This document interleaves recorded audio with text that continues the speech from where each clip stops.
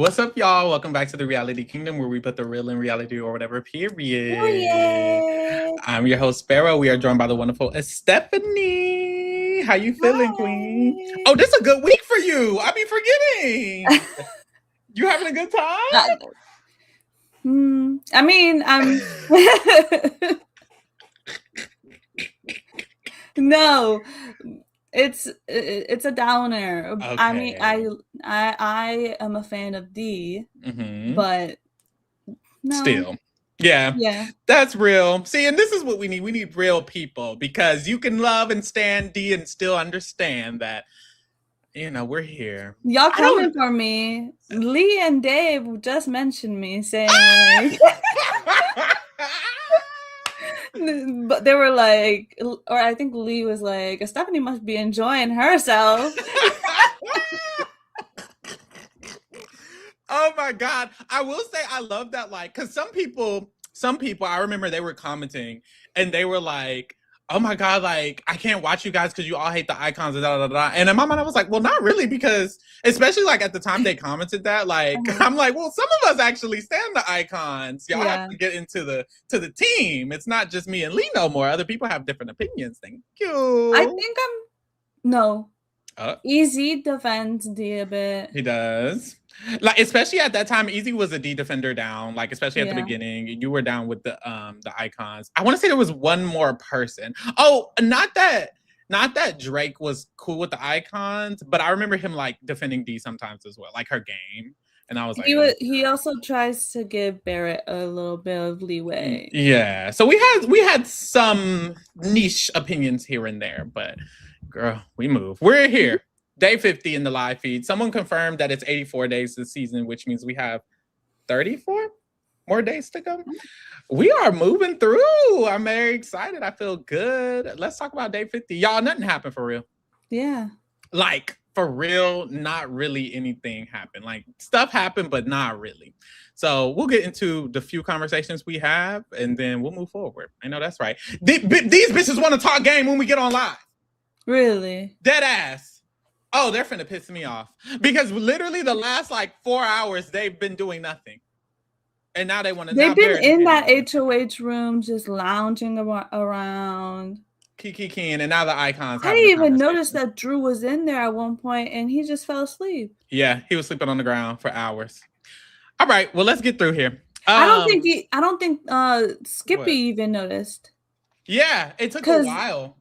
It took until somebody said something about Drew, like one of the house guests, and then Skippy was like, Drew. That's funny as fuck. Okay, we're here. Last night, I have one conversation from last night, and it's with Drew and Yash. And they're trying to, this is their first time talking since the conversation with the icons and the mosh pit upstairs. And they kind of were on different ends of it. And it was awkward and they hadn't talked since. And so in this conversation, they're trying to hash it out. And Yash's perspective is basically like, you need to stop telling shit to the icons. They're going to throw you under the bus every time. It's fuck them. You need to stop being a weird weasel. And I didn't like that you threw my name out during the argument at the nominations, and just stop doing shit like this and we can move forward. And Drew is basically pretending that he's not with the icons and stuff like that. And he's also like, oh, I'm going to go home now. I'm in a bad position. No one likes me now. Oh, no. So the conversation is only real to the extent that it can be. Like, they're both bullshitting each other. Yeah, they're both. Because really, Yash is really good at lying because, like, we couldn't tell until we got the episode and we got his DRs. We could never tell, like, is he being real here or like he's a good liar, which ladies, watch out. Watch out, baby. Don't send that kiwi. Don't send that kiwi. Don't send that kiwi, because he's real smooth with it. It's because he has this and I think that I remember people were having the discussion like, who's the better liar, D or Yash? And I feel like they have the same technique. Both of them are appearing as very real, like that's their outward appearance. And so when they lie, because they're so open with like information and like being just real and just talking, and they don't like think too much before they speak. It seems like everything they say should be the truth because you just speak so openly. Or even when Dee talks shit about someone, she's like, I did say that. I actually did talk shit about you. But then she'll say a lie right after. And it's like, you wouldn't admit to me that you're talking shit and then lie, right? But she does. And that's why it works. And I feel like Yash is kind of the same way in the sense that he's like, oh, I'm real. I don't care about all of that. So I'm going to put it on the floor. Yes, I'm working with this person, but I'm not working with this person. But this, and then the whole time he's lying. So I think that's why it works. And more people should do that. I think Drew's problem when he lies, even when he tells the truth, he sounds like sketchy. Like he thinks too much before he speaks. So sometimes he like talks slow or he'll talk in a jokey way. But when you joke and you're talking game at the same time, it sounds like you're lying, you know? So there's that. He hates this picture of him that they used for the wall. And I feel like he should have seen that as a sign. No shade. Like, why did they pick the one picture where you look sus and you don't even like the picture, and everyone's seeing this picture of you? Yeah, I'm not gonna lie. I kind of like the picture. Am I crazy? Am I crazy for that? You are. I see. Like, if it wasn't me, like if it was me, I mean, how I wouldn't like it for myself. But for him, I kind of love it. I think it gives personality. Like everyone else is just looking at the camera. Like he got a smolder. I'm here for it. Even Devin's like, I like Devin's little grandpa, like white man seeing you across the street, like smirk. Yeah, he's definitely Devin's is trying to do a little something there. But Drew, I feel like he didn't even do that on purpose. Yeah, it was an accident. I think so too. Damn. But we move. In the morning time, we see Angela, Devins, they have a conversation. Haley joins, Dee joins. It's a bunch of people in HOH room, which they stay there for a while. Drew is even there. Yeah. And Angela keeps mentioning, like, and she's doing this in front of everybody. She doesn't give a fuck. She keeps mentioning, and yeah, like, I mean, Melody and Mallory and Drew and Barry, they were outside for a long time, and Yash was with them. And she mentioned that, like, to Dee in passing, and then to Devins in passing, and then even in this room, she, like, asked Drew straight up, like, so what were y'all talking about last night? And then Drew just explains his one-on-one conversation with Yash. He kind of just tells him everything about that, how Yash was just trying to tell him not to trust certain people and to do this. And Yash thinks I'm with them, but I'm not, and yada, yada, yada. And Haley even chimes in. She's like, girl, Yash didn't even stick up for you whenever the argument was happening. Like, Yash doesn't give a fuck about you. And they just have like this weird conversation about what Drew was talking about with Yash last night. And it's because Angela has this anxiety about the four of them and Yash all talking late last night. Which I'm thinking, do you think it will get to the point of, since we have to split up the four, we should vote out Drew if we can't vote out Mallory? Do you think we'll ever get there? Because it could get there. Maybe that's what they were talking about right now. But Drew looks like Drew interrupted, which is good. But it definitely could. With these three, anything is possible. But I don't know at the same time, because Dee has been very, like, ever since the blow up at the table at the renoms, been very, like, no. Like, I think she's defended Drew against, I think Haley, was it today where she mentioned something about Drew? It was, yeah. She's defended him too. Yeah, she's been defending him. So who knows? I think the thing that's going good for him, and I think that's why him talking to Yash is gonna fuck him up if he keeps doing it. He probably shouldn't. The thing that's helped Dee is like he genuinely has not spoken to Taylor or Lala or Yash at first. The whole time, and then now he has spoken to Yash and they've had that conversation, so it's like, okay, that's one tick in the direction towards the wrong direction. If he talks to Lala or Taylor before the end of the week, I think they're gonna be, and he won't. That's the thing. But that's the thing. They would have to talk to him, and I don't think they will either. But that would fuck him up. Like, the truth is, Lala and Taylor should try to talk to Drew, because then Dee has no reason to now trust him anymore. Like, she would stop trusting him after that. Imagine this. Imagine production starts, because we know, y'all have mentioned it, that like production has, it seems like maybe production told them y'all are talking about them cooking a little too much, or and they stopped for a minute, but then they couldn't help themselves. So maybe production will do something like say something to him maybe, and he'll try to fix it, and maybe that's going to be the last straw. I see that. I think that's all that they need to see for them to get sketched out enough is him talk to Taylor Lala, and he's already talking to Yash, and they're gonna be like, mm-mm. Even if he talks to Yash one more time, that might be too many times for them, and then they'll start getting sketched out with them. Honestly, it definitely would be if he has a sit down with Taylor or Latrice. I can see it flipping. Yeah. After this, Haley and Dee, they talk for a long time about nothing. Y'all, I will say there were a few conversations and it just was not, it's not that it's not about nothing, it's that what they're discussing doesn't change or shift anything in the narrative. Like Haley just gossips a lot. So she's gossiping a lot about the situation that's happening. They talk about how they both like Barrett and Drew. That's wonderful. They talk about how they both are feeling irritated with Taylor and Lala, or at least Haley is. And Haley does mention in this conversation, she's like, yeah, I mean, it's so dirty in there. Like the bathroom trash can is so dirty that if you throw something in it, it pops out and Taylor isn't going to clean it. And I will say, I watched, like, when I was watching this, I was like, oh, watch your mouth. But Haley does follow it up with, like, and I don't expect her to. But it seemed like it was almost like she noticed while she was talking, like, okay, I shouldn't be expecting this person to clean it. But at first that she was ready to low-key be irritated about it. And it's like, girl, you're not going to clean it. But Dee was doing a good job, like, saying, like, by the way, like, Lala and Taylor aren't cleaning because they're have-nots. Like, they shouldn't be cleaning. They don't have to clean. So I liked that Dee was defending them in that regard because other people, I feel like other people don't, like, they keep mentioning the cooking and the cleaning. And now that it's not happening, they're still like, oh, I wish somebody would cook. And it's so weird. What are you doing?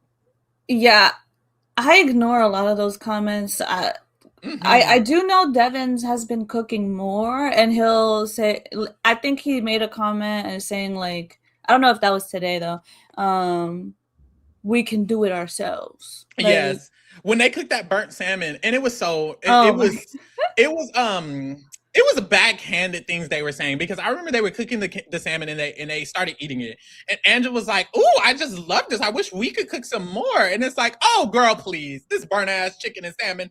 I know you're not talking. Y'all are tasting the charcoal. Like, please. It is not the fact that it's burnt. It's the fact that it's like, girl, you could. I don't know why they act like Lala is God or Jesus, and because she says you can't cook, you can't cook. Fuck Lala. That's the thing. They don't even like her. So I feel like if you don't like her and she's telling you to not do stuff in the kitchen, I'm still going to do what the fuck I'm going to do in the kitchen. I feel like they act like it's like they can't do it because she said it. She doesn't run you. And I feel like that's kind of my irritation with it, is like, one, even if I like someone and they told me, oh, don't be in the kitchen, because Lala does do that. I'm not going to excuse that. Lala does be telling them, girl, move. Girl, if it's me, I'm going to be like, Lala, I'm not going to move. I'm going to finish cooking what I'm cooking. You're going to let me use one of these cooking aisles. But even in the world where you're like, okay, I don't want to do that, and I want to be respectful and da da da da da, you could even tell her in a respectful way, like, respectfully, I'm going to cook my stuff.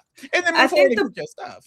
The issue is a lot of these people don't have backbones. A lot of these people That's true. A lot of these people don't like confrontation. Through the fap of it all. Like, they will not stand 10 toes down. They will keel over every time. Every time, which is embarrassing, because Lala isn't even Lala isn't naturally argumentative. Like, a lot of times she'll cry, or she'll like go and she'll panic and she'll talk to everyone in the house and tell everyone in the house she's sorry for this one thing that she heard or something like that. That's her normal like activity. So honestly, you don't even have to worry about her being too confrontational, because she'll probably just go cry about it. No shame, which sucks, but it really is like, you could just, I don't know why they don't think they can do this. Just say, I really want to make this. Literally. Or I want to use the kitchen. Can I please use the kitchen? And I think she'd be like, oh, okay. Okay. Maybe she'd be like, oh, well, I was going to do this right now. And you'd be like, okay, well, after that, can I use the kitchen? Right. Like that's it. I don't know. It's so simple. And then it's also I think what happens when you're living with people is like, you need to set a understanding and a precedent early. Like, they let her just do it early on. And I think a part of the reason was because they didn't want to cook early on. Early on, like week 1, when she was doing it, no one else really wanted to. So they just let her do it. and she was enjoying it. And it became her domain. It became her domain. And then when they wanted to do it, then it was like this, oh, we've been here for 2 weeks and it was awkward. And it's like, no, from the beginning, you should just set a precedent of like, oh, I was letting you cook at first, but now I want to cook. Like, be a boss from the beginning. So then now when you're 7 weeks in and you've been living with this person for so long, you don't have this weird, awkward tension. And that goes to everyone. Like, if you have a roommate and like you don't want something to be touched, or you buy juice and then they drink your juice and you don't want your juice to be touched, just let them know, bitch, don't drink my juice. When I buy my juice, this is my special juice. Don't drink my juice. I think that should be very known. If I buy something, it's mine. Don't drink my shit. The fuck? So just stuff How like rude. that. Do you have a roommate that did that? Sort of, kind of. Here and there. But then again, it's like I live with, not that it should be any different, but like in college, my roommates were all men. Like I had to live in male situations, and men are just not the smartest creatures all the time. Rude. Yeah, especially when it comes to social interaction. I do think men are smart. Girl, we're not talking about nothing Big Brother got going on. God damn. And you know what? I don't even give a fuck. I do think men can be smart. I'm not one of those people like, oh, boys go to Jupiter. But, because bitch, I'm a boy and I'm smart. But I feel like when it comes to social interactions, that's where men like lack. Yeah. Like, why are you stupid? But anyways, in the house, Taylor has a conversation with Mallory. They're in the kitchen and she's talking about the vote. And she's telling Mallory, look, by the way, I'm saving you regardless. If I get to vote, I'll save you. And at first, Mallory is agreeing. And then Taylor starts asking about Melody. And she's like, oh, okay, would Odie keep me next to Drew? Do you think that's possible? And Mallory's like, well, I mean, I feel like she'd want to give him a sympathy vote if you already had the votes. And Taylor's like, okay, but what if I don't have the votes? Mm-hmm. And she's like, I mean, she probably wouldn't want to upset people. She'd probably want to vote with the house. And yeah, and Taylor's like, okay, well, would you and her just be my 4 and 5? Like, both of you could just be my 4 and 5 if y'all vote together. And Mallory was like, I mean, I'd be your 4 if you already had 5. Like, I'd add if you already had them. And Taylor's like, oh, wait. So, like, you wouldn't vote for me if I didn't already have it? And Mallory was like, I mean, if you had all of the votes, I would vote for you then. But, you know, I wouldn't want to be on the wrong side of the vote. And it's like, ooh. She could have just lied. Yeah, I don't know why she didn't just lie. Why is she not just lying? Yeah. So Mallory she admits to Taylor that she would only vote for her to stay if the majority of people are voting her to stay, which is a bad thing to also say this week, because this week the votes are very, like, you would make it the majority. And that's what Taylor literally goes, and she talks to Lala about it, and she's a little irritated. And she's like, it doesn't make sense because you would make it the majority if you voted with me. Like, I'm asking you to be 4 and 5. That would be the majority because it would be 5 and then it would be 3. So it doesn't even really make sense what she's saying. But whole time it's just like, you need to read between the lines, girl. She's not evicting Drew. I mean, also, shouldn't Mallory know that she doesn't even have a 3? Like, who does she think Barrett is her 3rd? Mm-hmm. I think she doesn't even have that 3. Like, yeah. Mallory should know this, so just lie. Just lie, baby, and move forward. It does not matter. So that was that. Later on, Devin and Barrett, they have a conversation, and Barrett is talking about his frustrations with the situation of the nomination this week, the fact that Mallory is up, the fact that 2 of the mosh pits are up. And he feels like he can talk to Devins about this because he thinks Devins is also frustrated about it as well. And Devins plays into it. Even in this moment, he's like, yeah, I mean, I think Dee's still locked in with us, but, you know, I don't know if she's really just helping herself and just playing it, you know, selfishly for herself rather than that, because she could have just backdoored Yash. She could have just backdoored Haley. You know, he's playing the game so that Barrett and Drew think that he agrees with them, really, which I think is smart. I think he's doing good, honestly. He's doing good acting. So then Devin does kind of slide in there. He's like, my thing is, I will say, Melody and Mallory, they wouldn't put up Yash. Like, they put up Lala and Haley, but then after that, I guess it might have been me or it might have been Dee. So I kind of see her point in that regard. And that's what Devins does. Sometimes he'll like sprinkle in the facts of why Dee might do what she's doing and then kind of like lead them towards the direction that makes sense for his game, obviously. And when he says this, Barrett is like, I mean, yeah, that's true, but Haley being safe is still weird and all of these other things. But it does stick in his mind, Barrett's mind, when Devin says this, because Devin starts kind of sprinkling in reasons why Mallory would be a good target. So put a pin in that. No shade. After Barrett leaves, Taylor comes in and she pitches to Devins. And her pitch, I don't even think her pitch is bad. I just think her pitch needs to be said by everyone should be like trying to push this really heavily for it to really work, because I do think it makes sense. There's a world where Taylor stays even over Drew. It's just, it has to be a heavier push against this FAP situation. And y'all need to start spreading more tea about them. Like, sure, there are 4, but that's it. You know, no one's like saying like Drew said this or Drew did this. Like, something about Drew specifically needs to be a little bit more damaging for them to evict him right now. But her pitch is that there are 4 and all 4 of them will vote together if they make the jury. And that's not good for anyone, which that's a good She pitch. needs to be a little more like Yash, willing to lie about things that Drew says. I agree. I feel like, because this is the thing, Mallory's going home as of now anyways, even next to Taylor. But next to Drew, Taylor would go home. And Taylor, I feel like, has all the reason to lie on Drew. You don't like him. You don't talk to him. You already hit his brush. He doesn't like you. He doesn't talk to you. Y'all have no connection in this game whatsoever. Start making shit up. Personally. You know what I think is in the way? What, girl? Morals and faith. Oh, that damn Bible. God, Lord, I think so too, though. I think she wants to. And what irritates me about that concept is that, Taylor, you've lied before. You remember when you voted to save Rome and then you told everyone you didn't? So it's like, I think I hate that might have been an accident. That might have been an accident where she was like, I'm forced to lie. It's just like, girl, you lie anyways. And I don't think she's like fully against it. I just think that she doesn't want to lead with that ever. I think she'd rather lead with facts, and the facts could be enough. But in this situation, a little push wouldn't be too bad. I also feel like she should strategize with Yash more. I get it. She doesn't feel like Lala could provide anything. And I mean, she might not be wrong about that, like about an idea or a strategic something, but Yash could. And I wish she would like strategize with him to agree, like, how can we both push so that way we know Drew goes home and Mallory goes home if I'm on the block. And I feel like they could come up with a good idea, you know? So yeah, we'll see though. They have more days. They have what, 3 more days? 2. Good luck. Barrett then talks to Drew. And Barrett starts talking about his conversation with Devins. And he says, the more I think about it, I'm like, wait, was Mallory the target this whole time? Like, was this the plan from the beginning? And Drew's like, oh, no, I don't think so at all. I think it's just because Lala won the veto. That's all. And Barrett's like, I mean, I just feel like, are we a little stupid? Like, are we idiots? And it's like, yeah.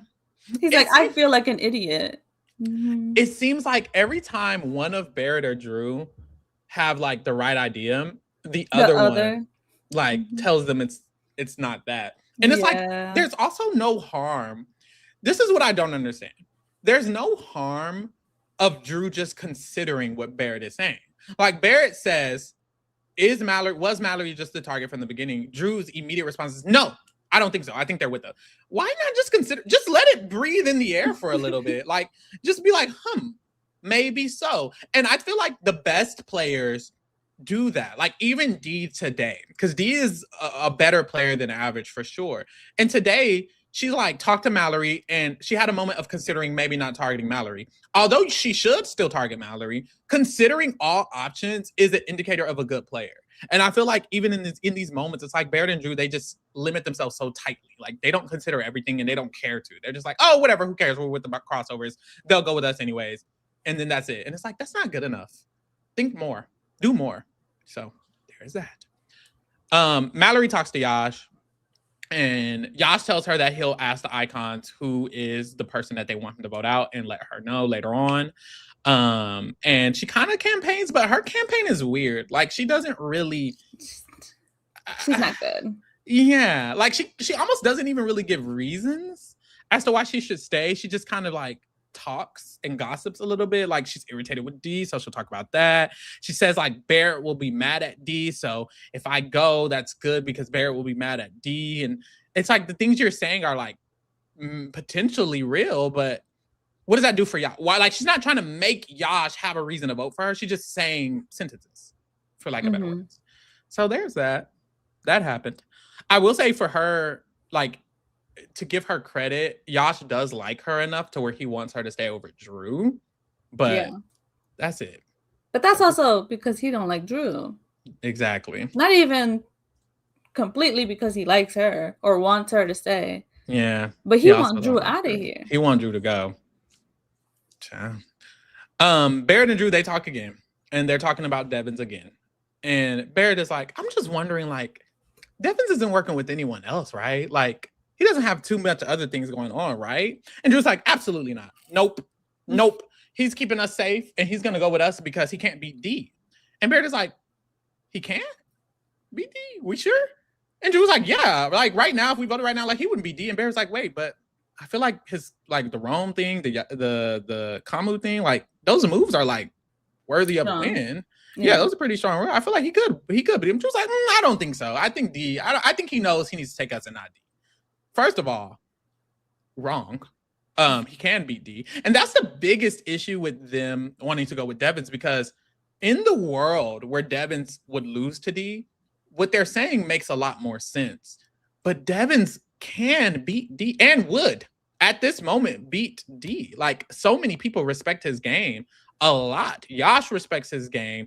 Even Taylor and Lala have talked about how they want him out because they know he's the biggest threat. And Melody and Mallory. Everyone, for the most part, respects Devin's game. So Barrett is way more correct on the sentiment that Devins could beat D. But what's crazy is he says this, but then he doesn't change Drew's mind. Like, Barrett thinks Devins can beat D, but he doesn't, like, talk more about the fact that, wait, that's a problem.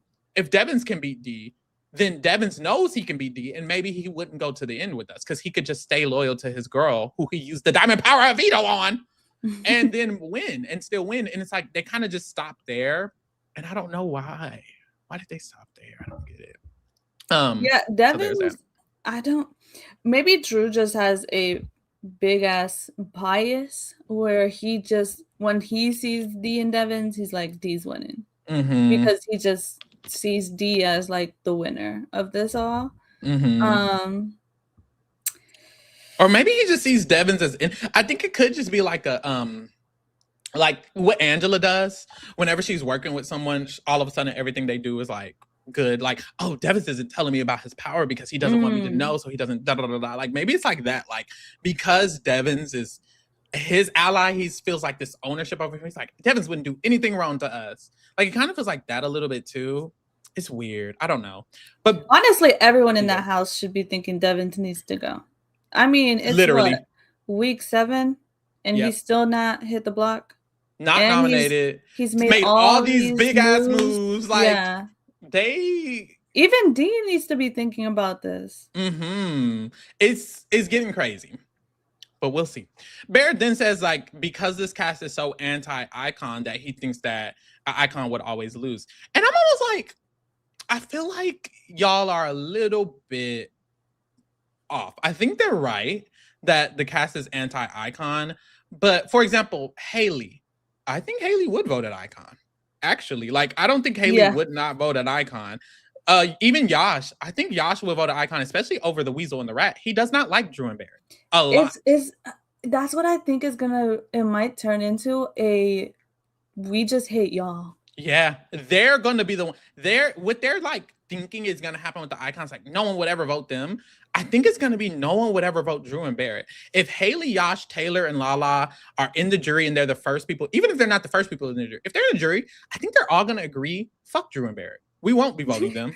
And then they won't get any of their votes and they're going to lose. And I think I understand why they think that there's this sentiment, because in the game there is, but the game and the jury are two different ideologies. They want the Icons out in the game. Taylor has mentioned, like, this person has won this and they don't deserve it anymore and da da da da da. But when it comes to her jury vote, it's probably going to be a little bit different. In the game, that's good to say so that other people target the Icons. That doesn't mean that she's being fully truthful in the fact that she would not vote an Icon. It just means she wants y'all to target the Icons, but y'all aren't doing it. And then also, people want to be right.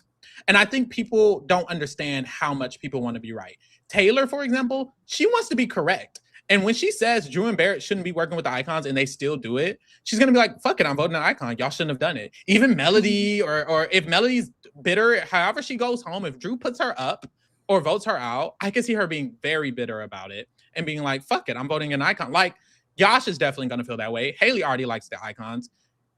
Girl, good luck. That's all I have to say. Yeah, last thing I'll say about that is just if Latrice Taylor and Yash are in jury, I can see them standing 10 toes on they're not voting for Drew or Barrett to win. Mm-hmm. When it comes to Melody and Mallory, though, if they're in the jury, I can see them actually being wishy-washy because they've been so wishy-washy in the house about we don't fuck with Drew and Barrett anymore. Yeah. We can't tell them anything.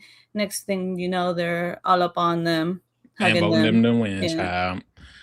I can see it too. Child. Angela talks to Mallory for a while, and she's pretending that she has her back with this vote, that she won't vote her to go home. And she's giving her like good advice, encouraging her to go talk to Dee finally, because Mallory still hasn't talked to Dee at this point and stuff like that. So she gives her good advice. In the meantime, or after this, Taylor does check in with Dee. And when this happens, Mallory's like outside talking to Barrett, and she's like, why is Dee talking to her? Dee hasn't talked to me. I tried to talk to Dee and she didn't let me talk to her. And Mallory starts panicking a little bit, thinking she might be the target, which, girl, you are. But Taylor checks in with Dee, and Taylor gives her same points that she's been giving to the people she's campaigned to, that the 4 are locked in. And she tells Dee how 2 of the 4 of them have said they would never vote an icon, and specifically that they would never vote Dee, which is why she should be concerned about that 4 making it to jury, because they might not vote for Dee, which I think is kind of right, honestly. Like, I do think the 4 is a problem for Dee, especially because like Barrett would be the most like pro Dee of them all, and I feel like he'd be the last one in jury.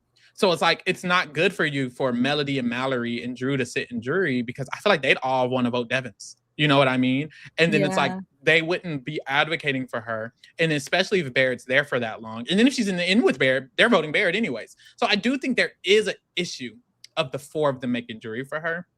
So I agree with what Taylor said. Yeah, I agree. Yeah. Well, I think they know this too. They don't want FAP in there all together. And I think Dee wants to take Barrett to final 2. I think so too, which I don't know. I think that it depends who's in the jury, but that could be a mistake. Because I'm like, if Mallory survives this week, which she won't, then that could be a big mistake, in the sense that Drew, Melody, and Mallory could all vote Barrett, and then all he needs is one more person's vote, and it's over for her.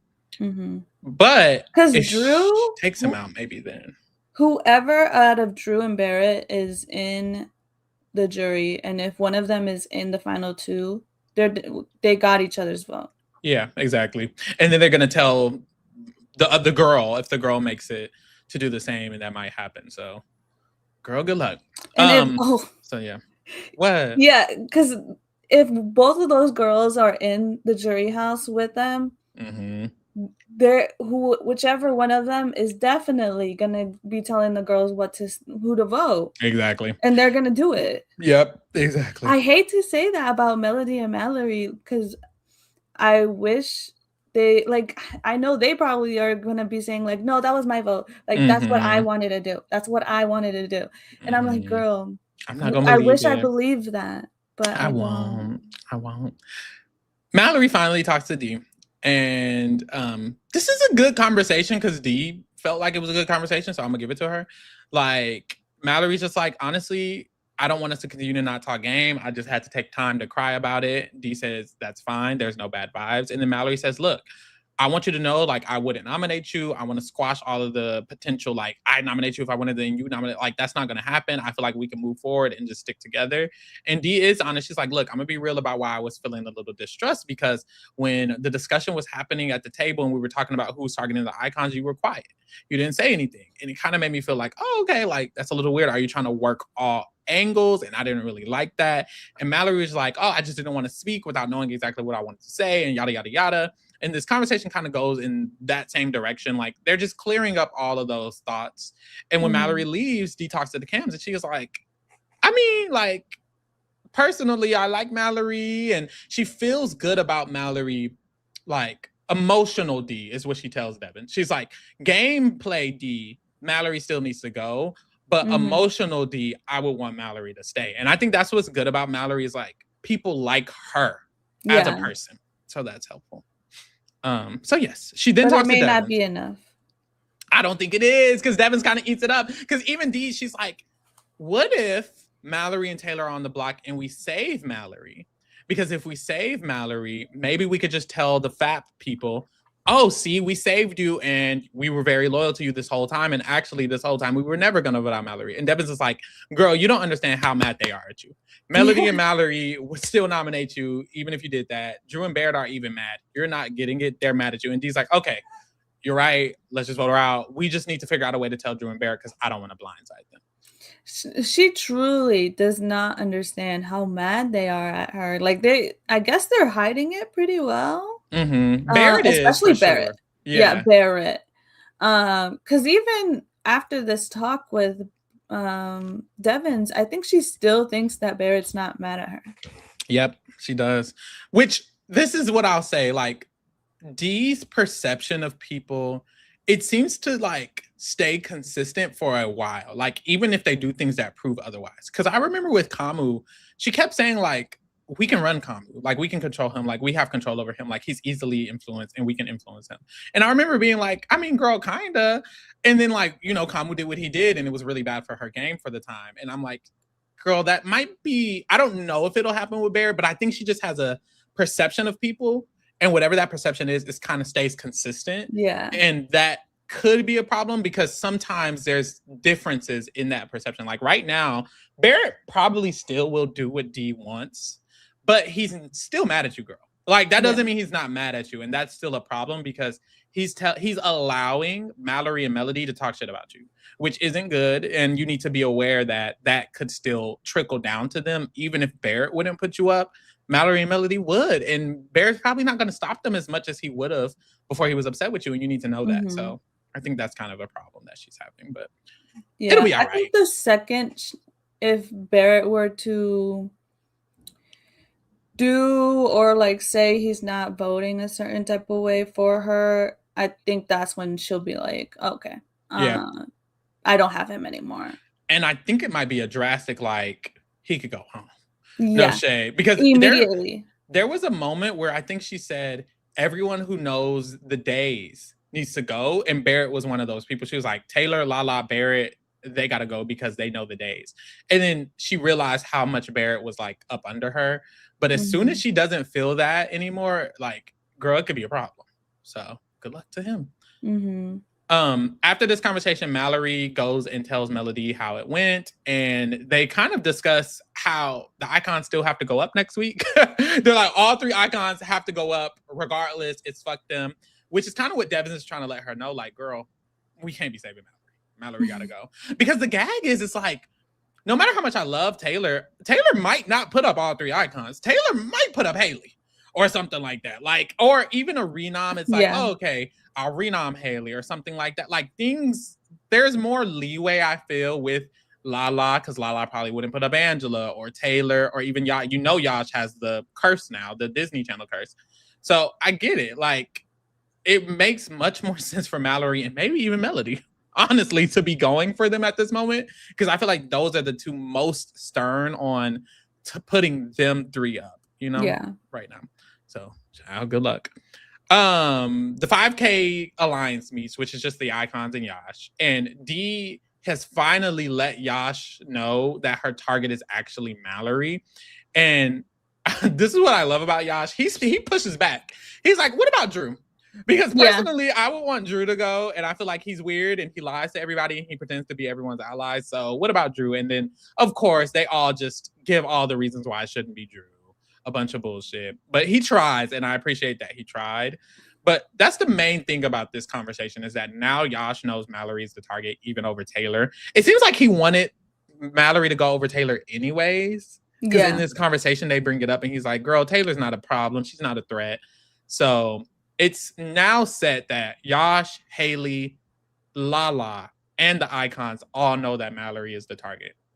So if Mallory's nom next to Taylor, all of those people would evict Mallory. So Mallory is going, and everyone is aware of it. Everyone that's voting that way is aware of it. Drew and Barrett do not know. My thing with trusting Yash, though, he did just put Dee up. Correct. And I just don't understand why she's so ready to like trust him I think and listen to what he says. I think it's the I don't know what it is either, but she just talks about how she likes him. But I'm like, is Dia the type of player that she just works with people who she likes? Is that a thing for her? I can't remember, but I remember her having the conversation to the camera. She's like, I just like Yash, and then she said the first person she wanted to bribe was Yash, even more than Mallory. And it's like, she just wanted to go to Yash first, and she wanted to bribe Yash first, and she wanted to work with Yash in that way first. So I wonder if it's just simple as Dee likes working with people who she likes personally. Yeah, maybe. I can't tell though. She's different. Yeah. She's a different type of person. I don't like that. I don't. It's not good. Well, I don't know if I don't. I just don't understand because Yash might be able to trick her. At some point. I think so. Like he already has with the Drew situation.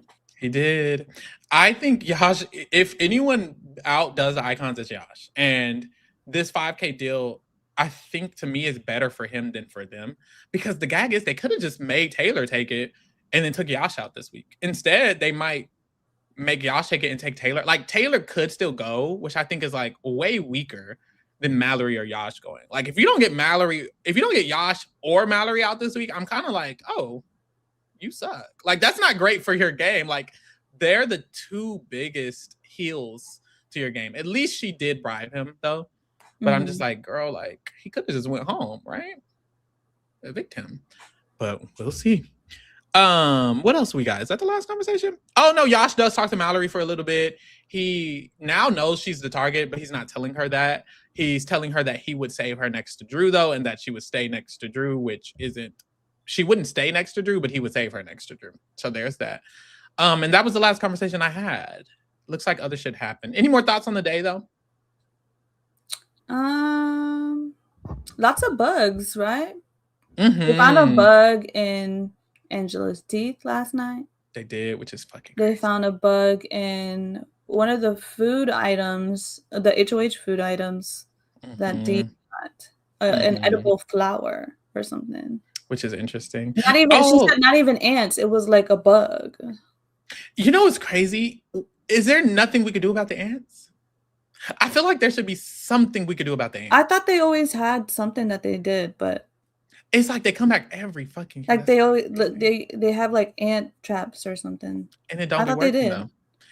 I guess and they cut the feeds whenever she found the dead, or I don't even know if it was dead. When she had the bug in the edible flower, they cut the feeds real quick, and then we found out, we keep finding out that I guess she put it in front of the HOH door, and people were like, hey, you left this out here. And she's like, leave it out there. It has a bug in there, or there was a bug in there. They need to, like, I would have told them to give me another one, because I still want my edible flower and I'm not eating this one. So what are we gonna do? Child. But really nothing else. That's crazy. So there you go. It looks like Yash and Taylor are having a good conversation. We were just telling them they need to. So we'll see how that goes. Yeah.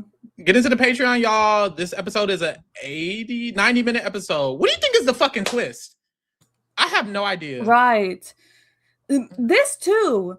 They all know that something's going down. They do. In this episode. They do. They keep talking about it. And it doesn't feel like they are taking this into account enough. They should also be thinking, this season, it has time in it. Literally, anyone we vote out could be brought back up. And I think Devins and Dee did say something about, like, if Mallory comes back. They decided they wanted to plan for like a triple or a double. They said it's not going to be a triple or a double or anything. It's going to be something we've never, allegedly. They say allegedly is going to be something we've never seen before ever in Big Brother history, but girl, we'll see. Get into the Patreon. Join the Discord as well. We're up in there. Get into the bracketology. Are you doing bracketology? I am, and I saw y'all are down there. Me and Pharaoh. I will say, in my defense, I've been low and I'm growing. Lee started dropping. So let's get on his. I think you skipped or you accidentally didn't do it some weeks. Yeah. And then Lee, he's been doing it every week. So exactly. He actually just he's just ass. His psychicness is not coming through. I'm in 8th place. Girl, I'm finna catch up to you because I'm on Dave's ass. I'm finna catch up to you because you didn't choose Lala this week and I did, so I'm finna get those points from that. I chose D and I chose. Oh, that was good. I should have chose D. I chose Lala, Yash, and Taylor. I should have chose Lala, Yash, and D. No shade, but I was scared. I took a risk though. This was a risk. Anyways, get into the reality rewind. Vote for one of these 10 shows. Which one are you voting for? What are you pulling for? Well, I like Jersey Shore and Total Drama Island. Okay, love those. Get into the schedule. We have other things going on, and then of course, every single day, every single night, we're talking Big Brother. Let me see what the fuck Yash and Taylor are talking about. Let's get into these fates. What's going on? We do have a question from Rudy. I don't know if you saw it. No, pull it up. What did he say? Question: do we know if the twist will affect this eviction, or are they launching the twist and it will start next week? We don't know. Oh, that's a good question. I don't, and I didn't even think of it that way. It could be something that starts next week. But what would that be? Because they said it's not a split house. It's not janky. They said it's not janky. I hate the Survivor idea. I think that's so silly. Did you hear that? People are like, oh, it's just going to be a Survivor. Tribal. That's stupid. I hope it's not. I don't think it would be that because even Julie has been saying, where's the sound? Oh. Yeah. Where is it? This here big brother. This here big brother. This here big brother. Yeah, like that. So I really don't think I would be shocked if it has something to do with like doing a Survivor tribal. Yeah. I'd be like, if it was, it'd be more of what's it? Everyone says that Julie isn't actually watching the show. Yeah. She's not. Hey, Drake. Heyo. I would agree. I don't think it has anything to do with Survivor. What you think the twist is, Drake? Do you have an idea? I saw something on Twitter, so I don't want to take credit for it, but where they said like the BB Can 5 reverse week, because like all the time travel at all. Mm. So it's they start with like noms, and then it's like, I saw that and I was like, that could see I could see them doing that. To give you something we've never seen because we stole it from Canada. Yeah, I guess. I don't like the reverse week though. Josiane was saying that we just love to steal from Canada. So what have we stole from Canada? The Big Brother wise, I don't know about what Big Brother steal from Canada. We haven't stolen much. She said the. I guess the triple, but it was barely a triple. But we did it differently. I forget what it was called. I don't remember. What they need to steal is no HOH and veto. But I like that twist. Oh, let's see. Actually, I don't know if I'm still conflicted about it or not. I forgot. Actually, I think we stole Justin Bieber. We definitely stole Justin Bieber. We stole Justin Bieber. Actually, no. Justin Bieber hopped the border. He wanted to come over here. We didn't grab him. Well, we kind of did grab him, but like Usher went over there and took him. Should I get some Wingstop? I thought you said you were getting tacos. Oh, you're right. Last time I ordered, it took them fucking 3 hours to give me my shit. So they better be on it. 3? It was like 45 minutes. Oh, that's close to 3 though. That's a case of tacos. Oh, and then I had the burrito tacos, and it wasn't really burrito tacos. It was like there was no consomme. Like, girl, this ain't burrito. No consomme. Like, girl, with burrito tacos. How? Exactly. Maybe you got like an Uber driver to drop it off? It was maybe he left it, or maybe I just need to not order from that fuck ass place. look for something else. No shade. I don't know what I'm in the mood for. Like I was in the mood for tacos, but now I'm looking at the tacos. I don't really want them. Then don't get them. Yeah, I need to think of something else. I kind of want some fried rice. Ooh, that does sound good. Chicken fried rice. But I'm like, is that place closed? I always think of that song when I hear it. What's Fried it rice. How it go? I don't know if it's appropriate. Oh, okay. Well, it never mind. Yeah. Why is Dan Giesling one of like the hosts for like America's Got Talent? Like he's like hosting like the TikTok live with Kayler from Love Island. Is he? Yes. Him and Kayler from Love Island are like doing TikToks And for America's Got Kayler? Talent. I think it's because they're gonna be on Destination X together, and that's on TikTok. Oh, Yeah. So I guess it's like everything you're saying is blowing my mind. Yeah, he got that Peacock contract. They said, sit down and talk about America's Got Talent. You don't go fuck what you want, Dan. Oh, Lord. Oh, they close at 12. You think it's going to be bad if I try to order right now? You're fucked up. Because they close in 20 minutes. They got 20 minutes open. They're cleaning at this very moment. Like, hey, this is their job. This is what they're supposed to do. If you go to a place and it's like, they're currently, like it says 10 minutes open left, but like you see they're closed, the doors are locked. Are you gonna tell them to unlock the door? Because like they're open? See, I'm the same way. I'm not gonna do that either. But my mom the other day did that, and I was like, no. I was like, Mom, like I know you lying. Your mom's a Karen. No, it's because she had to return. She had to return something to the store. She could have returned it tomorrow. She was not gonna return it tomorrow. She was like, y'all are open. Just take this shit back, please. Why is this shit $22?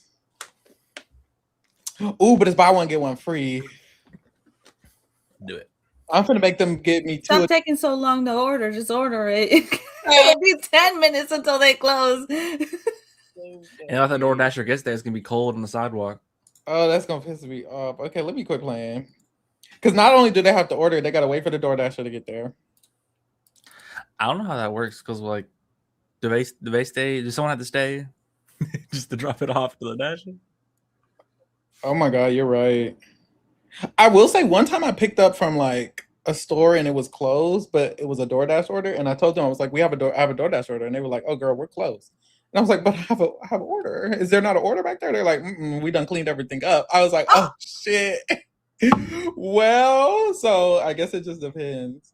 That's crazy. Okay, they're preparing my order. I know that's right. Thank you. Oh wait, where did I order from? Oh. This finna piss me off. It went to one that's like across town, probably, not the one nearby. This finna piss me off. Good night. What did you do? It's one that's it's not that much further, but there's one like down the street and it ordered from one like a city over, which is crazy. City is crazy, not city, but like area over. Oh well, I guess I ain't dropping. Okay, what is Yash and Taylor talking about? Does anybody know? Mally walked in, so I don't know if. Damn. Well then, let me look for when they make a final three right now. You know, one of the girl with two of them on the block. What's stopping them from doing that? That's true. Oh, Princess Poppy looking good. Whoever this is. Oh, they're talking about powers. Girl, they all gone. I guess they don't know that. I don't know who they think has a power. They're saying he though. So maybe Drew. Yeah, Yash thinks Drew has a power. Well, he's right. He just, I mean, little does he is know. that a power? I hate that they're even calling that a power. It's so not a power. What are you supposed to do? They were just saying today. I think Angela was saying that have-nots should be over by this week. Maybe no. If I'm Drew, I'm going to the DR demanding it goes the whole season. Honestly, because what the fuck, bro? If they say the have-nots is over, and he just got that, and he doesn't even get to do a little like wait, because he says that he's going to do a whole thing for like the whenever they switch over. Is he? That's funny. They did it last week. Last year they did a break and then did it week 7 and 8. Well, it's week 7 right now. It is. Oh, Taylor told Yash that if she gets evicted, she's gonna hand Drew back his hairbrush. She should do that. That's kind of funny. That's sick. He told her not to. He said they're gonna be mad, so don't do it. Girl, fuck that. She's going home. Yeah, she's going home. Oh, please. That would be hilarious. Not Yash ruining the fun. Like, what the hell? Oh, Taylor told him that Mallory said that she wasn't gonna save her if she didn't have the votes. Oh my god. I think Yash thinks Drew's going home next to Mallory. Yeah, but then because everyone thinks Barrett is evicting Drew. Everyone thinks Barrett is evicting Drew over Mallory. Yeah. So everyone thinks that like Mallory's staying over Drew. She's not. Which like I guess makes sense because he's close to both. Mm-hmm. But like Mallory, I guess is supposed to be his melody. Mm-hmm. Stephanie, I know are you one of the still resident Barrett stands? Like not Barrett stands, but like you see the potential in Barrett still. I see the potential in him still. If D tells him we're voting out Mallory and he doesn't push back, do you have to give up on it? Do you have to just be like he should go, yeah, makes sense. No. He could still win. I think I wouldn't vote him. When it comes to Barrett, I'm hanging on until the ship wrecks. Like Not bad. Like I wanna for some reason I'm like he could still somehow backstab D at any point. Oh please. Y'all when he backstabs her in his final 2 speech. I kinda want some ice cream. No shade. And if he looks silly, he looks silly. That's it. Oh, they're close. And I look silly next to him. That's my man. Please, Stephanie, stand up. But the funny thing is, I'm a D fan too. Like I'm rooting for both. Backstab each other. Backstab each other, please. Ooh, like when/if D is the reason that Barrett goes and gets him evicted, I'm gonna be rooting for that. But also I'm gonna be like, damn, Barrett. Yeah. You did it to yourself. You did. I just feel like it would be so satisfying if Barrett and Drew get evicted by the Icons. So I'm hoping for the best. Well, I guess it would be the worst for them. But the best for me. Yeah. And I wouldn't be shocked. Mm-mm. And I'd be happy that you guys are happy. Is this one open? 12. You're still trying to get food? I thought you already ordered. So I did order, and then I decided I wanted some ice cream with some M&Ms. Oh, he's doing the double dash. So now I think I'm actually gonna drive and get this. I'm gonna drive and get some ice cream. So whenever I went and got ingredients for the food that I made today, I also grabbed Cheetos, thinking I was grabbing flaming hot Cheetos, and I grabbed plain cheese. Oh, Cheetos. you played! I was so mad! Oh, that would have pissed me off. That would have pissed me off. Consequences of your actions. My dumbass could have just picked this food up, but I'm glad I didn't because I got a 2 for 1. What's it called? Buy one get one free. So I'm gonna let it slide. But I could have went and grabbed it. Oh my god, Alessandro, how dare you bring that up? That is a sensitive conversation. I was like, who joined? This is Pharaoh. Just Mass Pluto, stand up.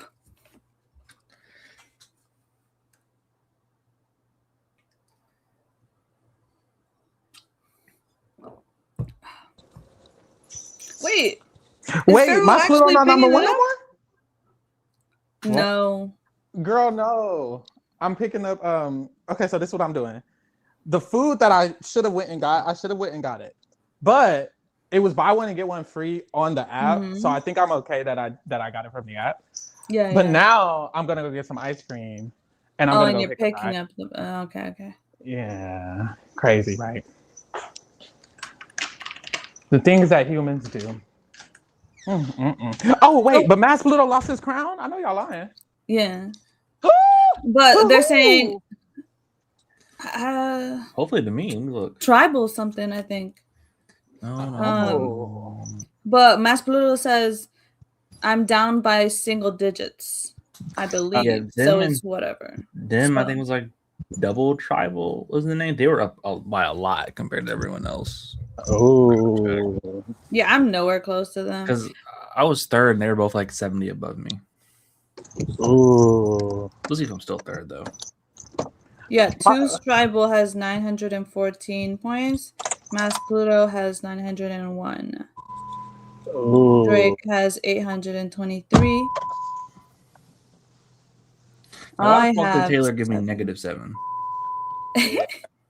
I have 759. Ooh. I think I got 500 and something. Barrett got 16. I thought about picking him too because what's it called? He kept getting second place in every comp. Yeah. I picked Barrett, D, and Drew. Why is Taylor only one of negatives?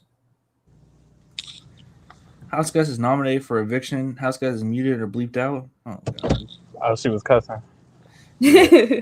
I have Drew, Mallory, and Taylor, and all three of them are on the blog. Oh, it's over.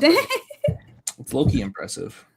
Yeah. A lot of people did that. I feel on the Discord, a lot of people were saying, like, why do I have all three nominees? Someone added me in the Discord and they said, "What did you do?" And I told them that, and they said, "I'll do the same."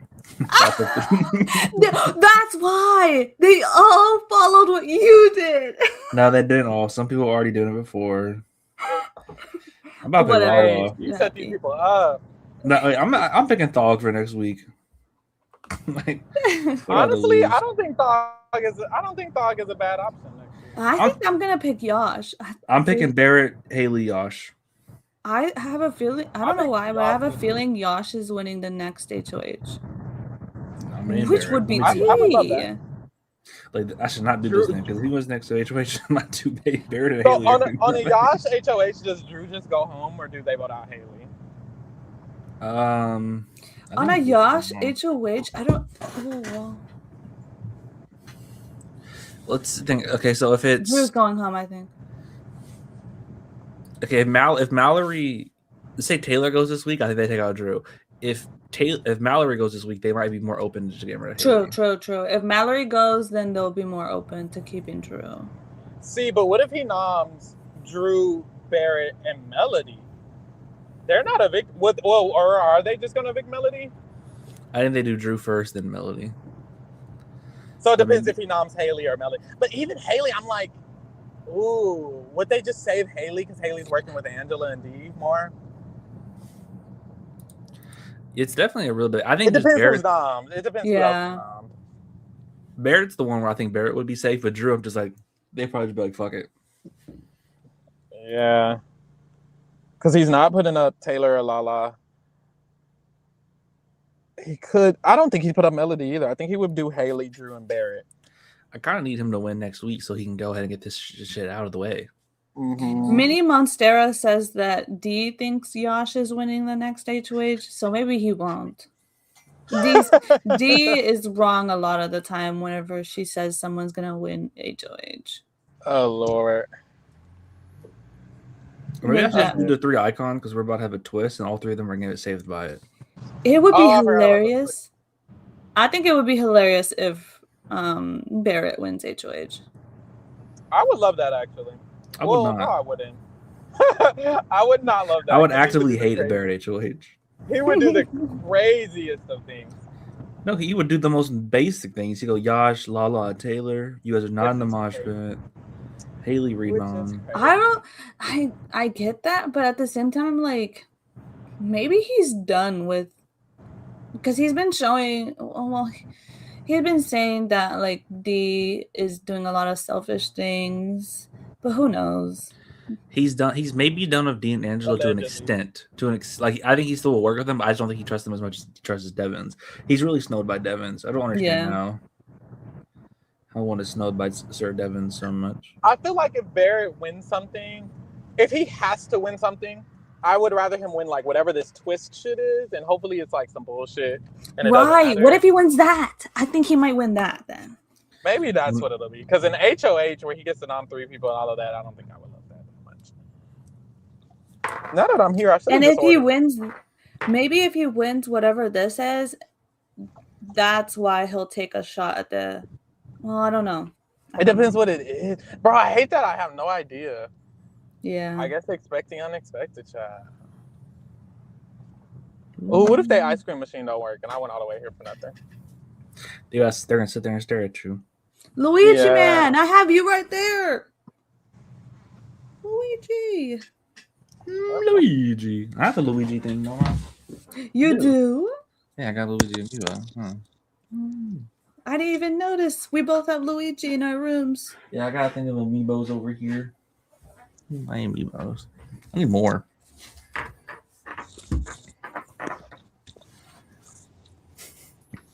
I don't know if y'all watched the challenge, but they dropped the trailer for the episode that comes out tonight. And Nelson's asking Izzy to stay away from Corey. It's so fucking funny to me. Wait, in like he needs to not be dating her anybody type of way? Yes. He said don't let him cheat on his wife or whatever they are. He said stay away. Is he dating Leo? I don't know. Hey, can I have a medium M&M McFlurry? M&M McFlurry, anything else? That's it. There you want to push. Thank you. You said Leo and Izzy are dating, or I'm tripping? They're I don't know if they're dating. They're cool. I don't know. I could have sworn I saw like a lovey-dovey post on their Instagram or something. That's not a storyline? I remember seeing that post, but I can't tell if they were trolling or not. Okay. Leo, I feel like Leo's like that with everyone. Okay, that's good. I feel like if me and you asked Leo to make a lovey-dovey post on Instagram right now, he'd be down. You said what? Oh, they're doing the challenge. I was like, I feel like if anyone in the world asked Leo to make like a post where they they really close on their Instagram story, he's down to do it. Okay. I thought they were supposed to turn my McFlurry upside down to make sure that it's that is not the right store franchise. McDonald's? Dairy Queen. No, they don't do that. Oh, that's Dairy Queen. Girl, and also Sonic. Oh, okay. See, I guess I don't know nothing about none of that. You remember when Sonic had rollerblades? I don't remember because I wanted to work there so bad just for the rollerblades. You know how to rollerblade? I'm real good. I don't know that many tricks, but I'm real good. This is hella M&Ms. I just got a spoonful of M&Ms and no ice cream. Like, that's crazy. Ooh, but it's also good as fuck. Oh, Yash said he lied to Mallory and told her that Taylor had 4 votes to make sure she votes to keep Taylor.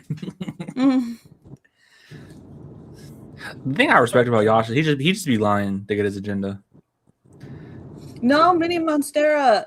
At least at my Sonic, I haven't seen them do it in a minute, but they were roller skating.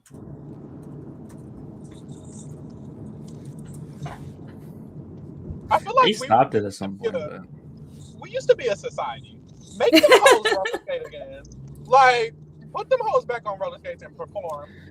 Yes. Freshman year of high school, when like the whole like friend group starts getting jobs, our one boy got a job at Sonic, and it was so disappointing to learn that he didn't have to roller skate. I was like, no. I was like, go put some roller skates on. My first job was at an indoor Sonic. Like, there was no outdoorness. It was just inside. It was like next to a gas station. So did you want to put the roller skates on? Nope. I don't know how to roller skate. Like, really. You're a black man. I know. I have no rhythm either. I can't dance either. You have no rhythm? Do I look like a rhythm having asshole? You look like you know how to dance. I don't. Do you know how to twerk? Not really, honestly. There's some video footages. My God. Yeah. I'm kind of like I'm a nerd. I know how to do nerdy stuff. I can play chess. I don't know how to play chess. There you go. I know how to watch anime. I don't know why it's funny to me. Can you play chess? I can watch anime. That's not what I asked. That's not what we asked. It's a good alternative. It's a good alternative.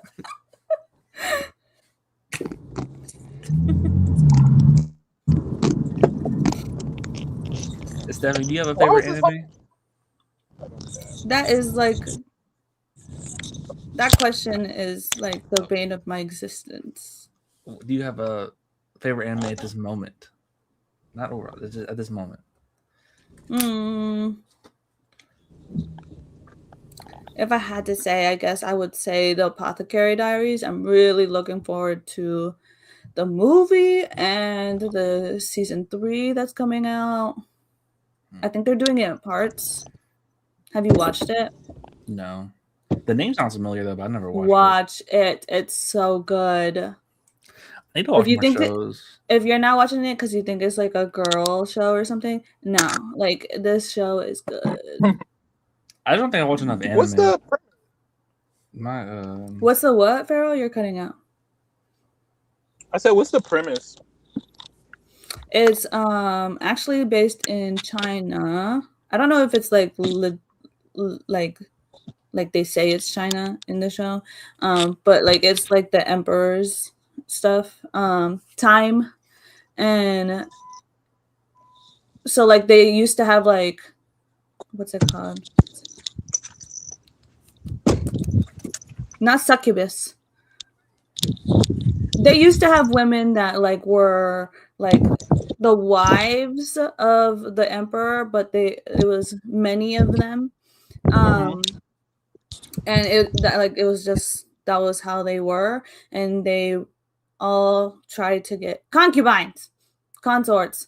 They tried to have a child with the emperor, but the main character is not a concubine, is actually a girl who got kidnapped and taken to where the concubines are, and she just works there.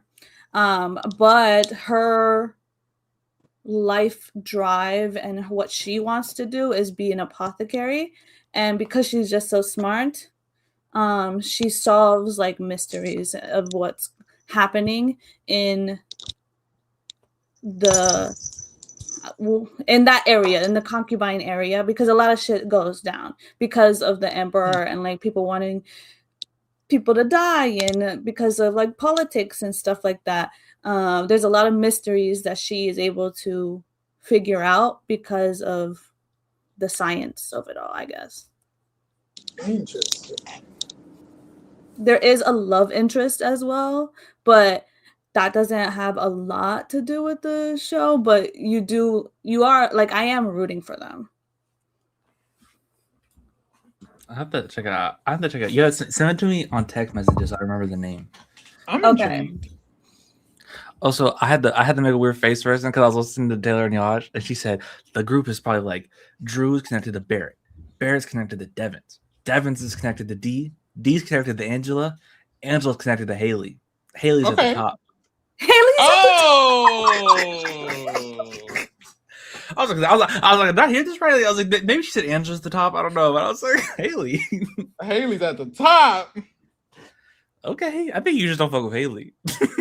I think that's why because you could have done that in any order. You could have said Drew's at the top. You did the reverse order. You just want Haley gone.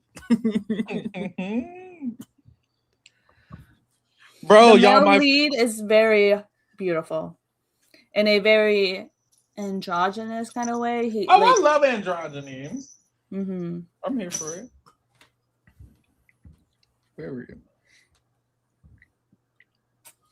I was gonna say, y'all, people from my high school are having kids now.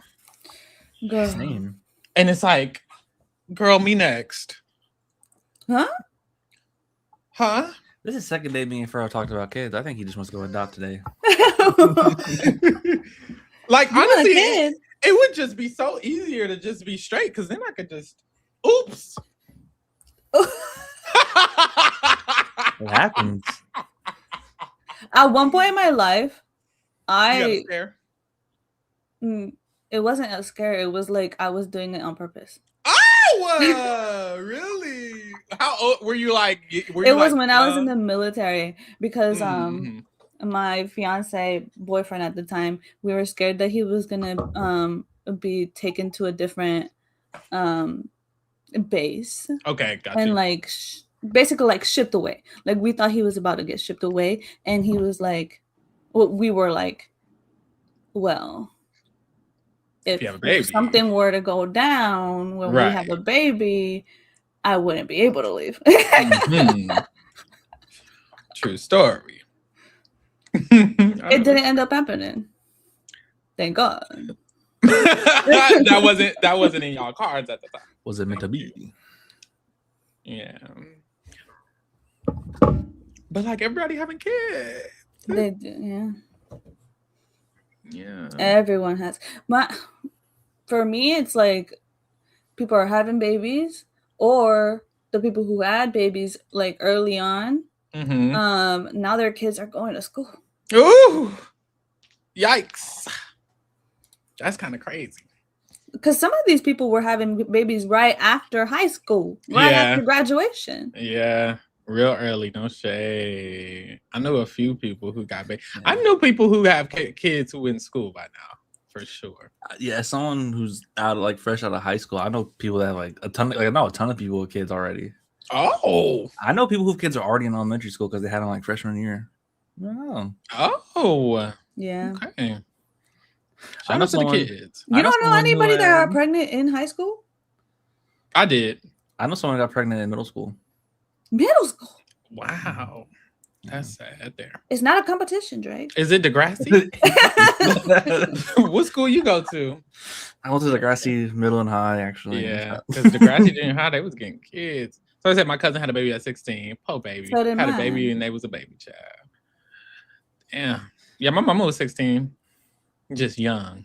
Everyone tries to act like it's not happening whenever it's happening. Girl, it be happening.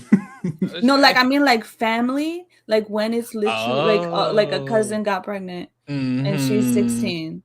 Everyone's very hush hush about it until the baby shower happens and you have the baby shower, and everyone just seems to fail to acknowledge she's still in high school.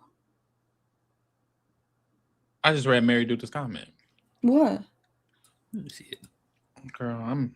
Oh.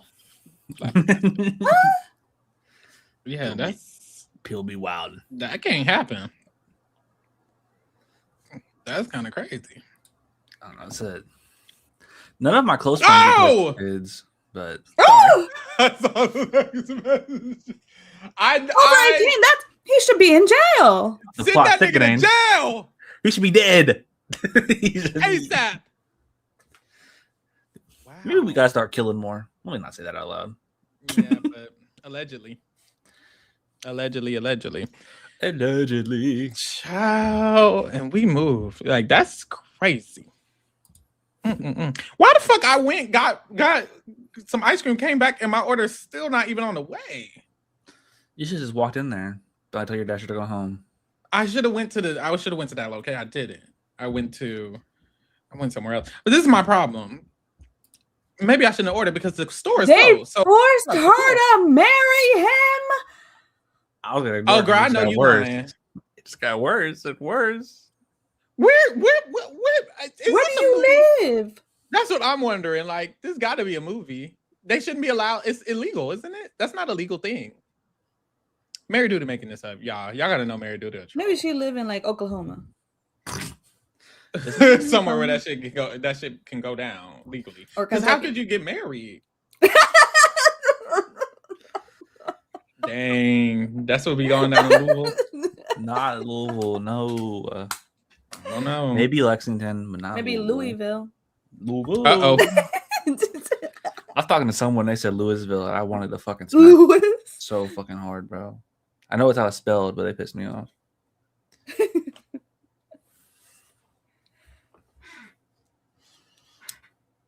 Right. That's right. There's still some states that allow it with parental. Why is Cass up at 6 a.m? Cass up early. Hello. Hello, you up before the birds, boo? Why? No, the birds got me beat.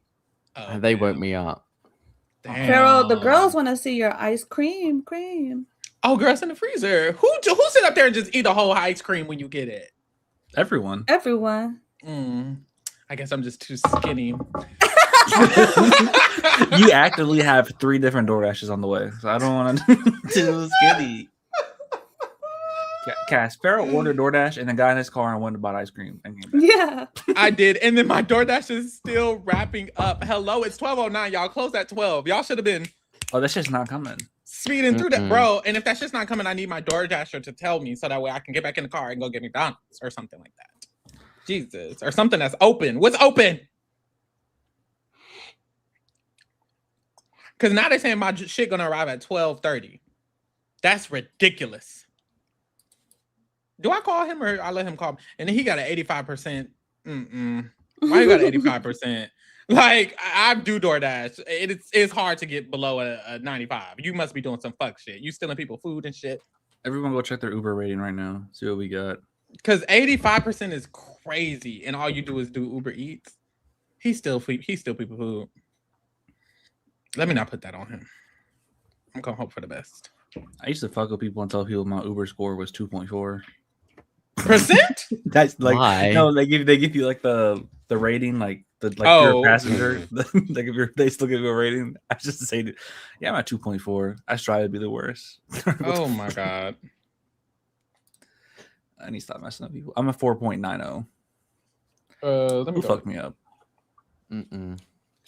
Haley loves to hog that music.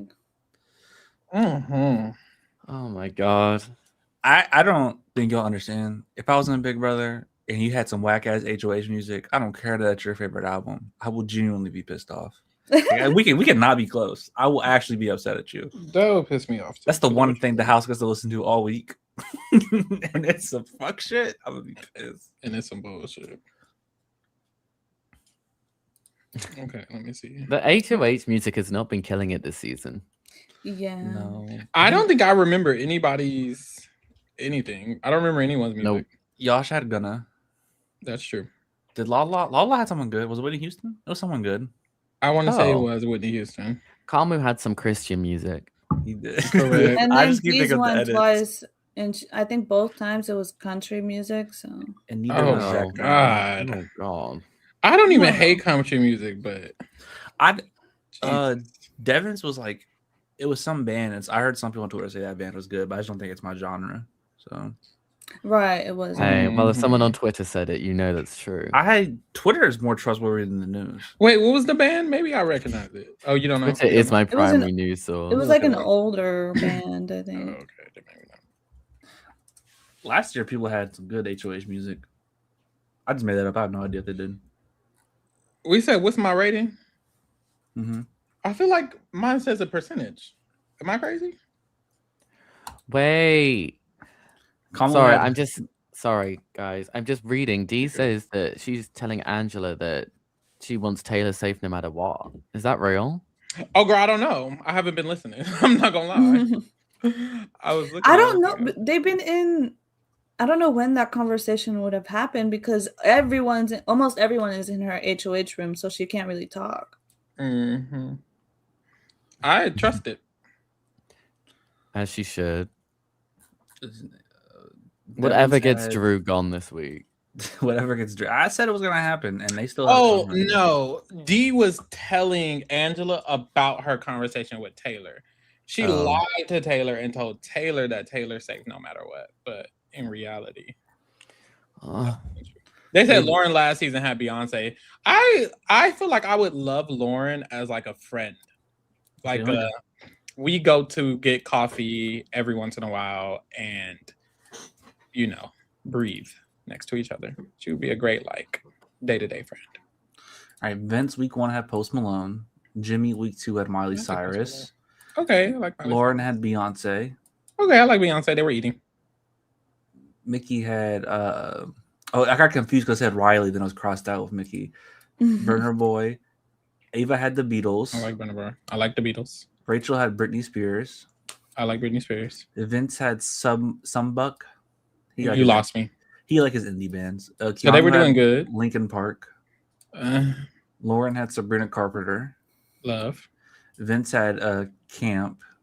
And then Morgan had Paramore twice. Love. And then Vince had Camp again. Paramore twice is crazy. Is Paramore? I love Paramore though. Does Ashley not get to listen to some music for like the commercial break? She was HOH. What do you want, Ashley? What do you want? Okay, allegedly they now have my food. Oh, shout out to the birds. See if I can find 26. Oh, we did good at like diminishing your sound because I can barely hear it. The girls on Twitter trying to eat us up for interviewing Kamu. Maybe I didn't speak to that man. That was the press team. Why would they get mad? You're the one who asked the question. I saw people praising you, but maybe it's because my timeline would praise you. Some of the girls don't. The comments are mixed. There's also like trolls saying like, "That's not part of the game." Mm-hmm. It could be. His answer to the question was so bad. I hate it, and people were like, he fooled some people. People were in the comments. They were like, "Oh, I don't like Kamu, but I like his answer." I was like, "Oh, you do." I hated the answer, but hey, I guess we're two different people. I was telling people I think he's like smart enough to like talk in a way to where people like his response. And there you go. He's very PR trained. Like even I know it's scary. In the house when we saw it. I think it's the UFC of it all. Yeah. That makes sense too. I expected it. I'm not surprised. He's also just it's great. You know what's scary? He's clearly intelligent because of how he played the game. But he's so stupid because of his beliefs. Like his beliefs are idiotic. So I'm just scared. I think he doesn't even know which videos, which girl, they're still up. Content he was liking. Like I don't think he realizes what he did exactly because he was saying like his response was like I don't know what anything could have been liked. Yeah. I liked or what content I was. That's the type of shit you say when your mom catches you reposting something like goofy and she tries to go and it's like, no, God, dude, you recorded yourself doing it was you actually, which is why I hate that like we can't conduct the interviews ourselves because like bitch, if it was me, I would have had the video ready actually, and I would have been like, oh, okay, I can play it for you actually, so that you remember this is you.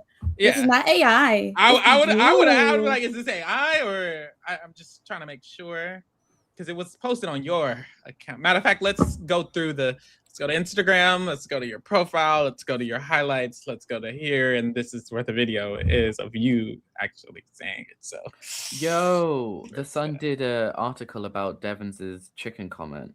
I haven't been able to read that yet. Yeah, child, it was distasteful. It was very it was rancid. It is the Sun, though. What did they say? They're like I forgot to bring looking. The Sun's like the most like. Cass, have you been asleep this whole time? Yeah, since. Or you saw the Dolly Parton news? Yeah. Oh, poor baby. My mom almost cried. My mom loved Dolly Parton. That's real. I love Dolly Parton. Dolly Parton is just so lovable. Yeah. I went to Dolly World not too long ago. Hey, let's appreciate the fact that she's gone, but her legacy is untouched. Like she didn't. Period. She'll forever be remembered as the one. Bro, they were talking about her on the feeds. It was crazy. Devins had brought her up, and it's like, oh, ew. Wait, he did? He did on the feeds today. Today? Yeah, he did today. Today? But he don't even know. They don't even know, girl. Oh, I was gonna say this. Imagine Mallory gets evicted, and if happen. Her eviction doesn't, or if that happens, or when and nothing happens with like the twist, and she just gets told, you know how, what was it whenever Trump got shot? Oh my god! Oh my god! Yes. Matt was told, and imagine they tell her because they tell her Dolly Parton has passed away, and she don't know who the hell that is. Honestly, I feel like she would know. I think she would know. I see why they say those things. I'm glad, like, it had to be the right person to talk about Trump, because she would have said that to me. I'd be like, did it hit, girl? Like, yeah. No, when it was Lisa was trying not to laugh because she was fucking smiling. Because that's why they stopped doing it after Lisa. They stopped asking it after. I feel like they would say that to Mallory and she would be gagged. She'd be like, huh? Yeah. She'd be like, not only did I just get evicted, now you're telling me Dolly Parton is dead? Yeah. Because honestly, it's like, fuck me. Fuck me losing Big Brother. Dolly Parton died? Like, this is just above me. That would be horrible to hear. I don't want her to gag me with no information when I get evicted. Let's talk about me. I'll find out when I get my phone. When like when the season's over and they talk to like the final 3 in AFP and they do like, do you want to hear what news is real and what is fake? Like, so you put it out. I always been thinking about that shit because they be. Oh my god, I remember that. Should that be a competition? Should that be like a luck competition? Like, we're gonna show you news articles that are happening in real life, and you have to guess what's real and what's fake. I feel like that would be a good luck HOH or something. That would be fun. I guess I'm talking about stuff in the house.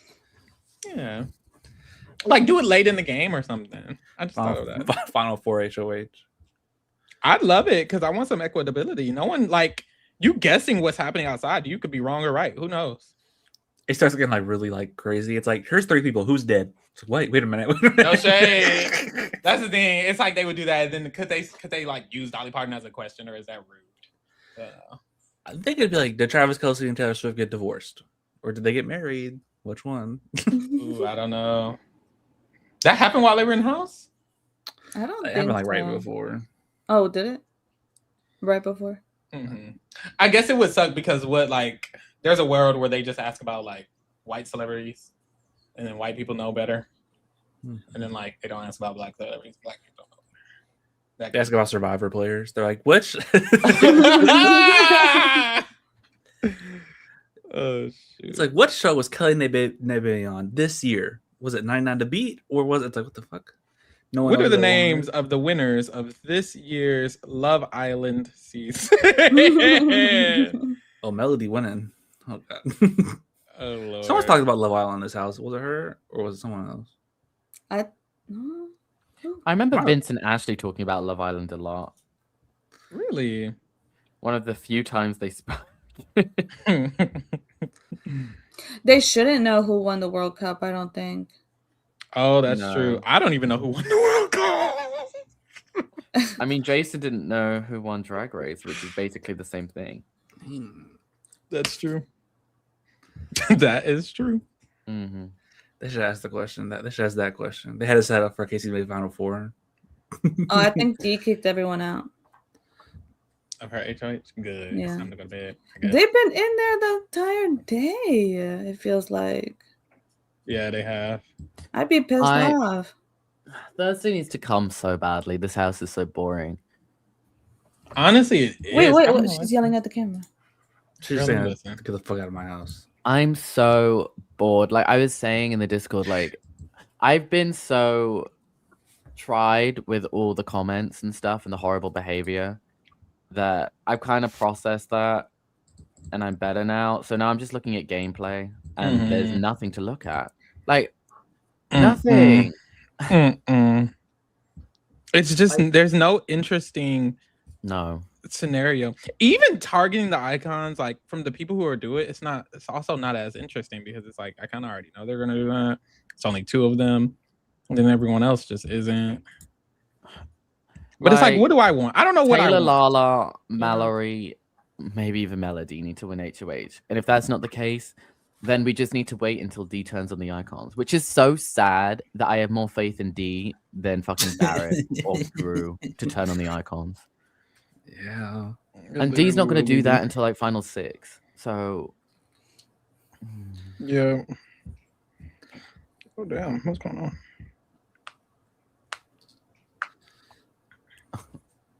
So bored. No, maybe we need to just transition to Survivor. Maybe we need the twist. We need the twist. Are we gonna do a Survivor cast talk or something? Yeah, we'll do a cast talk and draft and shit. I'm coming back from my back-to-back crown. You won? No. I won. You won. Yeah, what are you talking about? I was hoping you didn't say nothing. I was like, Yeah, no, like, yeah. let me look at the Survivor cast. Let me look at the Legion Survivor cast. Pull it up on the screen. I'm trying to see something. Spoilers. The cast is please. spoiled. Every cast is spoiled. I wasn't really looking. Well, you're about to look. Where they at? I Actually, have kinda not like- consented. Just close your eyes. Spoilers for the Survivor 51 cast. Yeah, they look cool. These photos of these Is people. she staring at Barrett? She was talking about Barrett. She was spying on him, and she's talking about him. Is she literally just staring? Maybe she in love. Hmm. Yeah, look at these people. What's the mandate looking on this? I think it's Devin is hot. Devin is hot. My God. Oh, I can say this is my crush. They saw the photos. Lena. Linnea? she's pretty. Yeah. What's her name?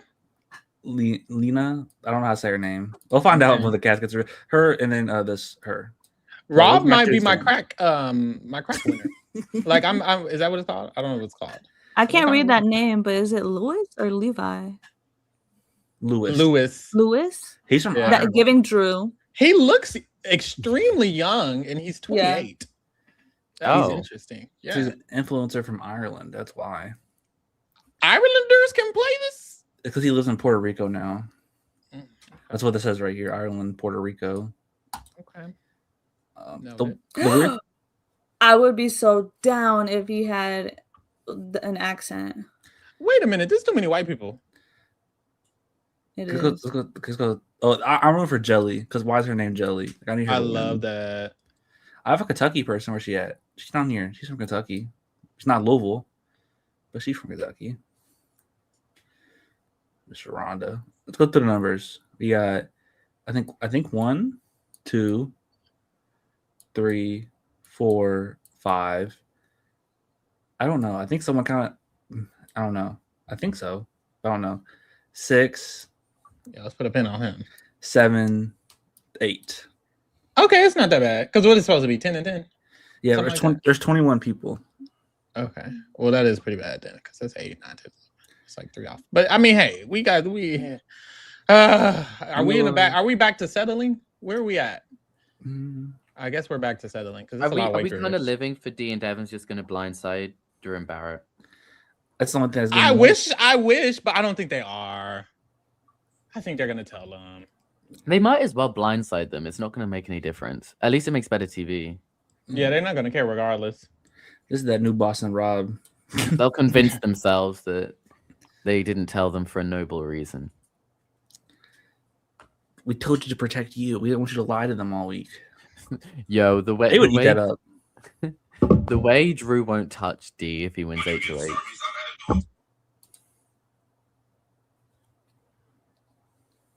Damn.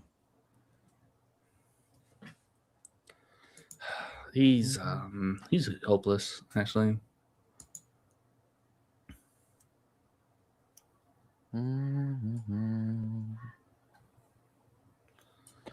When do you guys think an icon will go home?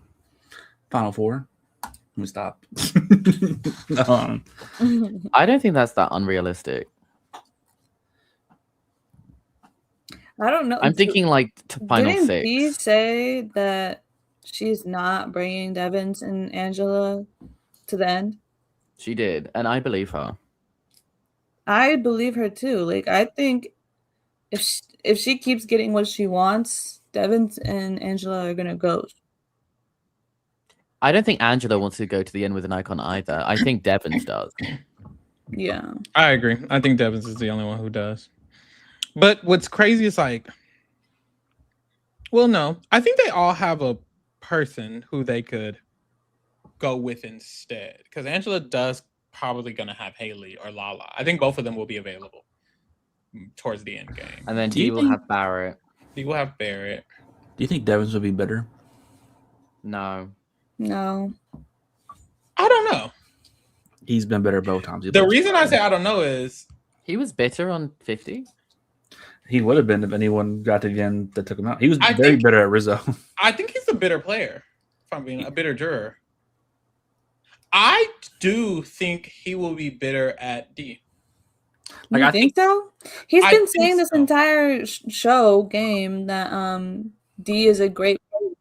So I still think he would vote for D, but I think he'll be bitter about it. But Devin says lie. Okay.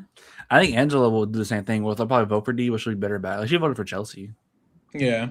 I don't know that Devins will vote for. I don't know that he will. I don't know what I think of Devins, but I do think he's a bitter. I think this will be a justifiably bitter situation. If D takes Devins out like directly or in a way where it's obvious, and he feels like, well, girl, I'll just vote Angela.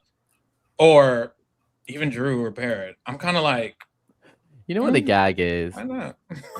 No shame. The person who's best for Devins' game is Drew, because Drew will actually take Devins to final 3. I don't think anyone else will. Yeah. I think Drew thinks he beats everyone. I'm starting to realize. Whoa! Drew thinks that. I think Drew thinks he beats everyone. The way he talks. Oh my god! There's no way. He definitely thinks he beats all the icons. He definitely thinks he beats Barrett. Does he think he beats Barrett? I think he thinks he beats Melody. I think he thinks his biggest competition is Mallory, so he's not going to fight back when he gets told she's going home. Really?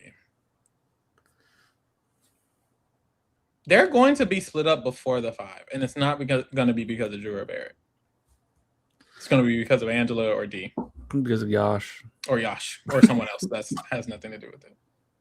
Yash would be a great winner of the season. I agree. I would feel most what's the word for satisfied? I feel most satisfied with a Yash win. Same. Mm-hmm. Yeah. Do we still feel like D wait, where are we at with D? That she will win or that she can't win? Where are we at? I was on the train that she can't. I have a lot more faith in her now because the rest of the cast is arse.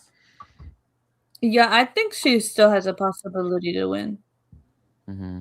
Even though people are saying she has no jury management, I think I still agree with that. It may not even have to do with her. It's more about like we don't want to vote for the person next to you. Okay, that's real. That's possible. I think D will create bitterness for sure, but if she goes to the end with Barrett, like I think Barrett also makes people incredibly bitter. Yeah. I'm telling y'all, Lala will be Barrett's biggest supporter in that jury on accident. Honestly, you might be right. Because she keeps going around talking about how Barrett has a plan and he's just doing going to the end. And then she's gonna get in that jury. Say if she's like the first member of that jury, she's gonna be like, I'm telling y'all, Barrett's a mastermind. He's not doing shit either. She's gonna be like, I'm telling y'all, Barrett's the mastermind. And Haley loves him too. So like and Haley's definitely going in that jury house. So or she's second place? I don't think so. I saw someone on I think it was Twitter or something. They posted like every final 2 scenario at this moment, and Haley didn't have a single winning scenario. Is that true? I think if Haley gets to final 2, I could see Angela D voting for her. I was gonna say, you don't think Angela votes for her over Melody? You don't think Devins, D, and Angela vote for her over Melody? I think that Twitter account was probably coping because I think the person with no winning scenario is probably Melody. But yeah, what I feel chance is there that Melody and Haley will be at the final 2 chairs? You know what's crazy? I think there is a chance. I think there's a world. True. You think so? Melody and Haley won't take each other. Well, Melody could take Haley actually. Melody could take Haley if like it's between Haley, Melody, and Devins or something. Let's say the final 3 is like Haley, Melody, and Barrett somehow. The Melody or Haley win final situation. I think Barrett's the biggest threat. Take him out. No, honestly, I think they both take Barrett. Yeah, I think they both. I think it'd have to be like Angela and Melody would have to cut Angela over Haley or something like that. But in what world is Melody, Angela, and Haley the final 3? This one. That's what I'm saying. Like, I don't think that's happening. Like, who's the most realistic final 5? Not all the crossovers. That's what I'm on. I think it is all the crossovers. I think it's the crossover swap out or maybe swap out Drew for like Melody. Yeah, it's impossible that it's all. Well, not impossible, but I really don't think it's all the crossovers. I think it's 3 of the crossovers and 2 other people. That's what I think. Okay, I think it's 2 icons. Barrett. I think it's D'Angela, Barrett, Melody, Yash. Melody, and someone who's either Taylor or Yash. If I'm being honest. I think Yash or Lala. Or Lala. It's either Lala, Taylor, or Yash, and then I think it's Melody, Barrett, D, and Angela. But then again, how does Haley go? Haley probably goes next. I feel like Haley's just gonna go on like a Melody or a Latrice HOH. Yeah, really stupid. I think Haley's gonna go. I could see like this twist flopping because it ends in a Haley eviction. Where it's like, oh, I think that could happen. Honestly, if Haley's gone. Okay. If this twist doesn't send an icon home, then it's a chop. This twist is going to be a Survivor Tribal Council where they vote out someone. Okay, but I was saying everyone's like they're not going to do that. They're not going to do that. Okay, but surely the show is bored. Surely the show that's boring as fuck. If the show were to cast 3 icons, surely they'd want one to go pre-jury. Like, surely, just for the TV of it all. You overestimate. Would they? Yes. I would. What twist could even cause the world that an icon goes home? Unless you're literally putting Drew, Barrett, Devins, Angela D in one house, and then you're putting Taylor, Lala, Yash, Melody, and Haley in the other. Safety chain. Safety chain where Yash, Lala, or Taylor have to win the start of the safety chain. Okay. Even then, Haley would just go home. I know. Yeah. What's the likelihood that they just get chucked out to live in the backyard for a week? 0, because they said they're not doing that, allegedly. Oh yeah, they did. But they say a lot of things. They said earlier in the season that they've never done that twist before, and they did it in BB11. Yeah. What if they did a split house, but instead of like one's in the backyard, it's like you see what the other, like it's like a split house, it's like a double tribal, but you see what the other side is doing. You know what I mean? Like I know who's nominated on the other side, so it changes your gameplay on this side. Okay. That would be worse than just a normal split house. If you had but I can see them doing it. I think they're just going to bring Vincent. Vincent's been in sequester for 2 months. What? As an extra player. I see it. We can't have Vince in this house. Those icons are going to block so fast that he makes an alliance with him. You don't understand. Really? I think Vince is just another Drew Barrett. No, he would want to be a Drew Barrett. Then he would accidentally nominate the icons because someone told him. Because who was his Morgan? Probably Yash. Please stop. No, Yash would be the Lauren. Not that they play the same, but Lauren would be... Yash would be the ally of Vince that begs him to do the obvious move, and then the icons will be like, but no. Did she beg him to do anything? Well, yeah, she was like, don't nominate me. Don't nominate me. She'll send me home. I know. She'll send me home. But please. Wow. I miss BB27. Honestly. Uh-oh. You don't? I don't think it was that good of a season. I think it was 10 times better than what the fuck this season is. I guess, but I feel like people are hyping it up too much, right? I think people, it's just me and Cass being fans of it. It's in my top 5 seasons of the show. Really? Yeah. I love it. Like I think the experience of it live is like unmatched. I don't know. It was so good. And like I think Ashley, Morgan, and Vince are all like top, like amazing casting choices. And you get Rachel, you get fucking Mickey, you get Hey, Keanu was at least a player. Was he? Well, he was like he was unforgettable. He was not a Kaya. Yeah. Debatable. I don't think you can debate that. He won AFP, didn't he? Yeah, even if you don't like him, he's still a big character. You can't be a Kaya if you won AFP. Well, yes, you can. Yes, he could. How many are Cam won AFP. No, he didn't. Can BB25. Yeah. Yes. Okay. The way we try to forget that. How the Was he a fuck did Kaya, that? How the though? fuck did that happen? Exactly. I don't the get how Sari hell didn't did win that it. happen? What really gets me is how was Matt top 3? Like, when Cam won, like I knew the Who characters was like top him. 3? It was Sari, Matt, and Cam. Like Matt was top 3. Like, Oh my Crazy. god. That's so dark. I Remember how remember- Kyle was top 3 for 24? he was top He 3. was. But they didn't reveal the top 3, right? Didn't they like refrain from revealing it that season? No, they did. No, they did. It was Michael, Kyle, and Taylor. Oh. I remember 25. I voted for Sari, but I wanted to vote for Felicia. But I was trying to get Sari that win. Yeah. Yeah, Barrett is typing on this thing. Imagine they end up like connecting it to something and like telling him this is all you wrote in the summer. I would actually love that. I wish they like. You remember BB-18 when they had like the secret room of it all? Like I love shit like that. They need to start doing more like that. Like I want these props to matter. Like if I put a code in this computer, I want it to be like you're safe for the week. You figured out the Honestly, code. same. I like stuff like that too. Mhm. I think I like that better than powers. Like I would Yeah. like mystery, like I want my powers to be earned. Like I figured out a random ass code that it was there from week 1. It could be final 3. All of a sudden I figured out this fucking code. Well, shit, you're in the final 2, Drake. You got safety for the week. I don't know. Like, let me do some shit. They need to have a power that blocks another power. So say Devin says, actually the veto ceremony is not over. And I'm like, actually it is. Oh. No, that's my issue with Survivor, because Survivor has powers like that now, and it's like we've gotten to the point where Survivor has powers to stop their other powers. It's like, stop, please. It's like we really just need to let. Ooh. You got it? No, I don't actually. I'm just gonna hold off on that. Actually, it is. It's kind of funny though. Yeah, it's over. Actually, it is. Go home. Meeting adjourned. Meeting adjourned. Oh dear. I wish they had a website where the feeds archives like just all like the feeds was there, or at least the highlights, because BB6 feeds would probably I would love to watch those. BB6 Oh my feeds. god. I know I already kind of said this, but like different.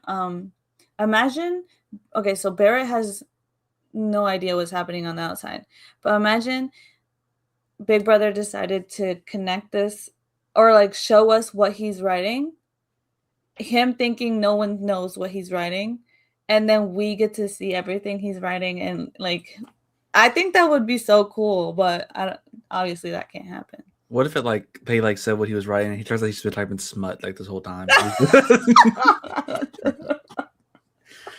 So, whoa, Barry! No one expected this. Fan fiction about him and D.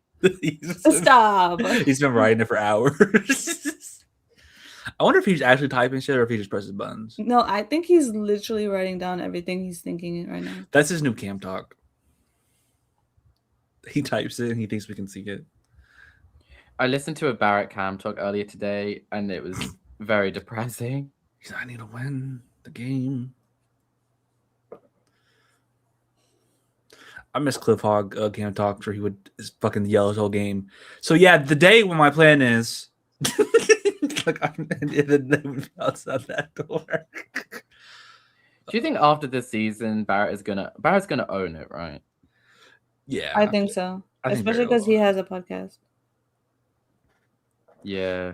I think he'll just be like, yeah, I wasn't built for this. Or if he wins, he'll be like, yeah, I was built for this. One of the two. Yeah. I think even if he wins, he's gonna be like, yeah, I did not play that well, but somehow made it through. Like, yeah, I think like even like when like Steve won, he's like, yeah, I know I had my flaws, but I had my plan. My plan worked. I can see like there is a world where Barrett's plan is to just like cut the icons at the end. He doesn't tell us.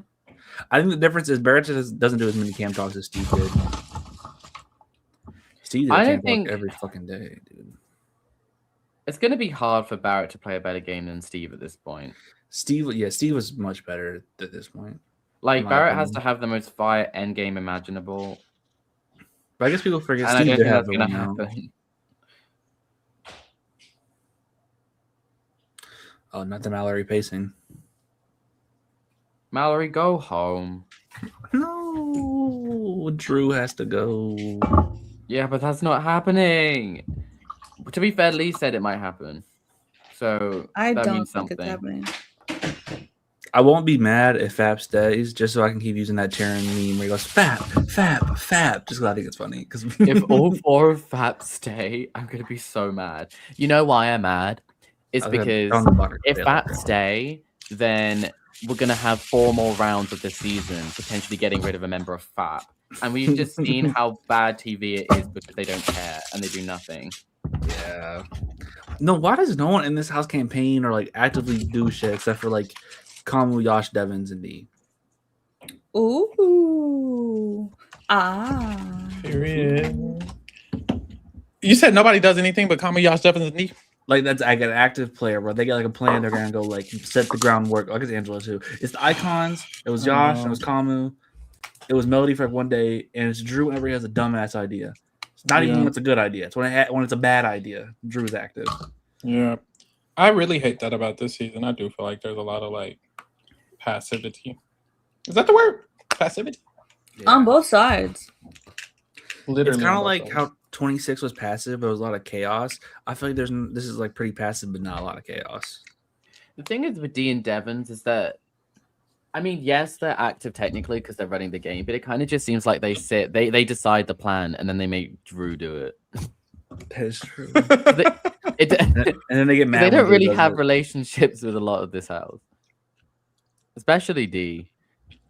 When they thought Melody and Mallory would just stay because they made an alliance with him, and they didn't talk to them for 3 days. Yeah. Yeah. They'd be like, "Oh, Drew, if this goes wrong, then it'll be your fault." You know who's low-key been active this week? Or you could do something. But my mindset with that is on both sides. Like Mallory thinking that she wasn't gonna be put on the block. You haven't talked to D. This entire time. Oh, Stephanie, there's no point defending Mallory. I just expect better from D. I expect nothing of Mallory. Oh, okay. Is Mallory a fan? Is Mallory a chop? Is Mallory what? A fan? Supposedly. Allegedly. I saw RGP's stock watch. She went from having the highest score last week to having the lowest. She had straight ones. Same. Let me pull it up. Good. I know. I saw y'all too. It was pretty low. What did we do? Was she the lowest? She got a 1. Mm-hmm. We crazy for giving Kamu a 6 overall? No, we did the same. Stephanie? No, I don't think so. He was good at the game, I think. What did unfortunately? Shout out to the Kingdom. The Kingdom giving Taylor a 6 is absolutely bullshit. Mother. That is absurd. What's that? What's crazier? The 6 for Taylor or the 6.5 for Lala? Dang, I'm getting spoiled again. I haven't watched it yet. Close your eyes. Forget. Espanioles. Oh, the Yash 7. Love to see it. Love to see it. Yash 7 is Yash 7 is crazy too. Damn. I think my highest would probably be Devin. Like I think Yash. I have more faith in Yash, but I think that Brian makes me be like, well, he can't put them up. So, yeah. So it's like I gave Devin a 6. That was my highest. That's probably what I would have done. Is D okay? I have Angela higher than D. I have Devin's a 6, Angela 5.5, D a 5. Is D low-key stupid? Well, not stupid actually. No. Let me finish. I don't think stupid is too harsh. Do you think it was the wrong move for her to like make Yash keep all the icons safe, considering that she needs them to go at some point? I don't know why she chose Yash, and I don't know why she. I don't know why she maybe didn't leave one of them available. I think I would have left. I think I would have just made it safety for me. I think it's kind of smart because maybe I would leave Angela out. Yeah. But I think she kind of needed to include Devins because Devins has been asking about this bribe coin. Has been wanting the bribe coin himself. So I think she had to like explain how she was going to use it. And if she didn't help him with it, that he was going to be mad. And I don't think she wanted that. Yeah. I really don't mind it at all. But I did consider in my mind, I'm like, maybe she shouldn't have saved all 3 of them, because by the time Yash wins sure, if Yash wins the next HOH, yeah, it's great that all 3 of them are safe. But by the time that like it gets down there, could it now be an issue? Like, what if it's top 6, or what if it's the last time that he can't nom any of them, and then he has to target Barrett? And it's like, well, girl, you fucked up, because now Barrett has to go home. Barrett will be his target if he wins HOH. I don't know if he can fully get Barrett out, but I feel like losing Barrett is not. It's probably like the worst thing for D's game. Yeah. Mm-hmm. But that's just if it works out that way. Maybe it'll. Yeah, I mean, there's so much uncertainty, isn't there? Good luck to him. I do think if Barrett were nominated by Yash, I think D would work her magic and he wouldn't get evicted. Mm-hmm. Also, people love Barrett. I think the issue is that Angela and Devins aren't self-interested enough all the time, because they should want Barrett out more than even Drew. Yeah. Well, for Barrett and Angela especially, yeah. Yeah, like Devin should want Barrett out now, bitch. Like, Barrett gotta go, not now, but soon. Well, not now. Yeah. Honestly, for Devins, if he like played like a little bit separate from the icons, he had much better relationships with Taylor, Yash, and Kamala than them. But that DPOV. Mm-hmm. If he didn't know Devins Devins is the best player out of the 3. He is. Yeah. Devins is also thinking about the outside audience and thinking like, oh, they want me to use this power on D. Is he considering that too much? Like, yeah, probably. I think do so. we care? I think if he was the only icon in this game, he would be running the shit. Yeah. I think some people do care though. That's the thing. I mean, I could see the Survivor, like some Survivor fans being like, "Why didn't you use it on D? We hate you." Yeah. That's true. Well, speaking of which, do you guys think he's definitely getting AFP? Yes. Yeah. I think if he makes at least shit, I was gonna say if he makes at least jury, that's 1 more week. I kind of wish Mallory would get it. She's going home. At least I did until this week. No AFP for you. Yeah, I think if Mallory goes home this week, I don't even know who the runner-ups would be. Like, I'm assuming it'd be all people in jury. It would probably be Drew. Like, I know we don't like Drew, but I think like the edit and the casuals like Drew. You're lying. No Drew, way. I think so too. You think he'd be in the top 3? He has a big fan base. I do. I think Thog will win it. That's what we need. No, that is not what we need. Maybe Taylor can get a push from the online fan base, but would it be enough to get top 3? No.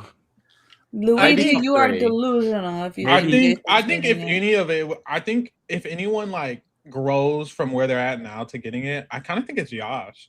Like, if Yash makes it really far, I can see by the time we get there, people being like, "Oh, okay." Especially if Yash makes it far, he has to have like an underdog run. Like, you don't have to be confident. It's like he just had to play good to get in this, you know. But I don't know about winning. I don't know about winning. I think if anything, like maybe 3rd. I could see Melody being 2nd place. Like, she got a big edit. Maybe, yeah. We don't need that. She was voted in the capsule when Barrett wins.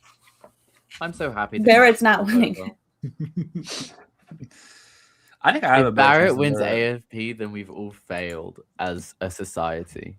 I did think it was funny when he was like, "I'm the only person in the crossovers who didn't get voted in," and Drew goes, "No, you're the only person in a mosh pit who didn't get voted in." Damn, they really don't fuck with you. He's like, "Oh, that's crazy." You think he knows why? Yeah. Oh, he's aware. Is he? I think no. Well, I don't know if he's aware. I think he's definitely aware that his game isn't being perceived well by like our fan base. Okay, I agree. Is that why? Because he's trying to like lean into it. You seen his confessional where he's like, "I'm the rat." Like, does that work? To lean into it? I think it only works if like you can be a rat in Big Brother. Like, I'm not against that. Just be a rat when like that makes sense. Like, if it's good gameplay, or if I can see where you're coming from. Because that's the thing about Barrett. Although I think there's a world where his gameplay is good, it's not the ratting part that's good. It's the social, the fact that Dee thinks that he'll take her no matter what, the fact that Devins trust him no matter what, the fact that Angela trusts him, the fact that the other people perceive him as very nice. That's the part of his game that's good. The good part is not the telling them everything Mallory and Melody and about Fat, because now they're going home. Yeah, the ratting part is just ruining your position. The position that did you do much to get? Well, maybe that's what you credit with the good social work. So maybe should they have? Well, I mean, we know they should have, but I'm like, when did it become like such a 4 with the FAP thing? Because I feel like that's their biggest issue. If they like stayed a lot more separate, all these arguments wouldn't be as strong. I completely agree. Like, it's their fault they don't talk to other people in the house enough. Like, Drew and Melody basically a showman, so I get they're always going to be a duo. But Mallory and Barrett are with them all the time. Why is Barrett with them so much? No, he's actually not with them enough. Like, wait, he's with them when they socialize, but when they talk game, he disappears. It's really the essence of Big Brother is talking, like, supposed to like game with everyone, at least to an extent, I believe. Yeah. Also, I guess Melody, Drew, and Mallory are the only 3 that really stay up super late. I guess that just always is gonna happen. Yeah, but that's fine. You can always have your time when everyone else is asleep. I don't think people are gonna like. Yeah, but even during the day, even that. But they also hang out all the time when they're awake. When they had Adam and Eve, Drew was basically he was fucking the snake, like he was there. Yeah, he might as well be covered as well. And if I'm not mistaken, Mallory wasn't up that late at the beginning. Wasn't it like Melody, Drew? Yeah, it was Melody, Tamu, Drew. Yeah. Mallory Jason started staying up late because Melody and Drew were staying up late. No shade. Yeah. I'll be up late as fuck. They just got stuck in their like comfort circle.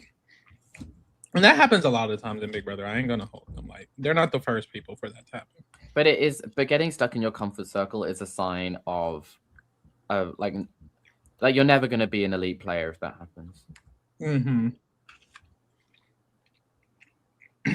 I think they are just Tikor, Chemo, Rubina. Yeah, I think so too. Where's are better? I don't know yet. The same. Yeah, I think about the same. Well, I'd say Tikor was the best player of the 3. I'm almost like Tikor. I think Tikor barely taught. Like, even people to overrate them. Tikor. Even clip, to them. That clip in the when Leah's HOH outside and she's silent for like a good minute. Like these motherfuckers don't know how to shut up. But Tikor was always silent. It's like how to speak. It's like if all of them were Rubina. Damn. I don't mean that badly. Rubina's probably an underrated player in the grand scheme of things. But... So, of the 4, who's the best player, Drew or Barrett? Drew. Barrett. Well, actually, I don't know. Drew makes more mistakes than Barrett, but he also does more good things. They might be equal, right? I think they equal each other out because Drew makes more mistakes, but he also does more positive work. I think on most seasons Barrett does better. I actually think between the two, I don't think we can make the decision until we see how their games end. And then we'll know. I just think Drew is definitely out of here. And Barrett, like, I don't see Drew at the final 2. But I think Barrett does have a chance at final 2. I see what you're saying, but I think Barrett's more likely to get the final 2, but I think Drew's more likely to get the final 2 and win. Yeah. But I don't even see Drew at final 2. Yeah. It's kind of like, it's weird because it's Survivor players, but Drew feels like the type of person who gets taken out early merge with a big edit, and then Barrett's like fire-making loser. Like, oh, Barrett was here. Please never have Barrett on another season. He's a 3-time player. I don't even think he wants to go on another season. He said, I would never do this again. Yeah, he did say he'd never do it again. I think you can be a fan of Big Brother, but that doesn't mean you have to play Big Brother. Is that crazy? If we had to pick someone in the royal court that we think I would pick Mira. that we think we said this before. It was hard. Was it? We've said if this we before? got to have one representative. Well, someone asked before. At the in the house to fight for the kingdom. Mira would no, do... like someone that we think would like be like Barrett and like Drew. Oh. Where they walk in thinking they're fans of the show, and they walk in thinking like I'm gonna do good, but end up not doing good at all. Like who we think someone might be that. Well, who? I think most of us. No shade. I think everyone that knows a chance to flop. To be honest, because like it also depends on the cast. Alessandro said Tori. Tori. I actually think Tori would do better than we think. I think because we would all think Tori's going to be chaotic, but I think she would be chill for most of the time. Like we would all expect, we would all think Tori would be like she was good at Spotlight. Tori would do better than we thought. I don't know that any of us would be a Barrett. Let me think. I don't see that happening. Yeah, because I don't think Dave would be a Barrett, but I think Dave would be taken out early. Dave's more of a Drew than a Barrett. Like if Drew is like overplay and Barrett is underplay, I feel like we all lean more towards the Drew. Yeah, I think we have this. Not like we wouldn't probably be diehardly loyal to the vets, but we would probably like overplay. Like I would definitely overplay. You know who's most risk of being a Barrett? Armonte. I think so. Really? I think he's just most at risk for being it. I think he's the least like risk takey. I feel like the people who are most risk averse are the people who's most potential to be Barrett. Like even like a Helia. I don't think she would be, but I'm just like of all of us, I feel like it would be the people who are like less risky. I also think what if it was Tio? Ooh. Wait a minute. I see the world. Yeah, I was Armonte's like so chill and like so like I think he's like so naturally like likable that I think he would be like, yeah, I'm in a good spot. I don't need to do this. And he would like I could see a world where he's not in a good spot. And he's like, well, everyone loves me. Who do you think would be the messiest? Other than you? What? I also kind of think Tio. I think Denisha would be the messiest. Denisha's told me so many times that she's so happy to backstab. Denisha would be the messiest. No, she would say that, be up there. She would say that during the introductions, like in the fucking. And I'm so ready to backstab everyone this season. Like you're being nominated by every person in this house. Oh Lord. Now you know who would be the funniest person on Big Brother? Denisha. Denisha or K-Lova. Those are the two people that it would be like. Right. Oh my God. No, it would be K-Lova. K-Lova would be. I think K-Lova would be like. No, she'd be saying. I don't think K-Lova would play the game in real. I think she'd just be like warm and lovely in the house. And I think she'd be very like lovely. Yeah.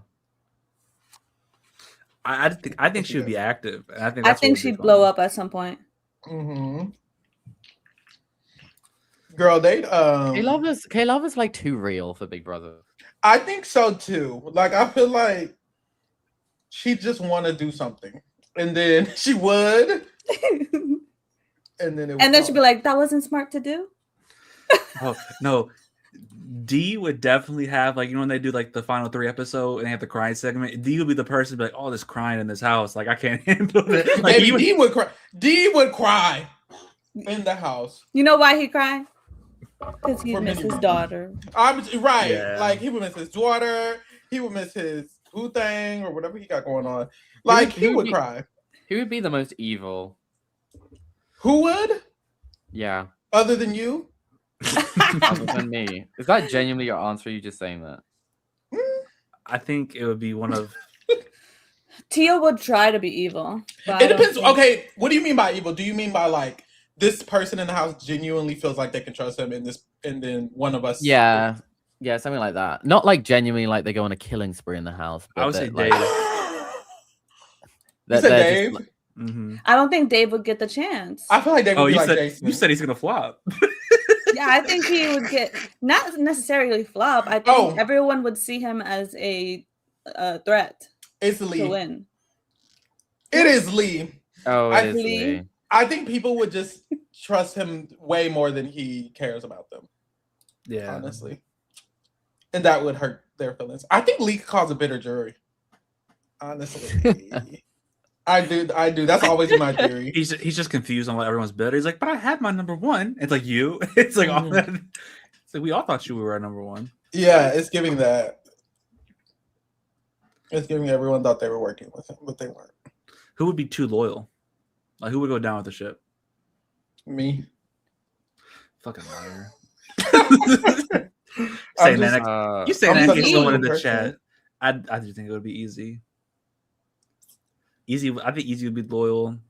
I don't know. I think Easy would be loyal if he likes you. I think if you start playing bad, Easy would be like, get the fuck away from me. Yeah, I think it depends who it is with Easy.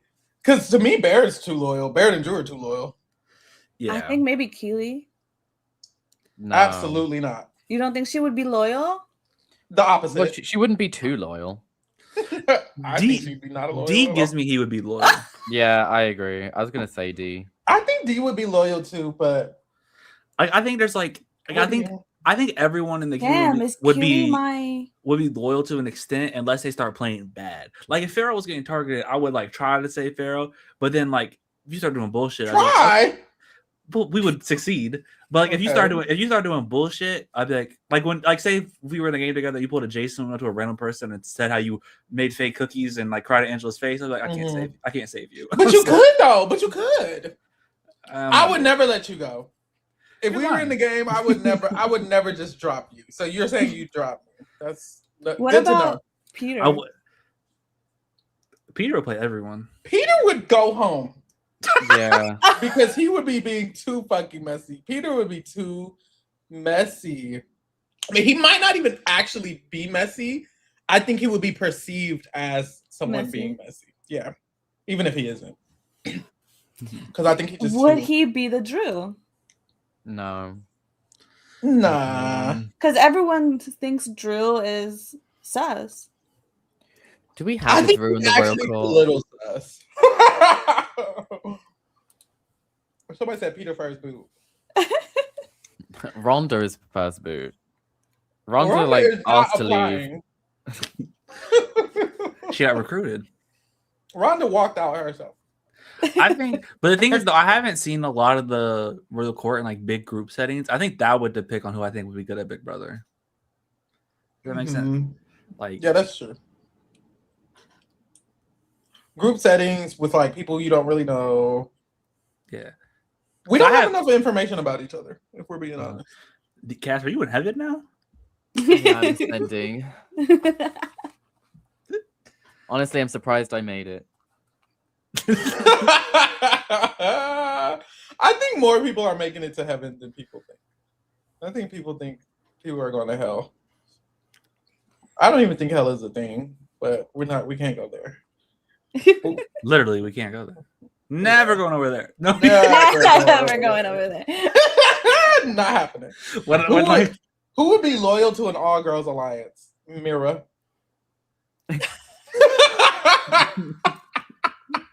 And I'm dead ass. Like, literally nobody else. And Stephanie would not. No, Stephanie would not. And Stephanie is Nicole Frenzel, if anything. How dare you? I think it's a compliment she won. I think it's definitely be like Melody, where she would be loyal, and then like they would get targeted week 1, and she's like, "Oh fuck this alliance." Oh, I gotta drop them. I see that too. Maybe I hold grudges. So. Oh, you're like D. Wait, no, who said that? I forgot who said that. Who in the like from the World War, who do you think would be better at Big Brother or better at Survivor?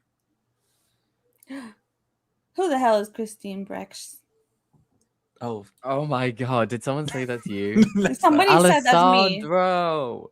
So who the hell is that? Did you watch Derek's season? Oh. I did not watch Derek's season. I think it's Stephanie. Oh, go ahead. Go. Tell her. So Christine was the only female in the majority alliance of that season, and then she betrayed like everyone else, all her other allies for Derek's alliance, and she was like the most hated of the season. She was. She got booed. And she was out first of the alliance. Alessandro! You would not be her. But Stephanie would do much better at Big Brother than Survivor, I believe. Because I think Big Brother is like less fast paced, and I'm like, I feel like your personality fits more for a slow paced environment. So I think you would do better at Big Brother. Yeah. Cass, I think would also do better at Big Brother because, girl, you get thrown around in Survivor. I don't think I'd. I think I'd do better at Survivor.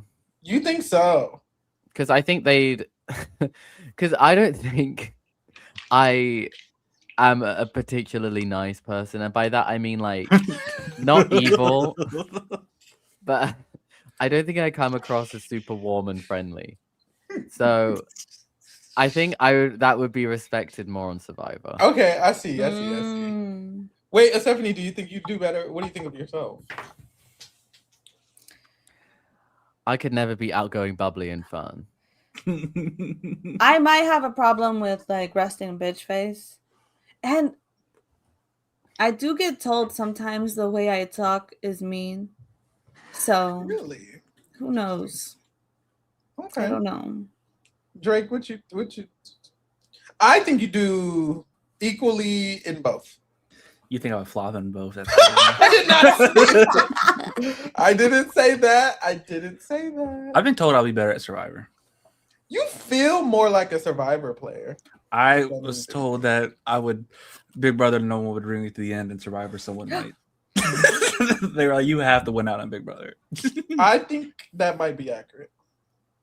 Honestly. I think Survivor, my biggest problem is the pre-jury phase, like when they're in tribes. Right. I think I'm good for pre-jury because pre-merge.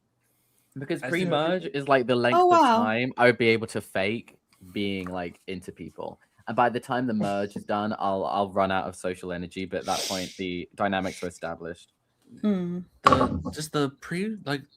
scares me so much in New Era Survivor, where it's like I could it's 6 people, so what if I don't click with my group?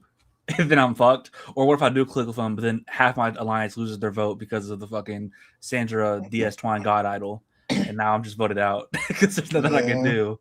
Like I'd rather play Big Brother because I feel like if I get fucked on Big Brother, I feel like if I flop on Big Brother, I think it's because of me. I think I didn't make the connections or I didn't connect. Like I messed up on Survivor. It did as could be. Yeah, I drew a rock and had to go to a beach and I lost my vote. Now I'm going home, and that scares me more. So. I'm glad that some people think I'd be a comp beast, but I don't know if I would be. I saw that they say you're giving Mackenzie Man back. I can see you being a sneaky comp beast. I see it. Who do you guys think out of all of us would win the poison comp? Oh, I do have a strategy for that comp. I think a girl or a feminine energy. Yeah. K Lover, I feel like would win that. Maybe. Honestly, maybe Asia. Honestly. Oh, that's the right answer. Asia, yeah. She would know. I think she would tear that fucking up. Yeah, I gotta agree. That is the right answer. I think Josie Ann would make it far, but I think she would lose. I feel like she might overthink it. Someone said Armonti. I can see Armonti doing good at that too, actually. Yeah. I just don't think there's anyone in the royal court who could deceive Asia with the wine. I think so. I think I agree with that. Who would do the worst? Denisha.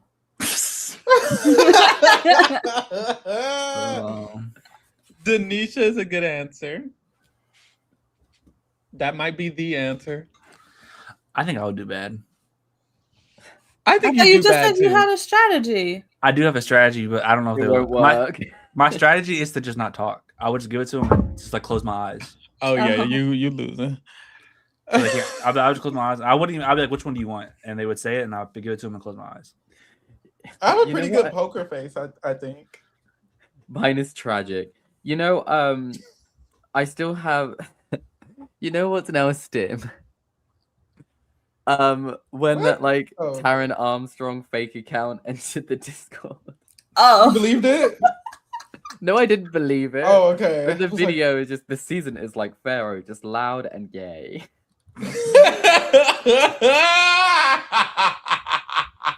I'm actually not that loud. Okay, I'm very loud.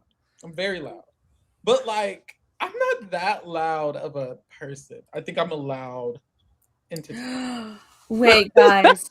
This is an important question from Mary Duda. What? If you're on Survivor and Jeff starts rapping or singing, would you follow along? Okay. Yes. Yes, Uncle Jeff. Yeah. Let's go. If everyone else is doing it, And then as soon as he's gone, I'm shit talking. What's my position in the tribe? It genuinely depends. It genuinely depends. Like, if I'm running that season, let's go, Jeff. Fried chicken and waffle. But if I'm on the outs, shut the fuck up. Stop talking to me. I would like that. If I'm on the outs and I want a reward, and they say, "Who do you want to bring?" I'll be like, "No one." Jeff, it would annoy me so much. I like have I to would so not. hard to not roll my eyes every single time he speaks. I wouldn't like if he started rapping or singing. I'm just standing there. They're gonna have to edit me out. Yeah, you should. He only does it when Camilla's on the beach, so it's really her fault. Is that true? He's only done it when Camilla's there. That's horrible. And she's the one that doesn't sing. She just stares at him. I'm just like, there's nothing to sing about or rap about. Okay, do I give more Survivor or more Big Brother? Big Brother. You do give more Big Brother, but like Survivor would cast you over Big Brother. Yeah, you'd be more likely to be cast on Survivor. I agree. Everyone in the World Court would be more likely to get casted on. I think you'd win Survivor. I think Big Brother would be a trek for you. I probably agree. I feel like my skill set fits better with Survivor. I feel like I'm a fast-paced person. Like the double evictions, I'd eat a double eviction. And I feel like Survivor is more like I also think because you're in like good shape. I think you would like if you're back behind. I think you seem like you're in good shape when we've talked. I've fall in illusion, girl. You flex on the stream, but like I just think if your back was against the wall, like I could see you winning immunity. You know? Okay, I would love that. You can make fire at Final Four. Wow. Who do we think could not make fire? Any of us. What? I don't think any of us can make fire. I think everyone in the world. I can make fire. Oh, Stephanie, please. I am the Let's fire. see it get done. I think I can make a fire. I don't know if I'll be able to make a because I don't think I have to make a big ass hatchet. I don't know if I'll be able to make it with a big ass hatchet, but I can make a fire. Well, it's a good thing y'all don't know about my fire starting powers. I can just go like, and it just okay. Cass is when that Survivor UK gets rebooted. Cass is winning. Oh, that's right. Could you imagine if that happened? No, that's just the Final Four of like Survivor 51, and someone just goes, just gotta go. The fuck? There's like a huge bonfire. What stopped me from the middle of my fire making challenge, going up and leaving my station and getting a stick from the actual fucking fire at Tribal and coming back? A good question. Who would have the best final speech or final Tribal Council? Pharaoh. I'm a contender, but let me think. Josie Ann. Josie Ann would have a good one. I think Josie Ann would have a really good one. I think Easy would have a good one. I think so too, actually. I think Dave and Armonti would have good ones. I don't think Dave would have a good one. I think Dave would think it's good. they would in the speech and no one's nodding. He's like, wait a minute. I think Dave would wing it, and it could be good or it could be bad. Dave would not wing it. Dave would have something prepared. From watching him play Spotlight, like the final speech doesn't matter as much on Survivor as much as like just the questions. And like on Spotlight, Dave was like quick to like answer questions. You know. Okay, that's true. I think I would do okay. I think I've always said I think if there's a question I'm prepared for, I'll eat it. The moment they ask me something out of my box, they're like, oh. I would be good with like the questioning for sure. I would be good with the questioning. I think Survivor might be just a little bit easier than Big Brother. I agree. I think it's more harder living conditions, and I think the physical challenges are like obviously more physical. But in terms of the social strategy, I think it's an easier game. I also think New Era Survivor, it's so much more luck dependent now, which that makes it a little harder. But I think in general, Big Brother is harder. Because my problem in Big Brother would be like, I feel like in Big Brother, you can't be a threat. If you're ever seen as a threat, you could become a target. And I feel like it's so much easier to hide in 26 days on a Survivor beach than it is in the Big Brother. I feel like in Big Brother, it's like you're seen. Everybody knows what's going on. I'd have to genuinely not be playing. I'd have to genuinely not be playing to not be seen as a threat. Like, if I'm playing at all, I feel like they're going to be like, oh, girl, he's eating it up. I was thinking on Survivor, it's easier to hide who you're really working with sometimes. Yeah. I genuinely think, though, if, like, the Royal Court played Big Brother, I think, like, the majority of us would land in the top 100 players. I think so, too. I think like, they cast such crazy people. I think majority of us do well. I feel like most fans do well in Big Brother, period. Like, I agree, but I don't understand how they keep casting these fans that just suck at the game. I'm like genuinely like, how did this happen? How many fans have truly sucked? Because yes, Barrett and Drew are annoying, but I want to say they're like terrible players. I think most fans are like Adrian was really bad. I don't know why that was like that. But he's a fake fan. Is he? He said BB22 was his top 4 favorite season. He's casual. He's a casual fan who only watches for the comps. Casuals don't count, I don't think. Super fans. Okay, but we've like the only super fan that's like gone in and played like an impressive game is Steve. Vanessa. Is Vanessa a super fan? I don't think she is. Austin was a super fan. Okay.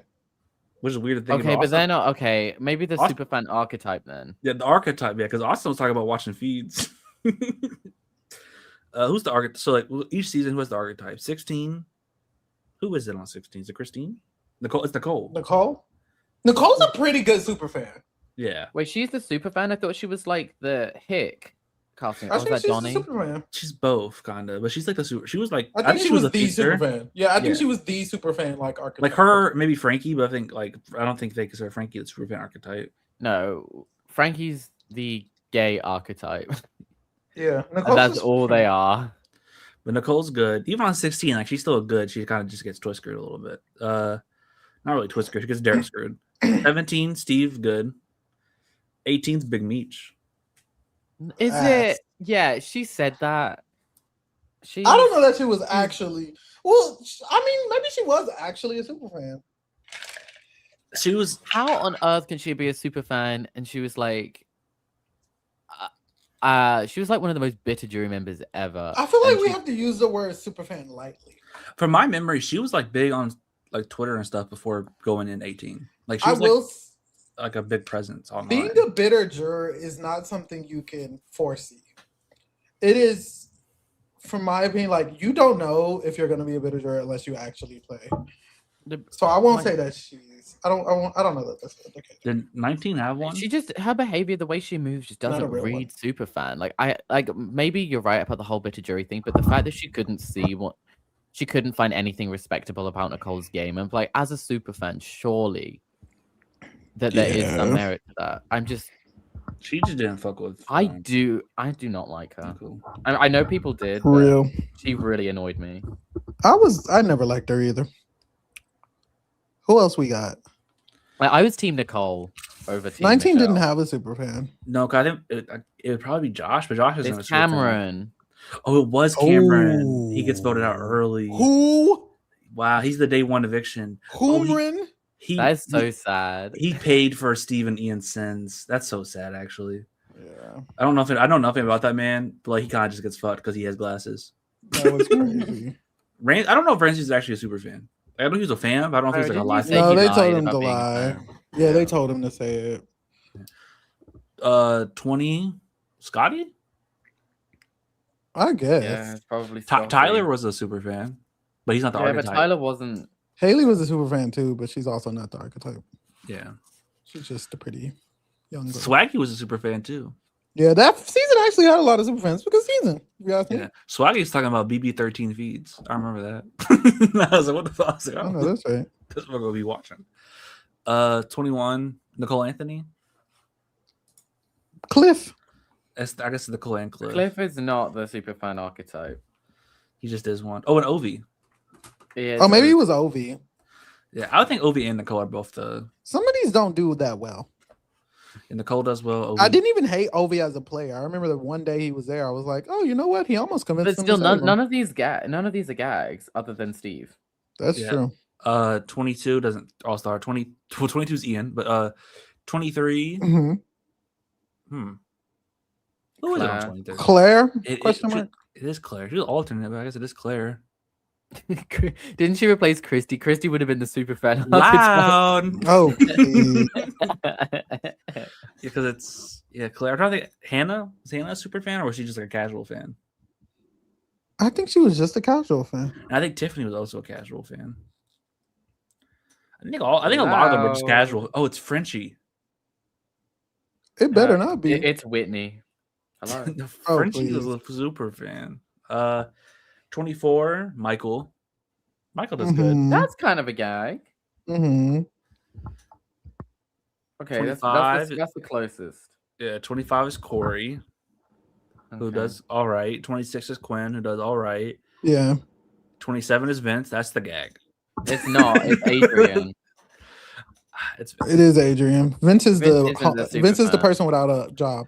Vince is Vince. He's like his own. Like seriously, that's what that was his appeal.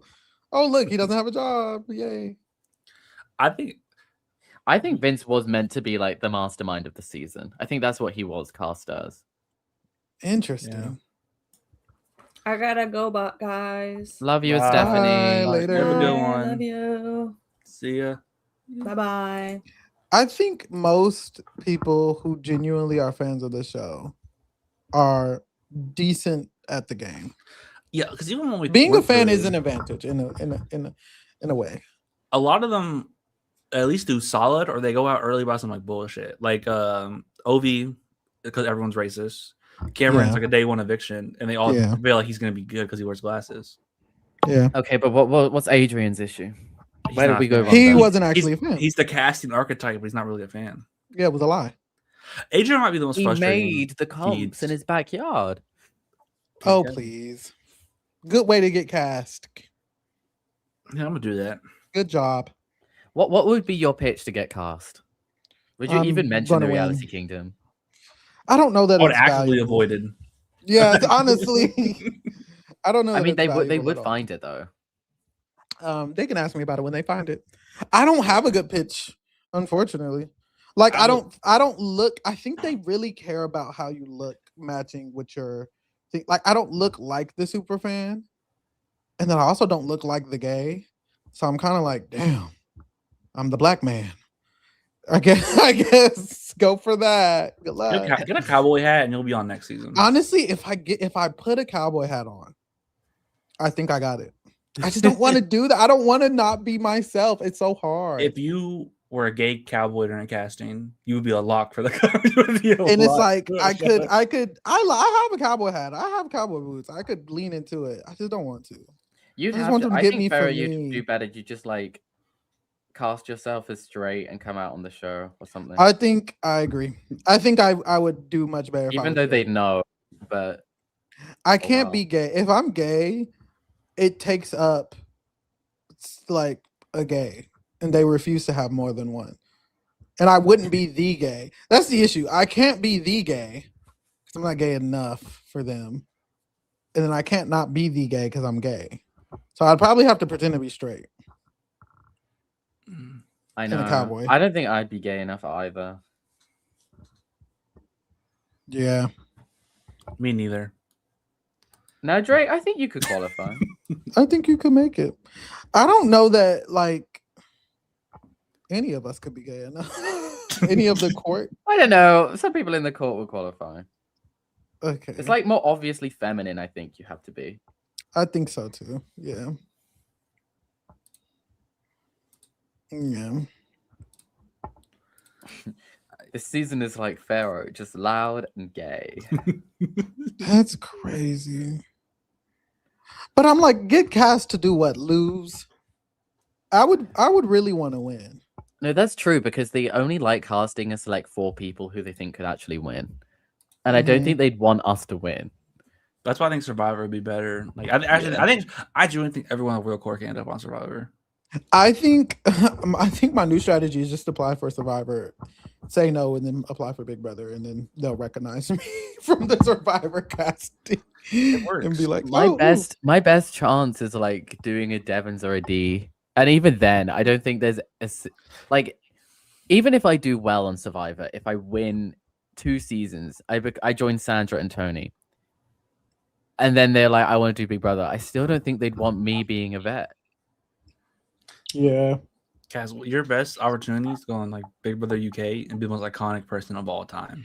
And then you get a call. There's only one person who's ever played Big Brother that's from the UK, and that's Nikki. Mm-hmm. That was Canada. And that was Canada. You could play Big Brother Canada? Yeah, that's my best bet. I think you'd eat that. I think I'd do worse on Canada. Canada seems harder. Do you think so? Yeah. I think it depends it depends what kind of player you are. I think the way I play the game, Canada would be better for me. Big Brother. The way I suspect I'd play the game, because I could get up there and be Barrett. No shit. I also think Canada has like, I feel like more people play optimally on Canada. I feel like most of the time. And I think I do better in a game where everyone's playing optimally because I can pitch to like I just like, that'll be my struggle in Big Brother. If I see someone's optimal move and I pitch it to them and they're like, no. Yeah, you got to understand people actually aren't playing for their best interest all the time. On Survivor, where there's so many super fans, I could pitch that and they would be down. I also think Survivor, though, now that it's 26 days, it's like, damn, I don't got time to like do my magic. The average Big Brother, like the average BBUS cast seems so easy to manipulate. Like I feel like every season, we talked about how the Royal Court would be so hard, but compared to like normal average seasons, it'd be so easy. There'd only be like 2 people I'd have an issue with, and I just like align really close with them. I'm so bitch. If you smart, you gotta go home. Like definitely, I gotta align with you. But then after I align with you, you gotta go home. I would want you in jury early. If we bring up this cast, I think the people who I would have issue with is Taylor, Yash, and D. Everyone else seems easy as fuck. Like unless it's like Thog, where it's like I'm worried you're so that your stupid bias that is it's hard. Your bias is just too strong that it's impossible for me to work with you. Yeah. But if I think I can control you, then Thog, you can stay as long as you like, baby. I'd feed it all her delusions. You'd be like, I've had a rough few weeks, and I'd be like, yeah, I can't imagine. Like, I'm so lucky that I haven't been in your position. It's crazy. I almost feel like Big Brother's easier if you don't do it's bitch, this is gonna sound so stupid. But I feel like if I was in this cast, I'd have to play like twice a week, and then I could chill and I'd still be here. Like I feel like, you know, do some gameplay here and there and then just chill. That's dead ass what Devins does, and it's working. That kind of is what Devins does, huh? Depends on the cast, though. I will say. Yeah. I don't even think Yash wouldn't be as hard as Taylor or D. I would be very concerned. I agree. I would be concerned about D because I know her. Kamu. No, I think it would be easy enough to subdue Kamu. With Kamu, you just have to be like straight up and loyal, I think. I would only, from day 1 to day 50, I would only have wanted D to go home this whole time. I kind of wouldn't care about anything else.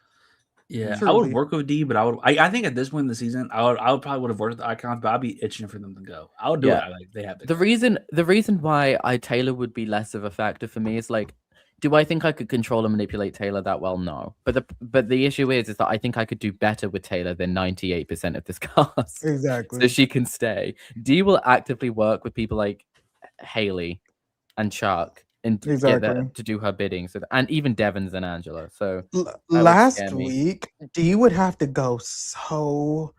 But like I might have pushed too hard for D to go last week. Like you would have been the back. You would have been the combo. You would. I would have been the back door. That diamond power. You know what it came out. Because D would have had to go. No. Pull out that diamond power. You would have been like, Devins, this isn't you. Think about the votes. You don't have to do this. Oh Lord. I can see Drake. No, you don't have to do this. Is it official? Is it locked in? I need like another reason why being like the gay or whatever house guest is so hard is because you can't like flirt your way into getting people to do what they want, which we see people do all the time, and it's so effective. It is pretty effective. I mean, we saw Kevin do it. Lyric got 2 votes to say just off that. No shade. No shade. Do you This have a house player really you lucked out. I mean, they really made the right choice keeping Melody and sending home Lyric. Like, damn. Mm-hmm. Yeah, they did. You just made the road that much easier. You did.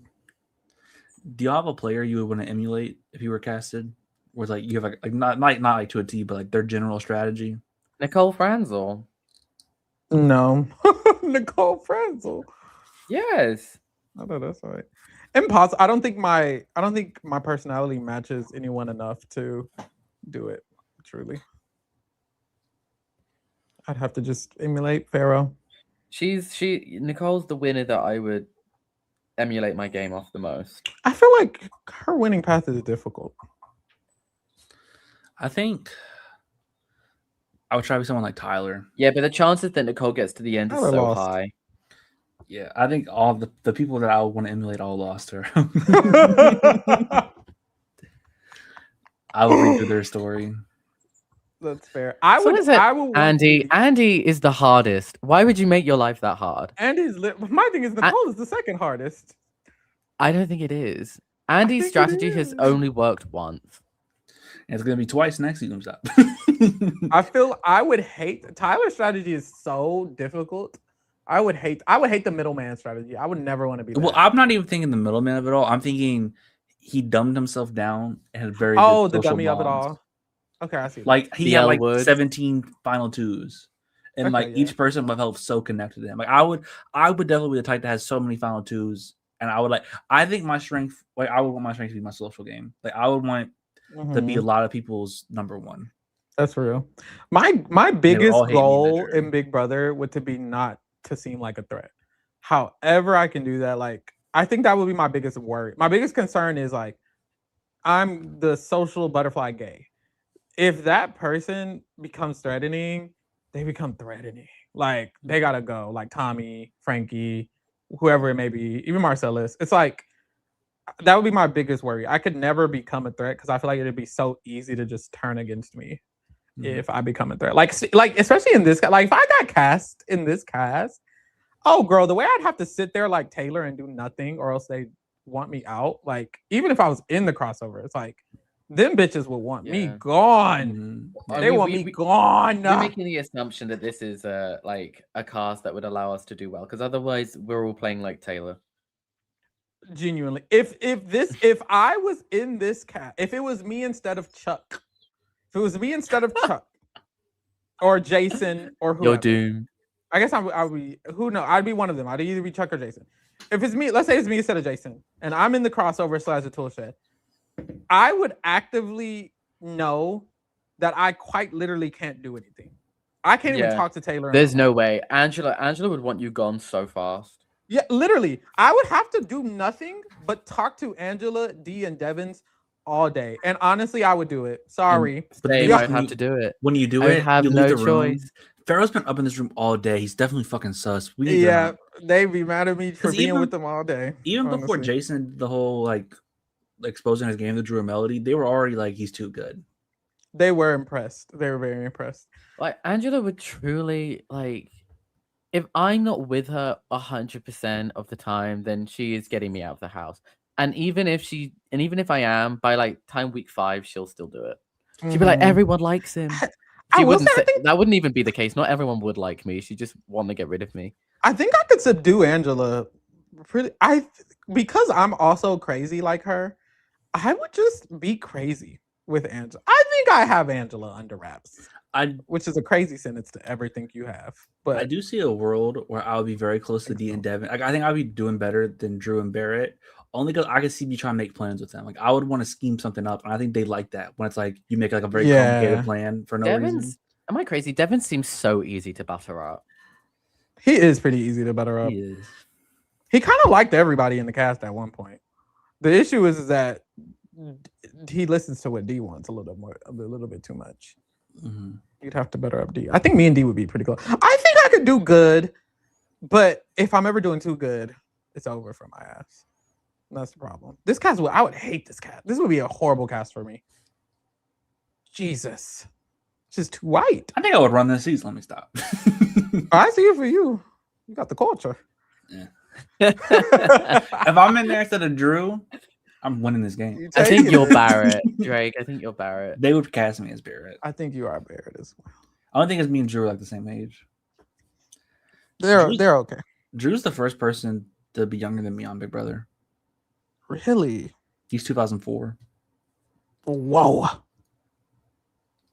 And it shows. Damn, I would lose this season. Like, I really don't see how I'm even still in the game at this point. No, we Like, just lose. Jesus. Well, I guess at this point, there's been so many mistakes. Like, the whole first 2 weeks. Ashley, I'm fine. I'm not nominated. Rome, that's happening, and I'm not going to be evicted. Who went home after him? Jason. You would be Jason. Yeah, but you would be Jason. If I am Jason. Are you Chuck or are you Jason? In this situation, I think I'm Chuck. Because Okay. I think they're casting Jason regardless. And they're not casting Chuck regardless. I think Chuck is replaceable. I guess. I don't know. Hopefully Jason's still here. If Jason's still here, then boom, that week I'm fine. And then who went home after that? Lyric? That Lyric week you're in danger because Thog's HOH. Oh God. Yeah. Pharaoh would be pushing for Lyric to go. I would. She needs to be the renom, Haley. See, I can see now. I could go home instead of Lyric. That's the problem. See, I do think I would be close with Kamu. I think I'd be really close with Kamu. I think I'd be close with Kamu too. I think I would also, to be fair, like as a POC, your best bet is to work with Kamu. I agree. I would be working with Kamu for sure. I think He's the type of player I gravitate towards, unfortunately. Thog, Like Zach, Thog genuinely, sorry. You're good. Thog though. would be like a player I would really, really want under my control. And I feel like she'd be so easy to get. It's just the fact that it's like, is she just that prejudiced? Because I would have no, like, she'd be entertaining to me. Like, lying to Thog would be so fun. Like, I'm just kind of in awe of that you are a real person that walks and talks. I think if I'm swapped for Barrett, I think by the time I get to like week 7 right now, Dog would be my #1 ally. Like I would be like, we're making a final 2. You're my McKinsey. Like, this is like I would be like, I'm beating you. You're my #1 ally. I think I would be close personally with Fab, but I think they would get on my nerves, like game. The problem is though, if Haley ever got targeted, then I'd be up there with her, and then they'd send me home. No, we would talk once a week. Oh Lord. I think I can see me being close to Yash. I would love Yash. Like I would work with. I would work with all the men. Like the people on the fans would be mad at me. Sorry. Like I think on paper, I mean, what women are there to work with this season? I think I would be close. Out of all the women in the game, I think I'd be the closest with Lala. Like unironically. I think I'd be closest with Angela. Y'all would be mad at me, girl. I think personally, I'll be close to Mallory, Melody as well. But I think game wise, they'd piss me off. The thing is, if I play, I don't think I'd touch Lala or Taylor. Like, there's such a. I would just. There's no need for me to be doing that. Ever. If I can't go for an icon, I'm going for Fap. Specifically Barrett. This is wrong one. This is a crazy statement. We got Chuck, Yash, and Barrett on the. Oh Lord. Hey, to say, wait, Pharaoh, if you were on the season, would you have told Jason you knew who he was? Yes, and his dumb ass would have did some stupid shit with that information. He would have been on the block week 1. Like, Jesus, I don't know what he would. I don't think I would. I just watched Jason from afar. Instinctively, I would have. Instinctively, I genuinely would have. Like, I genuinely would have been like, "Girl, you're just a regular drag queen." Drake, you gonna take that? What did he say? Drake is fap down for life. You're I see it coded. for you. I think in the game, I would be close with them. I don't know if I would be close to them strategically. I think strategically, my #1 would be Yash. Like unironically, like, I think I would just be with Yash. I know that's right. Like I need someone who I can game with. Like this is like I know he's really thrown by smart players, but I need someone I can sit down and make a plan with and like act out the plan. The way and I would do that. Sorry, I would try to do a fab one time, and they would not leave the hammock. I would get pissed off. And I'm like, I need someone I can make a plan with, and I trust Josh and Taylor to make a plan with much more. Yeah. The way you might have been tell Ashley. Map what to do, you'd have to be like, okay, so Mallory, you're gonna go up to D and say this, and Melody, you're gonna talk to Devons for once in your life and say this. And Oh then- Lord, That's what literally. Andy did with Jennifer and Judd. I could do that. It's like, okay, you're gonna go over here, and you're gonna do that. TL says, Pharaoh, would you work with Taylor, Yash, and Lala? Absolutely not. I feel like if I would feel like if I work with them that I'll get targeted. That's the group. I would. That's the group. I would go to Taylor week 1, day 1 probably, and be like, "Look, I have your back 1000%. We quite literally could never be seen together, and that is how we would operate." And I think I think it would work with her. I think I would get lucky. That wouldn't work with everyone, but I think it would work with Taylor. So, and I genuinely would not talk. It would work with Lala too. I think we'll work with Lala too. I think this will be a great cast for that to work. And even y'all, like Taylor, Lala, and Yash would know I have their back without me needing to ever speak to them ever. Yeah. And I won't. Who in the game do you think would be like your number one enemy? Like personality, like you D. just like you would. Oh, D. Oh yeah. What you mean by it? What you mean? Wait. Like I mean like personality. Like you're just, there's nobody you can work there because like I would want D out, but I think I could work temporarily with D. You know, Lyric and Chuck would have to go. Lyric, god damn it, stop talking to me. Lyric would have to go. Chuck would have to go, and Kamu. I would be so threatened by Lyric. I would be threatened by Lyric, and I would not like her personality. Although I think Lyric would love me, which I would. Oh, I haven't brought up Rome at all. I think I would be cool with Rome in the house. I think actually of all the guys, Rome might, but like Rome and Jason might be like my closest like guys. Where gosh, I think I would be cool with Rome. I would be really cool love Rome. I would love every man. So I can have Rome. I would love every man here. Oh, okay. Well, I would be Chuck. I think Chuck would have to go. Oh, you know, to answer your question, Drake, Devins. I would actually hate working with. I would not like Devins. Genuinely, I would not like Devins. But there's nothing I could do about that.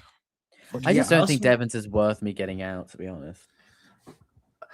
I also think, say I'm like the bird of the season, and Devin says if it doesn't go my way, I'm going nuclear. I'm never working with him again. He's out that next week. Yeah, you gotta. What the fuck do you mean? Like, you're not gonna threaten me. Like, I actually don't give a fuck. Like, I would be so mad. I wouldn't be in the right state of mind, and I wouldn't be thinking optimally. But if I was Drew in that moment, and Devins threatened me to my face, I would gather a house meeting, tell Angela to her face that she's leaving if she does not win the blockbuster, and we're all flipping.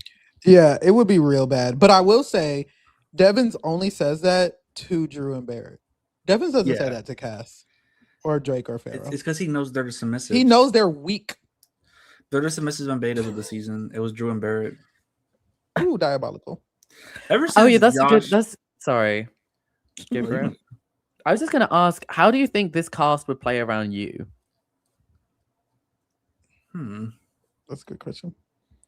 I think the game would be extremely different if I was in the house. I think, genuinely, I think I'm just too big of a energy to not, especially if I'm replacing Chuck, who's nothing. I think it would be just a very big energy shift from me to Chuck. That so many things would be different. Honestly, I probably would have won a comp by now too, like an HOH, which also would have changed some things. I think I'd be another Lyric. Would you let Devin son you? I'm not gonna lie. If he threatens me like that in front of my face, I would tell him to die. I'm letting Devin son me. I'm not letting. I'm not going to let Devin be my father. In the moment, I might let him son me, but I would walk away, plotting his demise. Oh no, that's right. He would have to go. I would expose crossovers right then and there. So of the icons, y'all would be closest to Devin. Mine would be Angela. I think mine but would like be D. You'd need to keep D subdued because she runs them. It would be like, D or Angela. If D doesn't like me, then all this work I'm doing with Devins is not going to matter. I think I would work with all three of them to an extent, but like I don't think I'd be like with Drew and Barrett where I actually prioritize them. Like I would prioritize everyone else. Like I would actually have like a different, even if it's like FAP or if it's like something with Yash, like I would have a real alliance that's not the icons. I would never be fully loyal, especially all three of them. Maybe one of them I could be loyal to. If I was in with the icons, my target would be Barrett. Ooh, in a world where Drew and Barrett exist, I think I can survive a little bit longer because they're just less. They're so bad. Yeah, they're so bad. I feel like I could reassure the icons much better than they could up until this point. Like I try, the goal would be to get into Barrett's position. I'd want D to want to take me further than the icons. But how the fuck do you do that? I feel like to do that, you have to show no inkling of intelligence whatsoever. Mm-hmm. Yeah. So be Well, Drew does that, and I'm sorry. But This week, Drew has to go home this week. Yeah. Yes. Bye. However we make that happen. Oopsie. Yeah, I'd want Drew gone so bad this week if I was playing. It would have to be D last week and Drew now. To be fair, though, week 4, I would have pushed so hard for Lyric to go. Me too. Well, yeah, Drew would have thought I saved him with that flip. Like, I would have been like, Lyric has to go. Lyric would have to actually, out of this whole cast, Ashley would be my number 1. Like, I actually think Ashley would be. I know, that's right. I just think Ashley would be number 1. Like, I actually don't think Ashley's that bad as a first boo. She kind of just doesn't get to do anything. Who nominated Chuck? Because they wouldn't have nominated Lala. Who was the noms? Drew? No, it was Barrett. Barrett, Lala. Barrett, Chuck, Haley. So it would have been Barrett, Haley, and Drew because she wouldn't have put me up. And who won that blockbuster? Haley. Oh, bye. She would have tore. She would have tore that. Oh wait, who won veto? Kamu. Oh yeah, they would have tore that week because Drew would have went home that week had it been me. She should have done. She should have done D Devins Drew or D Devins Barrett. Yeah. Well, the DPOV gets used. And flush it then. And flush it then. Well, it would have been Taylor then. Save us D Barrett Taylor. Taylor can stay in theory. Hopefully. She can stay next to D. If D is on that block, she's got to go. Yeah. Oh yeah. Immediately. Like I would want her gone over anyone else. Actually, the more I think I would have a Mallory relationship with Angela, where I would like check in with her, but I would be so scared to talk game with her. My goal with Angela would be to get her into the position she was in BB26. Mm-hmm. I will say if Lala was HOH, I would have told her who to put up. I would have told her to put up Drew, Barrett, and Devins. At least. Because she wouldn't want to put up Angela. Or D. Me too. Now, would that have caught up to me? Maybe so. They would pull me in that room like I was Drew. What was happening last week in the HOH? You were with Lala. Am I crazy? But like, these traps don't even seem that hard to get out of. Like, you could so easily turn it around on them. Yeah, that's true. No, they're actually he's Drew's like the most trappable person of all time. Drew is so easily. Is Mallory upset that she was nominated? Like, yeah, she is pretty upset. She's actually talking about targeting you next week, but that's not what she really meant by that. It's like, why did you say that? It's like Drew's so bad that like when he gets trapped, he's like, oh, I really need to make it up to them. Like, oh my god. Like what? I need to win this next HOH and prove to them that I'm not. I don't. He has his mindset where he's like, he keeps telling them, Mallory and Melody think this, but look, it's me. I'm Drew. I'm your favorite son. I convinced him not to do it. That's not good enough. Why are they even thinking it? Like, so, like that's what... the way they prefer Melody game wise. I honestly feel like I probably would fuck up this season because you're not gonna keep trying to check me. Like if I did encourage Lala to put up Devins and then the next week they tried to fucking check me about it, honestly, fuck you bitches. I'm lying to their face. I will say, I mean, Yash's HOH, I would have made sure he put up all 3 of them too. So, like, that's the thing. Me being here changes so much because Lala would have put 3 crossovers up, and so would have Yash. Yeah, what I would have said is, so D would be like, did you know I was going up? I was like, well, yeah, and then she was like, why? And I was like, well, Yash, Kamu, Taylor, Lala, everyone in the house said that you were trying to get me out week 4. So I was a little bit taken aback. And then what's D gonna say? She's gonna be like, I mean, I didn't trust you, but I wasn't. She's gonna go, that didn't happen. Well, I've been told by so many people that was the case. But we're did anyone in the crossover say it? Right. Because it certainly wasn't Barrett. I didn't think I would be a better ally than Barrett. I don't know. Oh my god. If we're in the final 2 in the whole, like if we're in a 5-person alliance and we go final 2, and all of a sudden the 5-person alliance is targeting you, I think I would give you a warning. Like, I feel like I would like, hey, clean this up a little bit. Like clean it up a little bit. I'm like, what are you doing? The way I'd want to so bad if I want HOH, I would tell all the icons that they're safe and put them all up. You're evil. No, I do think that would be my biggest, sorry, my bad. My biggest flaw in Big Brother is I could see myself being a stunt queen. I could see myself doing some bullshit for the TV. If I was pushed to the way this house would push me, I would become a stunt queen. Like, there's 3 icons in the game. I'm not working with them. I'm gonna give a speech. Like at this point, like BB19 is such an example that I think of. Like, if you're not going to be Paul or Josh, then you might as well be Jessica and Cody. Or Raven. I agree. You should never be Raven. Who's gonna be a Raven of this season? Who's gonna go to that jury? It's gonna be Drew. It's gonna be fucking Drew. Oh my god, is it? It's gonna be in that jury house. I was running this game from week 1. Does Drew think he's running the game? Yes. Please stop. You didn't hear that Cam talk week 1. I got. I did hear that Cam Oh, talk. he did say that. But that's something you say like to prepare a speech, pretending that you're running the game, right? Like you don't really think it. Mm. I feel like I do that. I would do it on Survivor. Okay. Like, Survivor final tribal. I sound like I'm like in the GOAT position where I'd add 0 influence, 0 vote finalists. Like there's no way. Drake, what did you just like? See everyone on that jury bench? Who orchestrated it? Me. Ooh. It's like, no, you didn't. No, that's pretty. That's high. I like that. Dare I say, how on like I feel like it's so hard to not have any influence. Like, how do you not have any influence on anything? Ever? Like, how would you not talk to an ally and be like, yeah, I think that's a really good idea? Or what about this person? How is that? How is it that some people don't do that? Most people who are like 0 vote finalists in Big Brother have like influence in the pre-jury, like the pre-merge, and then like their allies get taken out early merge, and they're just kind of like, so who do I talk to now? That's scary. Well, though. let's go back. We had Vince. Someone said, "Ask Owen." Owen had more Vince influence. had the opportunity to have so much influence, and he actively did. Wait, who Vince? Move? Yes. Yeah. He used up all his influence to evict Adrian. Let's go back. Mackenzie, what the fuck did she influence? T-Core going her HOH when she that's her took out Leah. Her one good move is that week when she took out T-Core, so she's gonna win the game. She's flipping. She's not even low to Chelsea. That next week she put out Leah. I was like, oh god.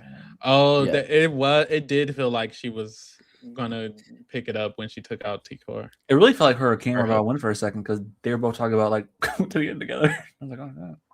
Yeah, and then Matt. I guess Matt had influence. Matt did have influence. On who? Jag.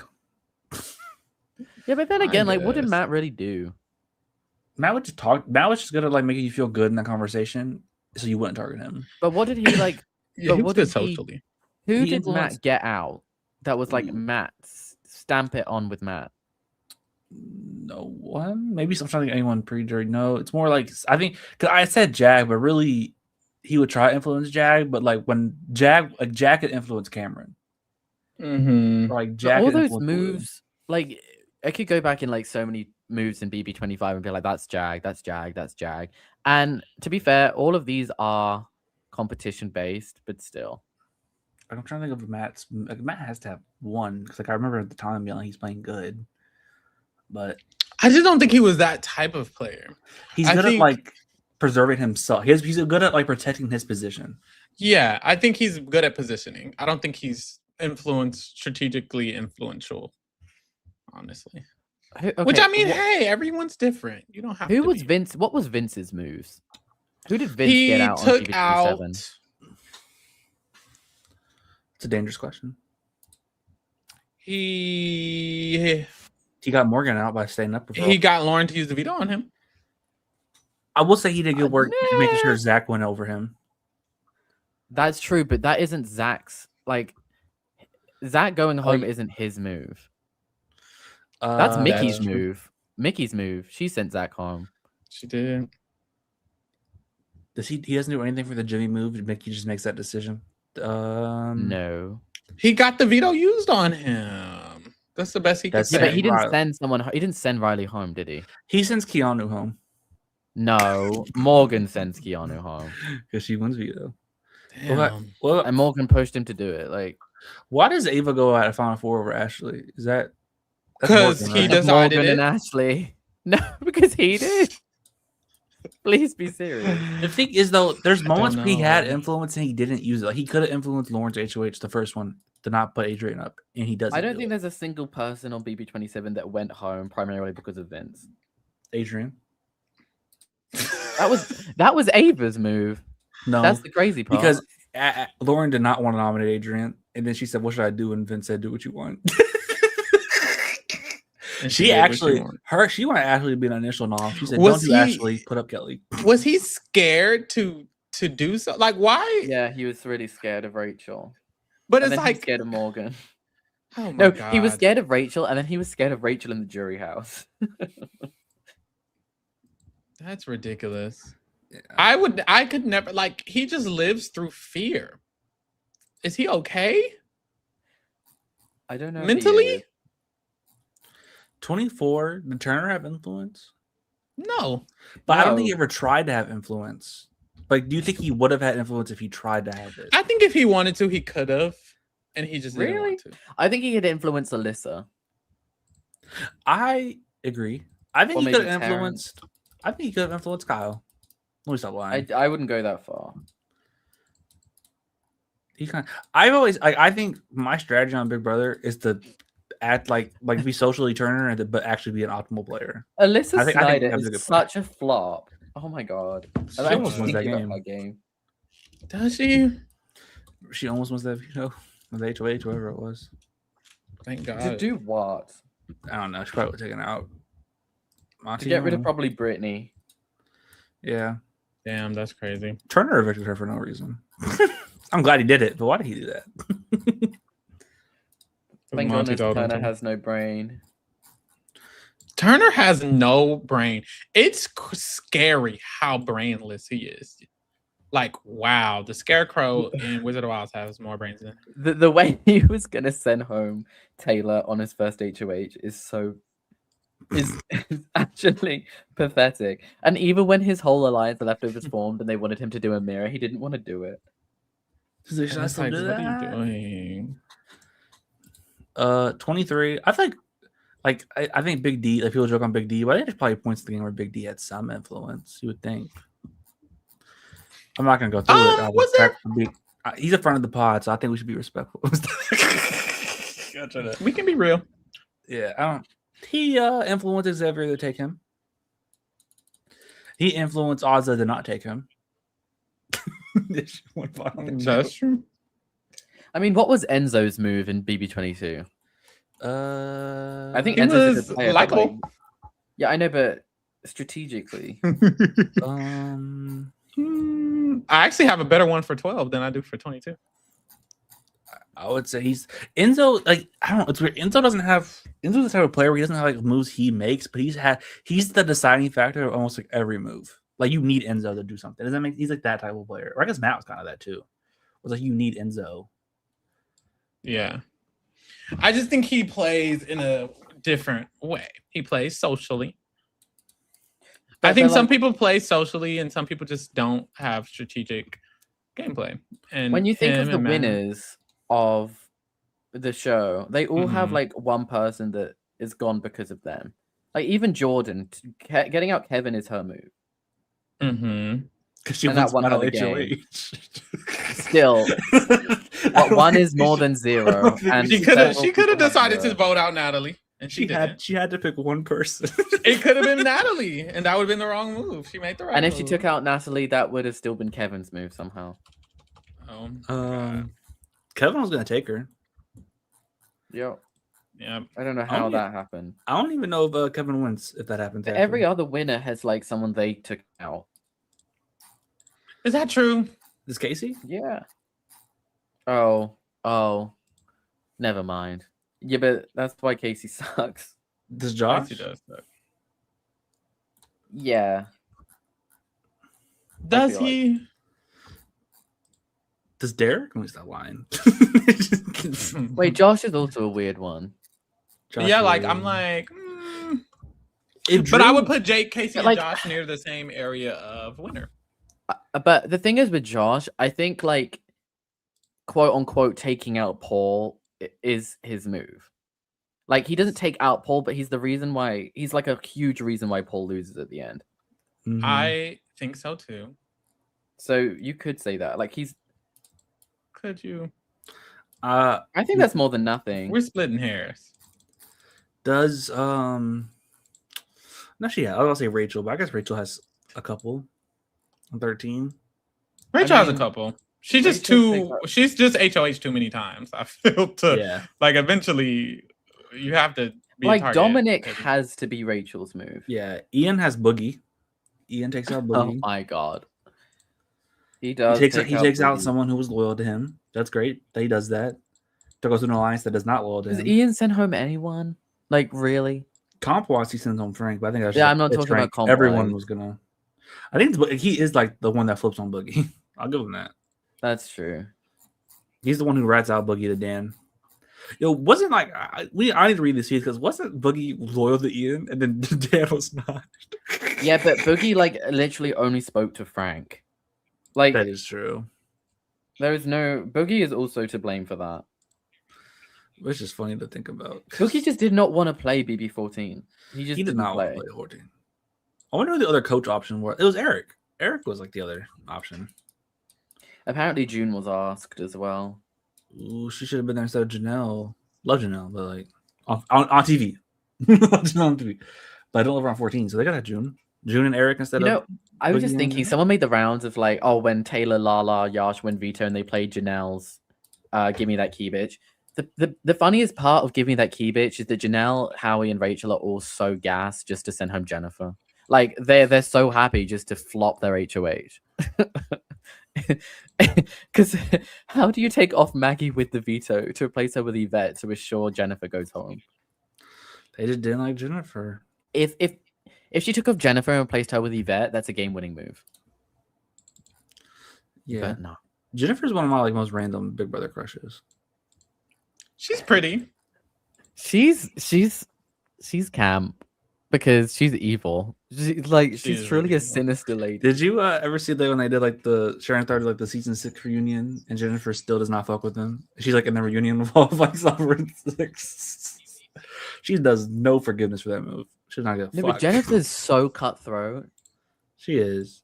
There's good players and like there's potential in Jennifer. She just kind of is too self. Is there? I see it where Jennifer's an okay player. I don't think she never wins. She gets carried away with being evil.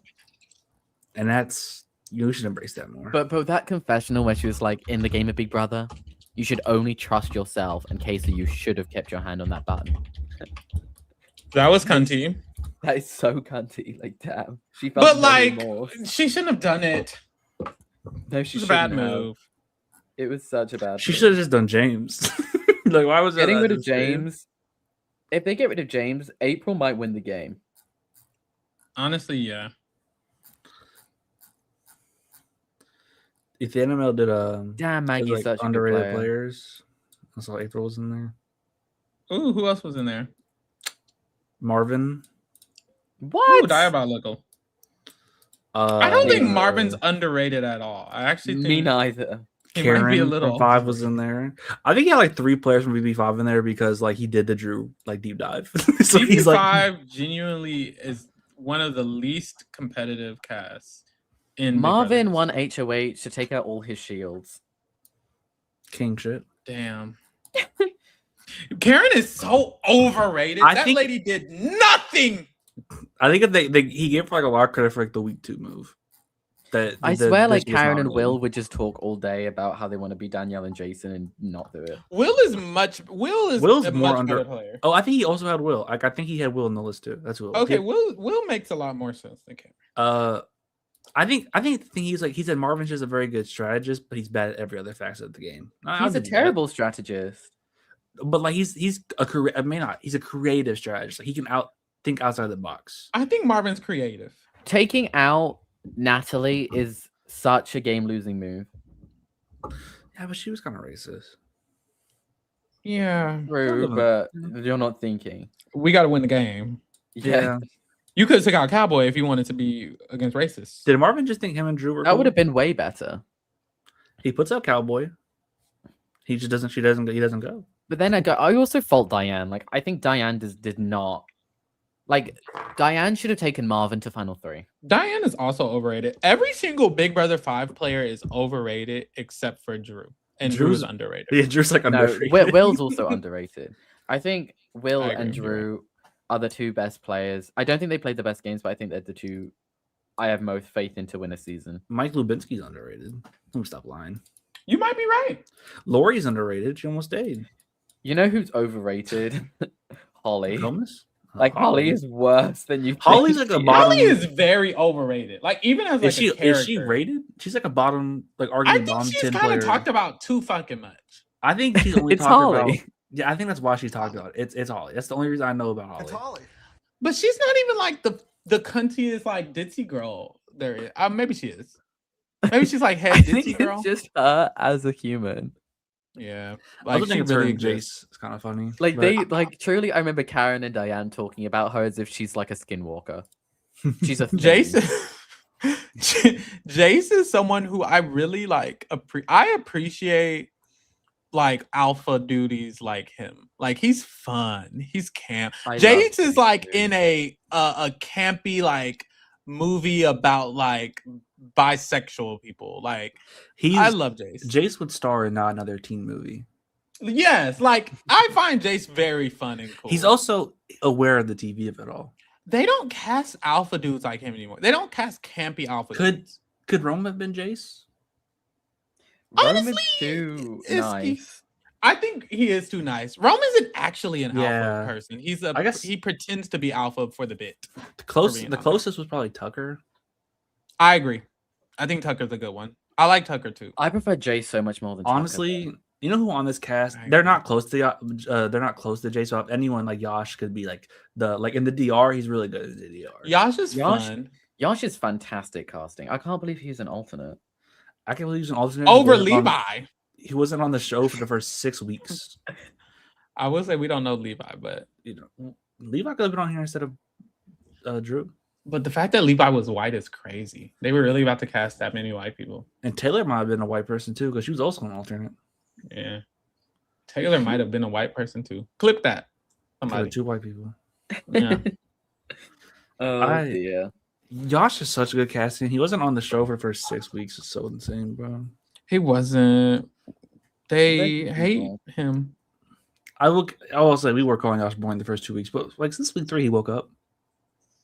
Well, yeah, he found it. He wasn't even that bad week 1. He was just like he was actually really cool. I thought he did really good week 1. I was rooting for Ashley to leave week 1. Like I'm happy Josh stayed. I think I was rooting for Ashley to stay for personal reasons. So I've been watching this girl on TikTok, and she's been doing. Do you guys watch American Horror Story? Have you ever seen it? No. Oh no, I know it's Ryan Murphy. Oh. This is awkward.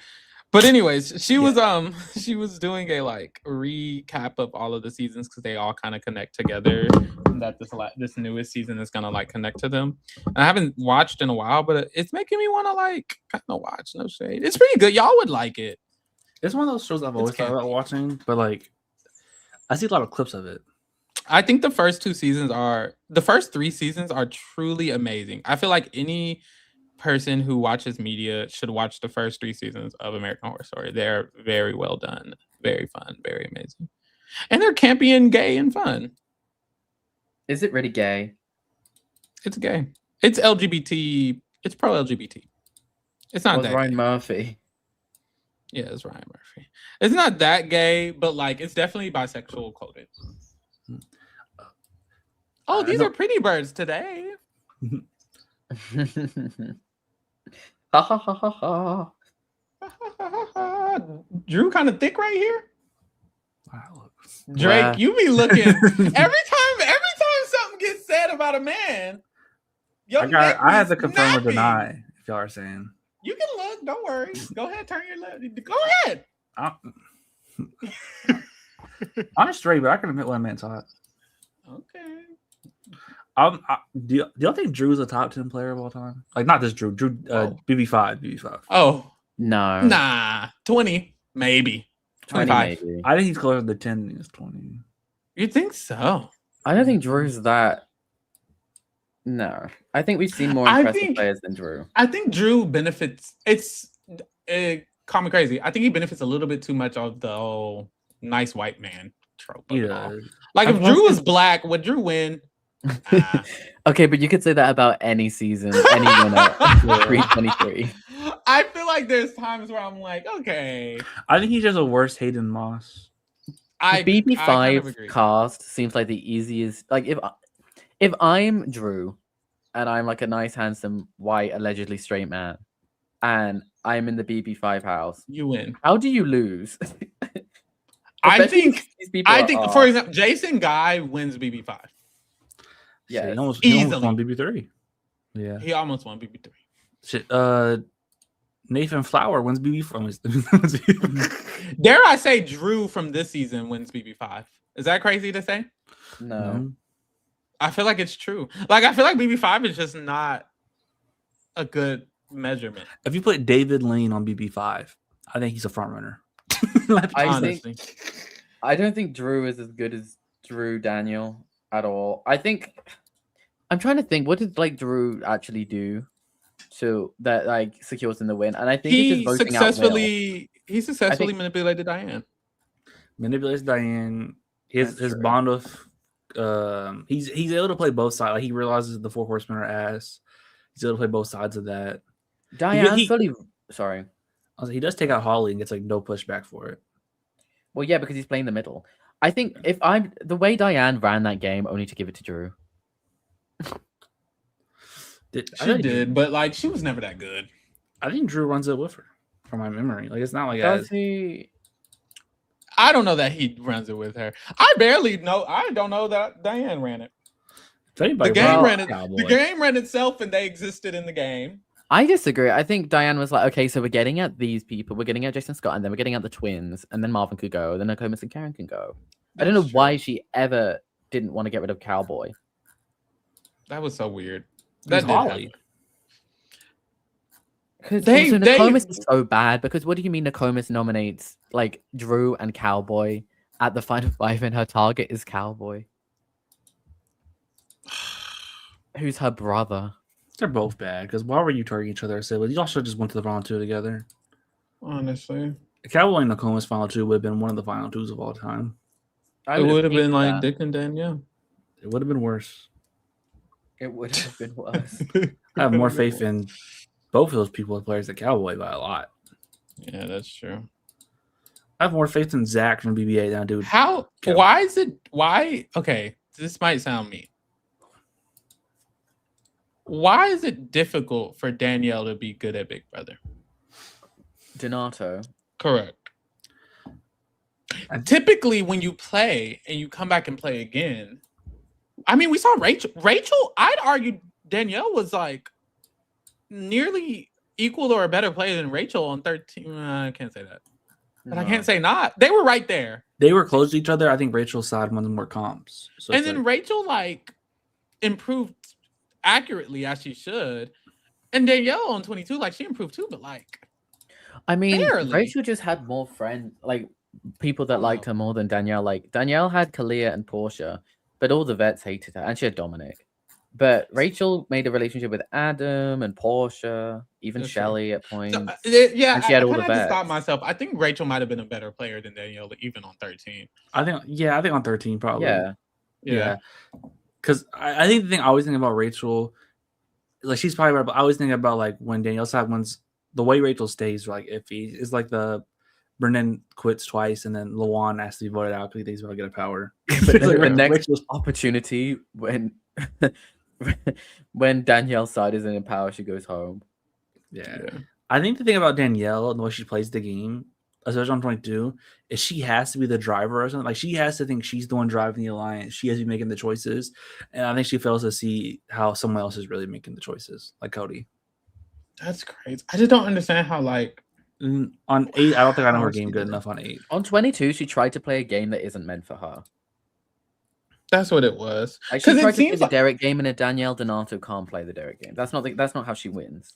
That's my dad. That's true. Because I'm genuinely like typically if you play again, you improve so much, and it's like so obvious. And like Danielle definitely improved, but like of everyone, I was most surprised by her. I'm like, why are you not doing well? More well than you. I just don't know. I was so confused by her game. It's hard to tell in a BB22 because it's like it's more obvious when they play with newbies and you can see how much better they are. But when everyone's a vet, then that's very true as well. Which is back to where we started. That's very true. How many players came back and didn't improve? Like even a little bit. Ian, Frank, Don't be returning from BB14. Don't be returning from BB14. I think Frank did improve. It's just I think Frank improved as well, actually. I think he got at a better starting position because he was given the vet alliance, and then he went back to being Frank.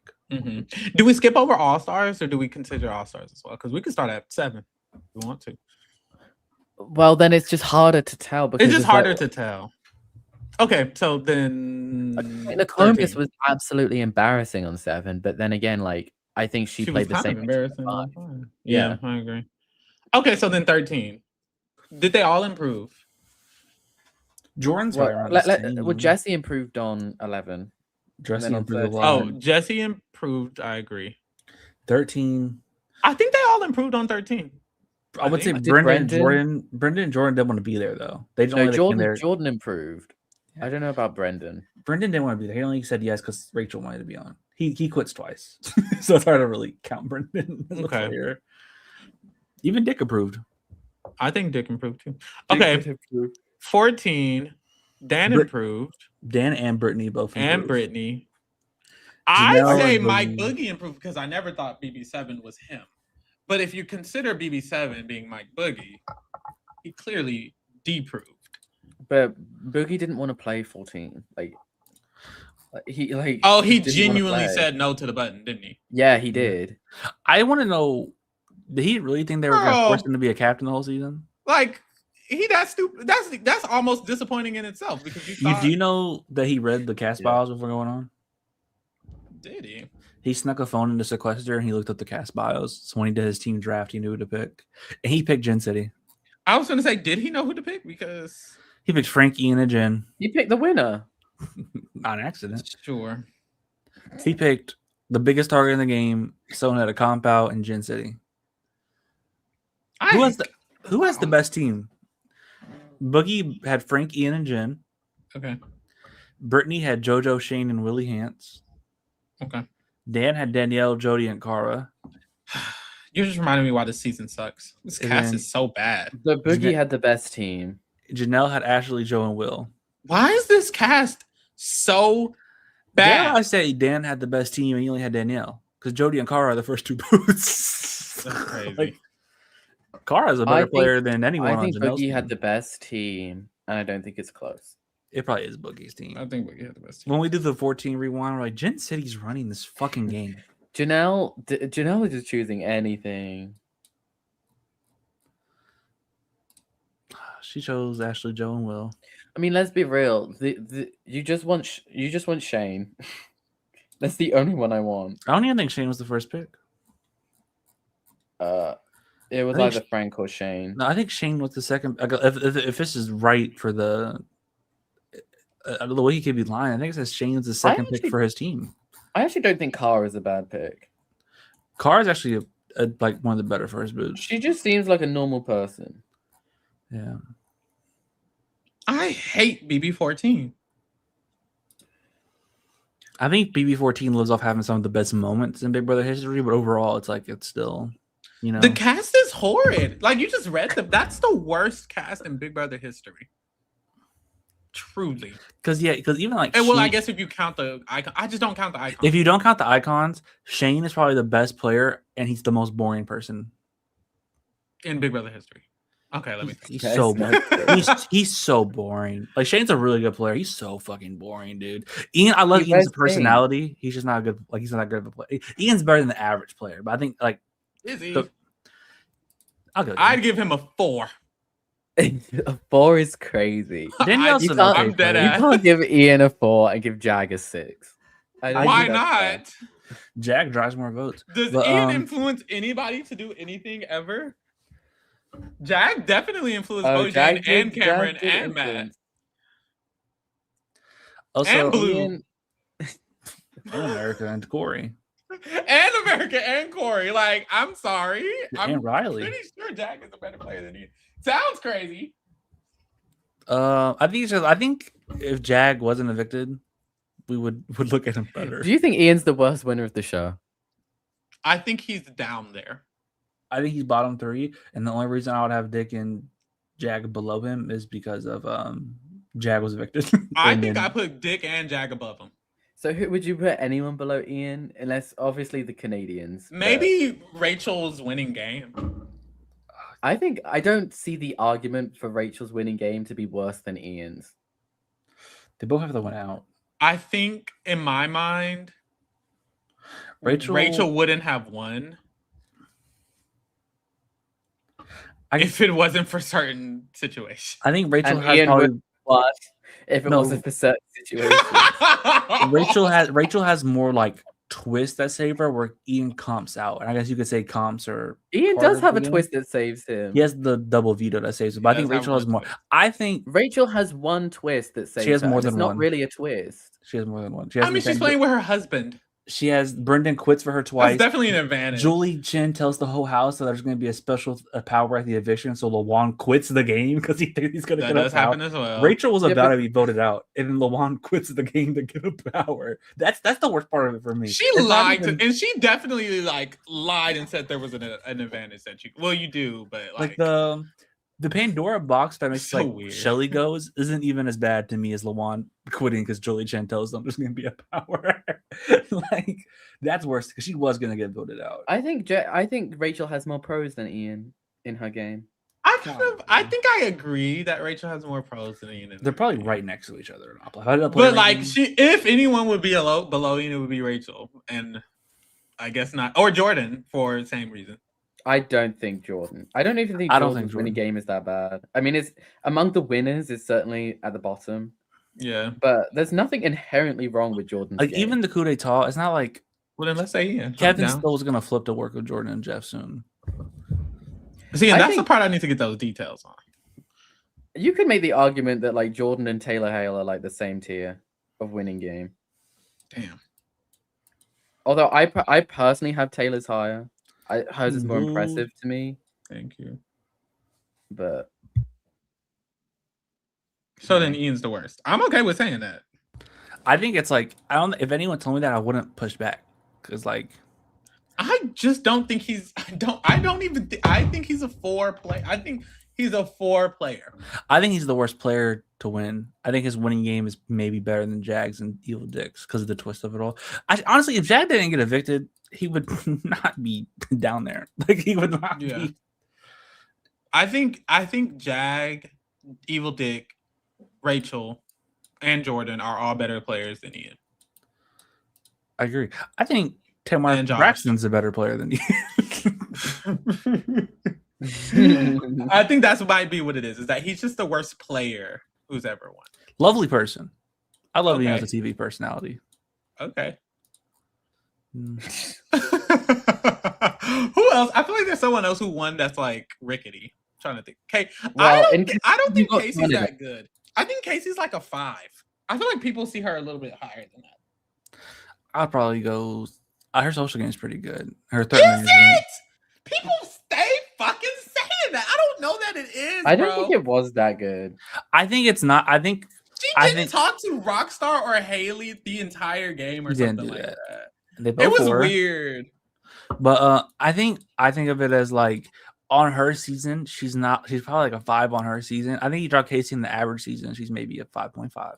Okay, I see a 5.5. I wouldn't even hate a 5.5. Josh is a little weird as a winner. I think Josh is like a 5 as well for me. Like he knew what he was doing. Then you have people like Mickey who went out. Like I think Mickey's kind of like a 6. Because like he has to win out, but he also uses his comps to make sure like he like puts his position greater with the comps. You know, I think Mickey's genuinely a good player of Big Brother. I agree. He's just a bad person, but like he does that. Tom, we've already established that being a bad person probably makes it you're probably better at Big Brother. Sure. Adam BB9. I'm ready for the BB9 rewatch. I don't even know. What if Adam really is like a top? Like, what if we just watched Adam? Adam's the best. Yeah, I don't remember his caliber. I would assume he's a 6. I would assume a 6 as well. I think he has some really bad play at the start of the game. Higher. I think he's a really bad play at the start of the game, but I think after like week 2, he kind of runs that shit. Yeah. I think Adam is by far the best player on BB9. Okay. I remember him socially. He's so good socially. Like, but I think that cast, it makes sense that he's the best socially. I don't think on the average season, Adam could be the best socially. It just seems to be that like in BB9, it just seemed like Adam was always going to get to the end and win. I just feel like everyone's going to take him. Mm-hmm. And he beats everyone. Who on this season would be like a bottom tier winner, like Ian and Rachel that we were just.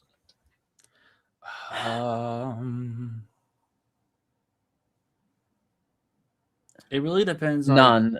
Dog maybe. Dog. Because like where would Melody go? I think if Melody gets the final two and wins, I have to assume she did something.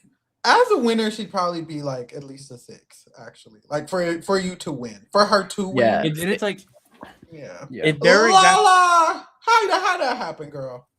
She probably had to win out. I thought you were saying Lala could win. I think she could, but like in the world that she does, how did it happen? I think Lala's game. I know everyone says no one, but like I don't think any of these people, them winning, would be as shaky as Ian. I agree. I think if Barrett was dragged to the end, by D, and he actually never put no effort to turn on her, and he just beats her in a jury vote, that's still better than Ian. I would have him at like a 5. He'd be right next to Josh. Actually, he would either he or just Josh. Now. I think he'd be like a 5 too. Barrett would be so embarrassing. Like that would just be disappointing, but it's like at least you didn't have to win out, I guess. I think like right now overall rating, like Barrett gonna get a 4 from me right now. Like, at this point, if he gets evicted next week, if he gets evicted next week, he's getting a 4. I think the Big Brother community has a problem of getting into a trap where every season has the worst cast ever, and that just can't be true. 4 is pretty good. Yeah, but it's better than average. I also think. I think so too. I don't know. I think at this point last year, I would have been sitting here telling that Kelly or Keelan would be one of the worst players of all time if they won. Like if they won, I would be like they're terrible players. TL says I disagree. Ian's social game was good. You can't say Barrett's social game is bad. I don't even know if his social game is good. But like, no one's gonna target him. I feel like it's kind of like Casey to me. Like people think it's good, but in reality, is it? You're not talking. Ian is targeted at every round in the jury phase. He wins a comp. He's like actively the target every round of the jury phase. JJ Dub says Andy walks so Barrett could run. If you guys think that Barrett's game amounts to, I know Andy's unlikable, but you can't say that Barrett and Andy are playing the same game. The closest person to Andy here is Devins. No one in this house is like Andy. Not even Lala. Not even Lala comes close. So Andy's like a 9. Andy's a 10. Sorry. I think Andy's a 10 too. Which is crazy. Who's the 10 winners? Andy, Derek, Chelsea. I agree.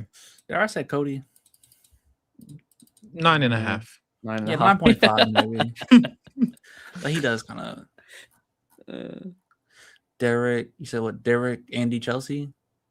Yeah. I think I mean, maybe someone else. Maybe Kevin Jacobs. Maybe Hayden. Hayden's a 9.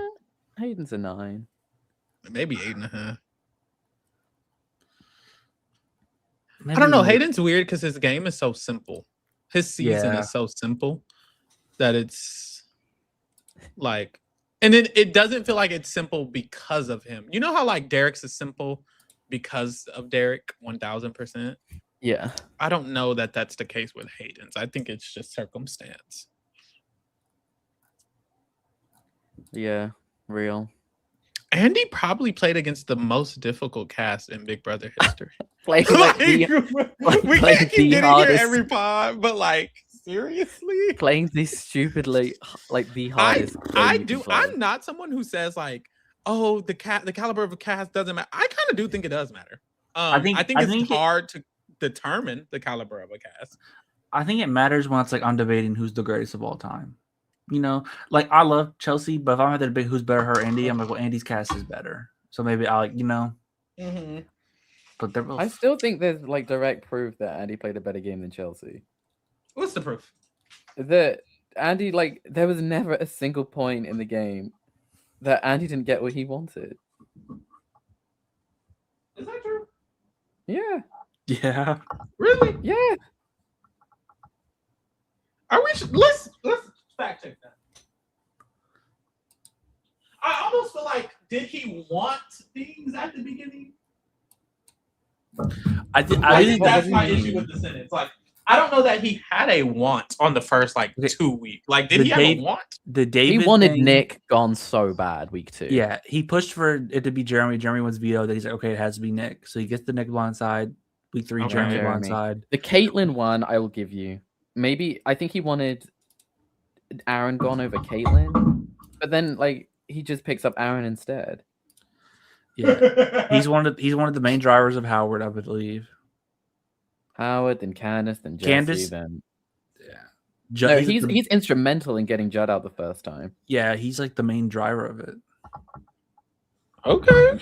And then Helen, bye, and then Amanda, and McRae. Helen tells everyone on the wall Andy's a snake, and no one listens. It's just the only time he's ever nominated. How did this happen? The only time he's ever nominated is basically as the 4th nominee because Amanda wins veto and saves McRae, and he's like the default. And I just don't understand how that happened. That's crazy. Also, I think neither of Dan's games are a 10, but overall, I'd probably give him a 10 as a player because it's like if you combine them, it's like, well, he did do that. He did. Yeah. I think Dan's the person I have the most faith in Big Brother, where it's like, I'm gonna fuck up position, get out of it. Yeah, I think he's very skilled at that. But I don't think I have any faith in Dan to run a season like Derek, because he would get bored. Dan doesn't do the control thing, which throws me off a little bit. He rarely actually has that much control. He kind of just relinquishes it. He's just really good at his one-on-one bonds. Yeah, until he pisses them off and makes them bitter, which I don't love either. Mm-hmm. That's why for me, Dan's like a 9. I think on 10, like crazy. People are. I do think what he's good at is be better at B, but be more better at Memphis. Yeah, I think Dan and Will. I think Dan and Will are the same level. I think I agree. I also wonder. I wish I had exit press for BB10 because could Jerry or Rennie win? I really don't know. I have no idea. Someone said Jerry was gonna win. I've heard he's gonna win. I've heard people say he would get 0 votes. I don't think that's true. I think he could have beaten Memphis. I don't know if that's true either. Jerry, underrated bad player. I don't know that. Would Dan beat Jerry? Yes. It's 4-3, but he does. Because he would Libra, Keisha, Memphis, and Rennie. That's it. He would get Rennie. Oh, he'd get Rennie. Because I was thinking he has the 3. Part of me is just he beats Memphis 7-0. I'm like, he has to get at least 4 against Jerry. Yeah. I think him and Keisha's close too, but I think Dan might still win. No, because April, Michelle, they hated Keisha for some reason. They did. Oh, now Dan would get Memphis, April, Michelle, Ollie. I think Dan gets Michelle against everyone after that, that twist. The riggery. She said postseason that she would have voted Jerry over Dan. Oh. Okay. I do think Jerry, he's obviously because for the disadvantages of being so old, he's obviously not the best player in the world. But I do think part of it's if Jerry's at the end, it's just no Jerry. It's Jerry. It's Jerry. We all love Jerry. It's like how Bob won Survivor. It's we all love Bob. So why did Keisha vote? Why didn't Keisha vote? Because Keisha was bitter. No, she was bitter. She had a better relationship with Memphis the entire game. Because Dan, I forget what it is. Dan's the HOH up on a 4 that takes out Keisha, so he puts all the blame on Memphis. He's like, I wanted to keep you, but Memphis is voting you out. Yep. Yeah. We say this, but I genuinely don't think Keisha was bitter. She was bitter, but in result, she wasn't. I still think she would have voted Memphis over Jerry. I do think it's in the moment she's bitter. I think it's when you get blindsided in the moment, portray the moment, you're obviously gonna be bitter. Because I think people confuse bitterness where it's you just put me in the block, I went in my room and cried, and I'm pissed off if I get mad at you. It's duh, you just betrayed me. But once you get a day or two to get over it, it's well, I'm over it. Because I don't think Libra or Rennie vote Jerry in any scenario. See, but we don't know that. And Ollie does I whatever. don't think they do. I don't think they do either. Jerry did not have a good social game.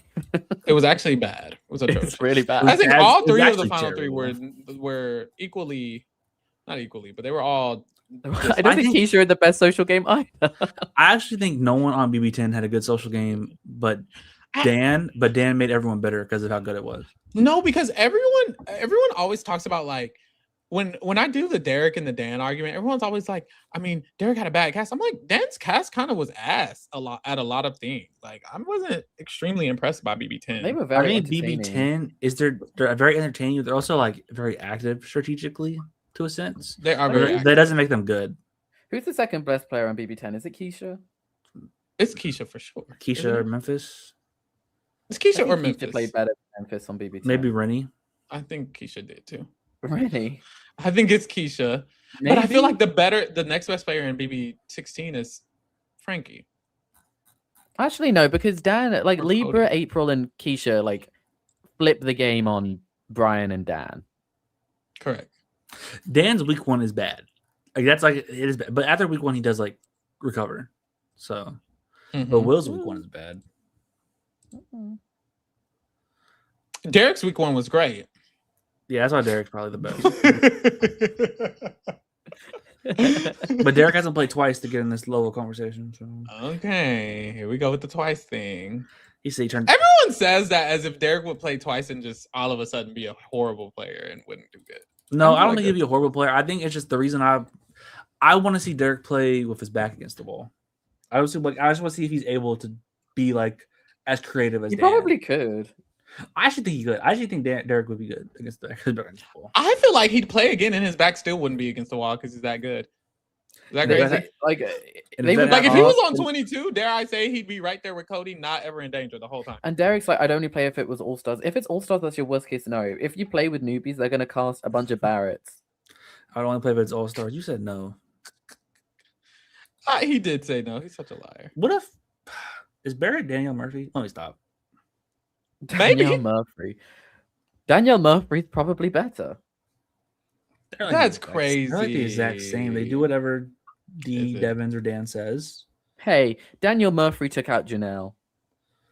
And Barrett's going to take out Melody. I like the comparison. Barrett's going to take out Angela. Okay, if he takes out Angela, then he at is final Murphy. 5 because there's okay. No one else Danielle Murphy took out Janelle at like final 12 because Dan told her to. Well, she won the HOH. No, I don't think she did got told to by Dan. She got told to. I think Boogie was. I think she always. I don't think she liked Janelle from the start. I think she was always down to do it. But when Boogie and Frank pitched that weird 6 alliance thing, she went through with it. I remember it being so stupid for someone's game for Janelle to go. And I was like, why are you doing it? Was it Boogie? Brittany.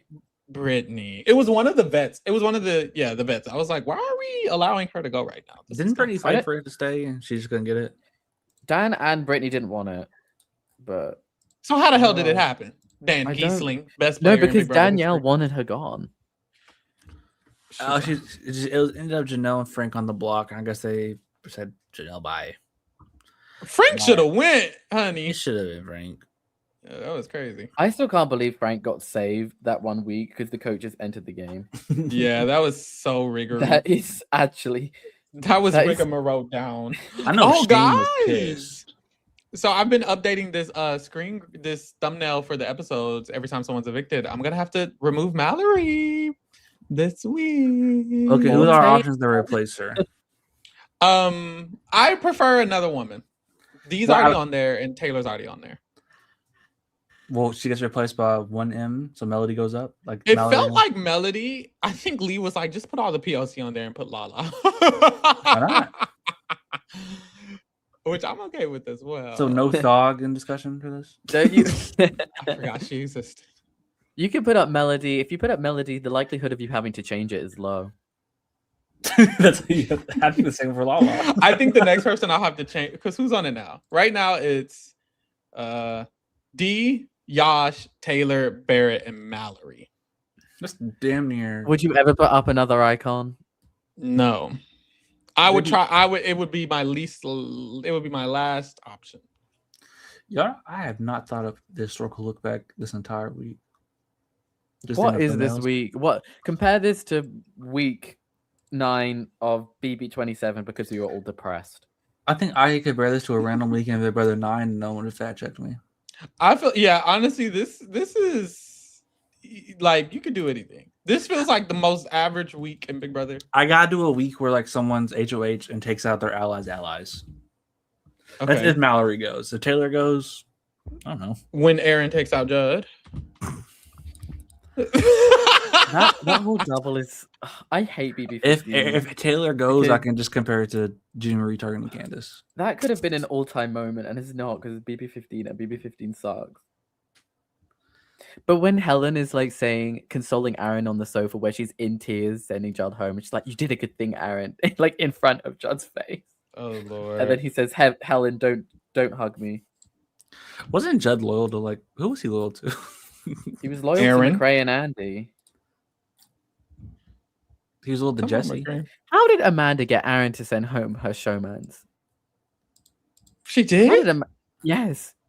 Well, Judd had more than one showmance. That's probably why. That's true. Judd had more than one showmance on Big Brother 15. How interesting is that? Does he deserve that? Why was he so likable to them?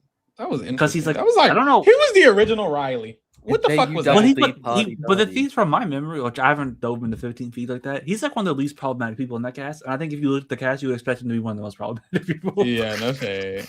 But he's like just there. I think that's why he's so likable. Like, he's not racist. Oh my God.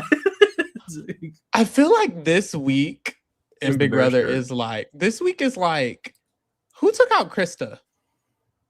And BB2. Nicole, obviously. You're right.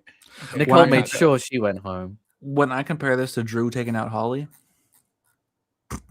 I know that's right. He took out his ally, and no one cared. That's true. Nicole ran BB2, like, damn. Maybe there's that.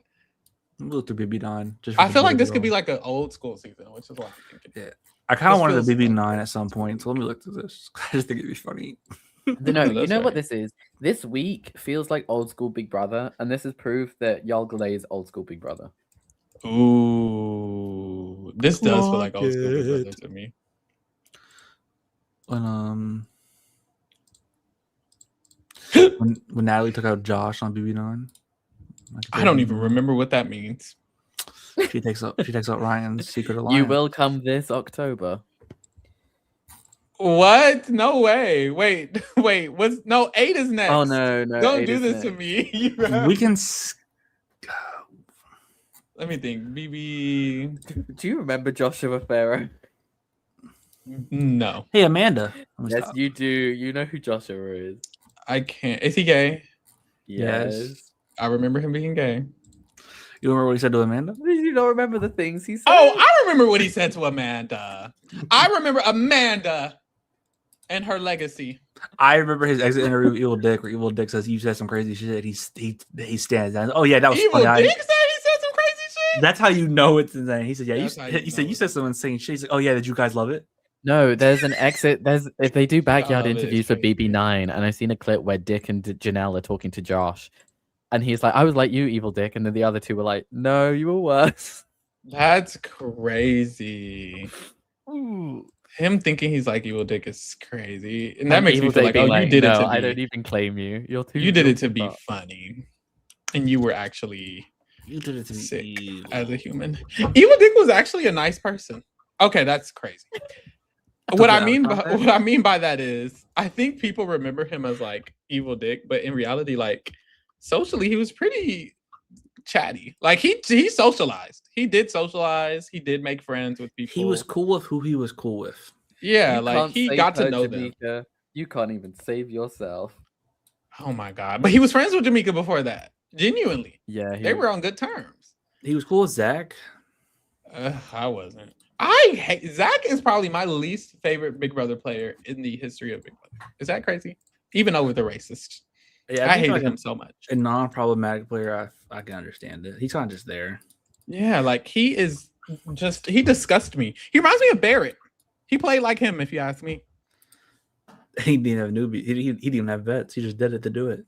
He just did it to do it. Is there a BB-18 I can compare this to? Dude, what the fuck, bro? Remember how bad did Evil Dick treat Kale? Like I can't remember. I just remember it was horrible. He treated Kale bad too? Didn't he burn her? Oh no, that was Jen. No, Kale burned him. Big mistake.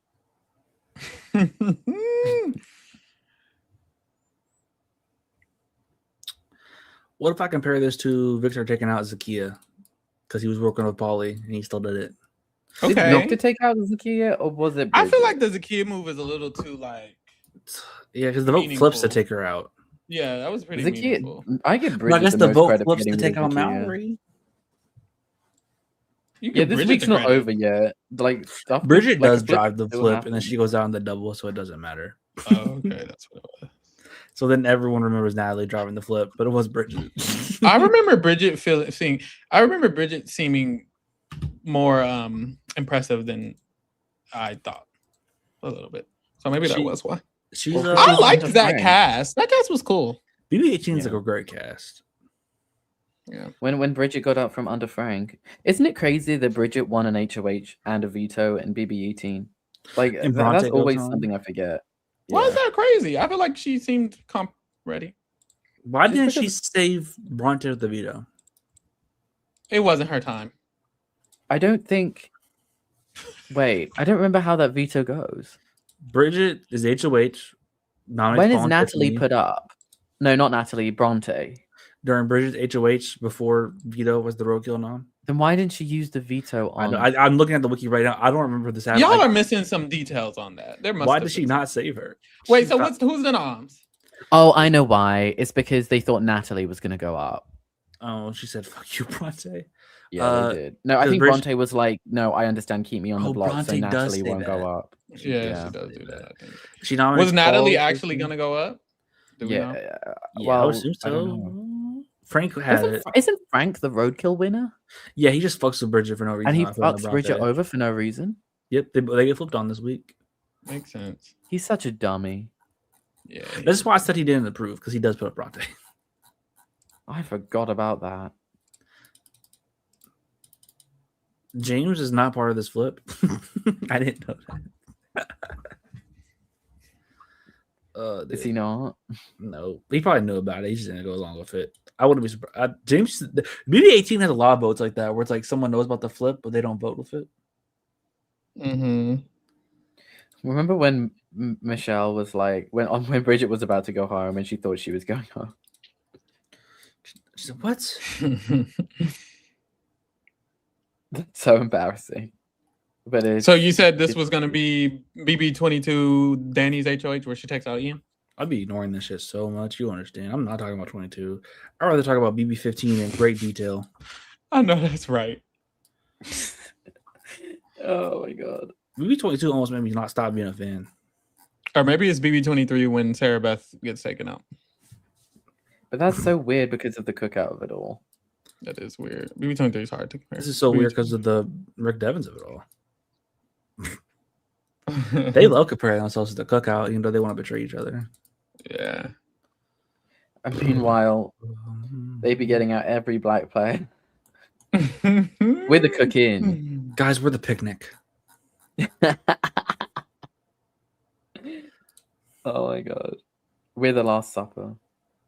We're the Applebee's. Maybe it's BB5. I might just do it to talk about Holly. Holly. It's Holly.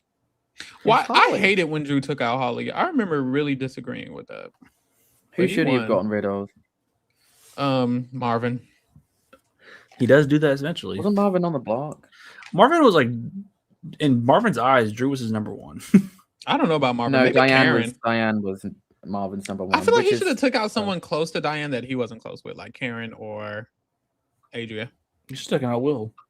That's true, because then it gives Diane too much power. I mean, thankfully she does nothing with it, but yeah. If Diane wanted to win the game, she would have. Which is a crazy sentence, but like I think Diane genuinely thought she was gonna win. She gave a fuck about this show. She genuinely thought that Drew was straight and was in love with her. Yeah. But he was gay. I'm going through these seasons. There's just certain seasons I don't have memories of these weeks. Like, why does Tommy check out Cat? No, because Tommy wants the 6 shooters to be real so bad. And D wants the crossovers. It kind of was. It kind of was. In all fairness, like even when that whole blow up happened, like Jackson and Holly weren't going to touch Tommy. It's Tommy. But they were still going to touch Christy. Look at me, Jackson. You could sit there and lie in their face. Holly, look at me in my eyes. Oh, and doesn't he get out Cat because Cat's a part of the knowing the people? Yeah. And he's like, okay, I'll at least take her out. I see the logic to getting rid of Cat. I just can't remember it. Because it also weakens Jackson and Holly, and it gives them like less choice. Strategically, I think 21 and 15 are probably the more. I feel like they're two of the most interesting strategic games in Big Brother history. I could compare this to maybe 21 season because surely there must be. Sorry, go.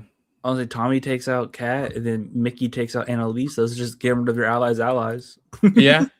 Surely there must be some correlation between that. Like a bunch of bad people make the game more interesting. There's bad people. I don't think that's a coincidence.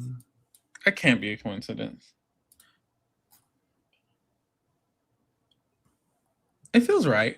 I think Annalise is a good comparison to Mallory. Is that crazy to say? I think you might be doing Mallory a little dirty. Yeah, Mallory has pure likability. Annalise was like in the house. Annalise was like in the house, but I don't think anyone took her serious. Did Annalise not just do whatever? I mean, the thing is, although I know Mallory just does whatever Melody and Drew and Barrett tell her to do anyway, but at least Mallory doesn't want to do that. I can't remember Annalise having her own thought. That's true. Like she's just loyal to Jack, Christy, Holly, Tommy. Well, her and Tommy were on the challenge Ride or Dies together, so they were. I didn't know they were Ride or Dies on 21. I didn't know they weren't that well. Annalise seems like the perfect ally. Like she just does whatever you want her to. Like Barrett.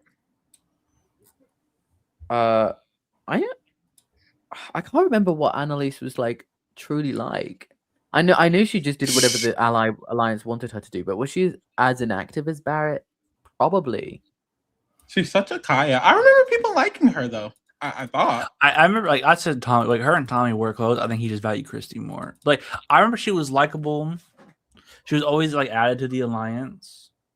I mean, Christy's a way better ally. And then she goes. She's way more valuable. Who's Christy like in this cast? Angela? Yeah. Yeah, because they're both really paranoid. Maybe D, but not as much. Like D's just not as much. She's on that level yet. No, because I feel like Christy's even more paranoid enough. I feel like Christy's more strategic than everyone in this cast. Like she thinks of things and she does things so often. She may be the worst social player on this cast, but she'd be the best strategic player on this cast. The worst social player. I remember Christy being kind of liked. I remember Christy being a little pretty. Am I crazy? I thought she was pretty. She was liked, but I think her gameplay style made people mad. Okay, that's real. I think everyone knew that Christy was like the house liar. Kind of how like D was before HOH. Everyone was like, "Yeah, ignore what she says. She's lying." Ooh, chat! Shout out to Selena S. Titties. She just followed us on Twitter. She did. Shout out to Selena. She's amazing. Messy bitch. She must have saw the Kamu. Thing. No shade. This messy bitch. It's right here. I ain't feeling sexual with you, girl. I love Jason. Jason for BB29 as the vet. Dare I say, he can go on All Stars. I think I've had enough of that. I think we desperately need an all newbie cast with 29. They're not gonna do that. Are you serious? The ratings this season have been really good. They're gonna add someone again. They're gonna add 4 challengers. Well, can they at least whatever? At least on weekend 5. They had Demetrius. They had Dre. They had Dylan. I'll even give you Dylan and Karen. You know, they actually had newbies that meant something. You can't think of the game of BB Can 5 without Dre. I feel like the producers love Barrett. I feel like they're gonna get a Barrett every season. They're looking for the producers love the overall tall nerdy guy. I genuinely think they'll cast more people like Drew. Well, that part's not interesting. Which is so scary. I see the Drew thing. And they're gonna cast less people like Taylor. I agree. Which sucks. To be fair, would this season be like, this is gonna sound horrible. But like, if Taylor wasn't here and all this nastiness wasn't fed to her, would the season be better? Like, it's not Taylor's fault at all. Probably not. But like, seeing Taylor in there and just seeing, it's just I feel like despite the nastiness, so horrible I'm still kind of bored. Well, it could be either nasty and boring, which is what we have, or it could be boring. Like, what would you prefer? I guess boring, but I also think the season, it's like how we said, like there was chapters closing, but it's like every time the chapters ends, it's like they restart from the first page of the last chapter. It's like, why is the crossover still together? Chapter 1 closed, and this now, is actually the tool shed. The tool shed's actually still together because Haley's also with them. This is just the tool shed versus the non-tool shed again. This is where we're at. It's like the whole season, like the season, like minus all the weird stuff. I can see on paper in 2 years, I'm looking back on the season and it looks good on paper because it's like eventually crossovers blow up or like Josh wins out, like something crazy, like, you know, like something crazy happens. There's potential for it. Like there could be dynamic gameplay, but it's gonna be like this part's boring. And I think that's how people view 18, where it's like there's a part 18 where it looks like Paulie's just gonna run away. Yeah, that's true. But there was a part in 22 where it's like Cody was gonna run away, and guess what he did? So he ran, child. He was sprinting. Davon said she was gonna nominate Cody and Nicole. She won that HOH. Okay. I don't think she should have. I don't think she should have, but I would have loved that. No, I don't think she should have either. But I don't think she. When did she say that now, or did she say that at the time? No, she said that like at the time. She said that like right after. Were they in an alliance? Exactly. Like, it was fake because Cody was not loyal. I will say, like, she wasn't gonna necessarily play the thing is, if I'm Davon, like, it probably would have been. I would have done it because like she opens the game up. With Davon, like, you have to just get out Christmas, and I don't think Christmas is like the biggest threat to win the game, but Christmas is never gonna work with you. I think you nom Memphis and. I was thinking. Nomming Nicole isn't bad because the alliance was Cody, Enzo, Bailey, Davon, and 2 other people. Danny, Cody, Enzo, Bailey, Davon, Danny, and Tyler. I think it was Tyler. Oh, so you nom Nicole and Memphis, I think, or Christmas, but I don't think you think to not. I don't think you feel like Christmas is just such an obstacle, man. Like. You don't know that at the time.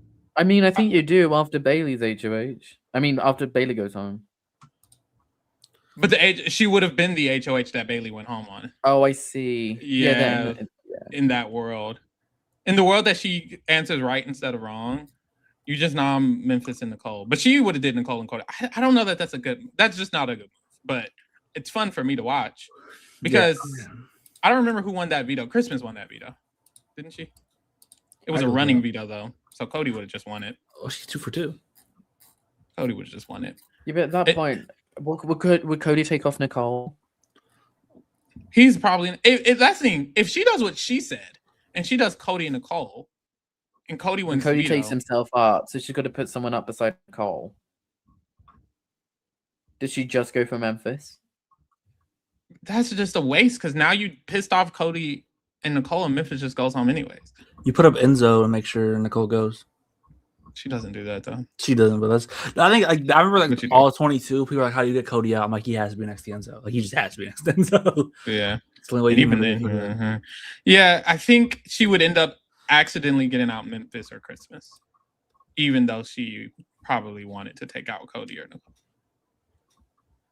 And then now, the week after that, Danny just wins HOH. I will say, I mean. does Danny take out Davon? She kind of refused.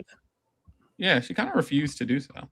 Davon probably just gets the same placement, but in this world, Danny and Davon kind of close on 22. Like, I know not really, but yeah. But Danny may just take out Bailey. Oh yeah. Instead of Davon. Yeah. Because in this world, Bailey's still here.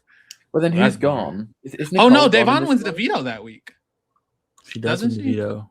Yeah, she does. So she takes off... Wait, I kind of need this universe. She takes off Bailey, and Bailey might be the vote they need to get rid of Tyler. Mm-hmm. Because Memphis would no longer be here. So then Tyler would go. This is already a better season. So this is a much better season. Her, Bailey, Kevin, and Ian are just running the game right now. You know, I watched a clip of 22 came up on my timeline. It's when Kayser was going to get evicted, and he stood up and made a speech about how, like, you guys aren't playing with All-Stars. This isn't how All-Stars play. And I'm like, I get what you're saying, but Kayser, you have no room to tell anyone how to play Big Brother. Is it bad? I was like, I know his 7 game is so bad, but I was really thinking about his 22 game, and I was like, what's worse? I say 7. Like, Drake and I were talking, we were so shocked how bad Kayser was on BB7. His 6 game is by far his best. It is by far his best, which is crazy because it's not even. He was so bad. He was so bad, but I truly feel like it's the Tyler, I'm depressed and I shouldn't even be here effect of it all. But his reads were so bad. Was he really reading or was he bored? Did he not want to be He had the page open. I don't even know that the book was open. He was telling Janelle and James and how it's like, I think it's fine. Like, Erica, she's loyal to us. She's going to go after Danielle. Or Marcellus is going to go after Danielle. I'm like, or they're all going to go after Chilltown. I'm like, no, they're not. I don't know what that was. But he's like the type of person to where I'm like, he's almost like Keanu. That's crazy. He is like Keanu, but Keanu's a better player. I feel like there's a different person I can compare him to, but he's that type of person where like he kind of assumes something, and because he assumes it, it's true. Or even if there is evidence for it, like whatever it may be, it's true. And it's like, I don't know why he does. Like he treats things as facts when in Big Brother, like rarely anything could be a fact. I just said Keanu's a better player. I don't know if that's true. Is Keanu or Kayser a better player? Dude, well, stop asking this question. Kayser, right? What's the answer? No, it's not Keanu. It is Keanu. Nosferatu. I don't think it is. Keanu was active. I think it's a debate. I think the 1 week of Kayser and BB6 is more impressive than anything Keanu did, though. So I will give you that. That's true. I agree. But I don't think Keanu's HOH was that bad. It wasn't. Who Keanu? I mean, to be fair, why are you getting rid of Mickey? He wanted Morgan out. He did want Morgan out. That's a good person to try to get out. Who did he put up? Morgan. He put up Mickey. He literally put up Rachel's noms again. He's so annoying. And then he when Morgan wants veto, he puts up Ashley. He should have just put up Morgan, Vince, and Ashley. He shouldn't have put up Vince. Yes, he should have. Fuck Vince. Actually, no, he should. Right, okay. If he was willing to cut Vince like he should put up Vince. But he wasn't trying to cut Vince. I think it's fine either way. I don't know if he was trying to cut Vince, but I think he was like, if Vince goes, I don't give a fuck no more. He keeps betraying me. Mm-hmm. I see why you put up Mickey though, but like he was just wrong. I'm not that mad at that. That's not that bad of a mistake. It's kind of like if anyone in the house put up Haley next week, I'm like, why are you doing that? But it's like, I get it. Like like Mickey's position was so bad. Yeah. Morgan needs to be your target, and if it's not Morgan, it should be Ashley. Yeah. Ashley, it's just, and that's what happens. People don't value people. Like he didn't think of Ashley as a person to nominate, which is the problem. You should have. She is. I also think part of it was like Rachel was like, "You're gonna keep me and Ashley safe." He's like, "Yeah, for the initial noms, yeah, I'm definitely doing. I'm definitely keeping you safe for the initial." He did do that. Didn't he almost backdoor Rachel? Yeah, he's dumb. Mm-hmm. Like he's just really silly. I think the dynamics of fucking Keanu not wanting to target Rachel, but tells everyone else to do it, and then she would find out. You're like, what are you talking about? It's been me and you since day 2, Rachel. I want to send the legend. The way she believed it when it came from Vince over Keanu. Rachel wanted to work with Keanu so much. I see why, but you just got to give it up at some point. She just liked him as a person. I think he's just her in a male body, and less stinky. He is BB12, Rachel. He really is. He's a nerdy, athletic, cutie pie. Who's great? Yeah, who's probably great TV. Who's probably great TV. And he's boring on the challenge. Is he? I don't know that that's true. Is he off the challenge yet? No. And I don't know that he's boring either. I wouldn't say he's boring. He's actually kind of fun. He just he wasn't in last episode at all. Yeah, because the moments. He's good. He's good at the challenge. Him and Adrian arguing over like who should Yes. Like that was fun because he's just like he's trying to do strategic moves, but he doesn't think of anyone else's relationship. I'm like, that's the Keanu I know. There, he's back. I'm reading shit. Is D just on track to just create another blindside and piss people off? Yeah, she kind of still wants to blindside. Well, it's weird because she doesn't want to blindside him, and I think in her mind she's like, "Well, I have to." It's like actually, just don't. While we were like live, she did like a quick cancel. She's like, "I don't want to blindside Barrett." Well, then don't actually. Like just don't. But she's also blindsided Lala and Yash. Oh no, they know. No, Lala does not not Taylor. know. Yeah, for Taylor. True. That is true. She's so messy. Good for us. It's such a thing. It makes so much more sense in Survivor. You don't want them to know who you're voting because then they can retaliate with a idol or something of the sorts. It's so not a thing in Big Brother. You don't have to worry about telling someone what you're doing, especially when they can't do anything about it. Yeah, but I'll take a good blindside. I'll take it. Now, why is she doing it? People would hate me. I would unblindside everybody. I'm telling you who I'm voting out, actually. Yeah, same. Well, like, actually, unfortunately, I would have won HOH, and in my one-on-ones that night, I would have told Barrett. Mallory's my target, by the way. Like, I'm sorry, I kind of would have been told, which is crazy. I feel like people respect that more. Like, if Mallory won the veto, and she knew that I was the target, she'd want to like cover her bases. Yeah. If I'm in power, I would be straight open. I would be honest about who I am. If I'm like Devin, like I'm not the one in power, but I can hold the vote. Why not the TV blindside at all? You know, like if I'm HOH, like I need people to know who my target is. Can I just say, like, to me, it seems targeting the icons seems so easy. I don't understand. You don't even have to do anything like sneaky. Just be like, listen, you three have all played a game before. You're all massive threats. One of you has to go because all three of you are still here. Like, it's that easy. No one can argue against that. Hey, all three of you have an alliance, obviously.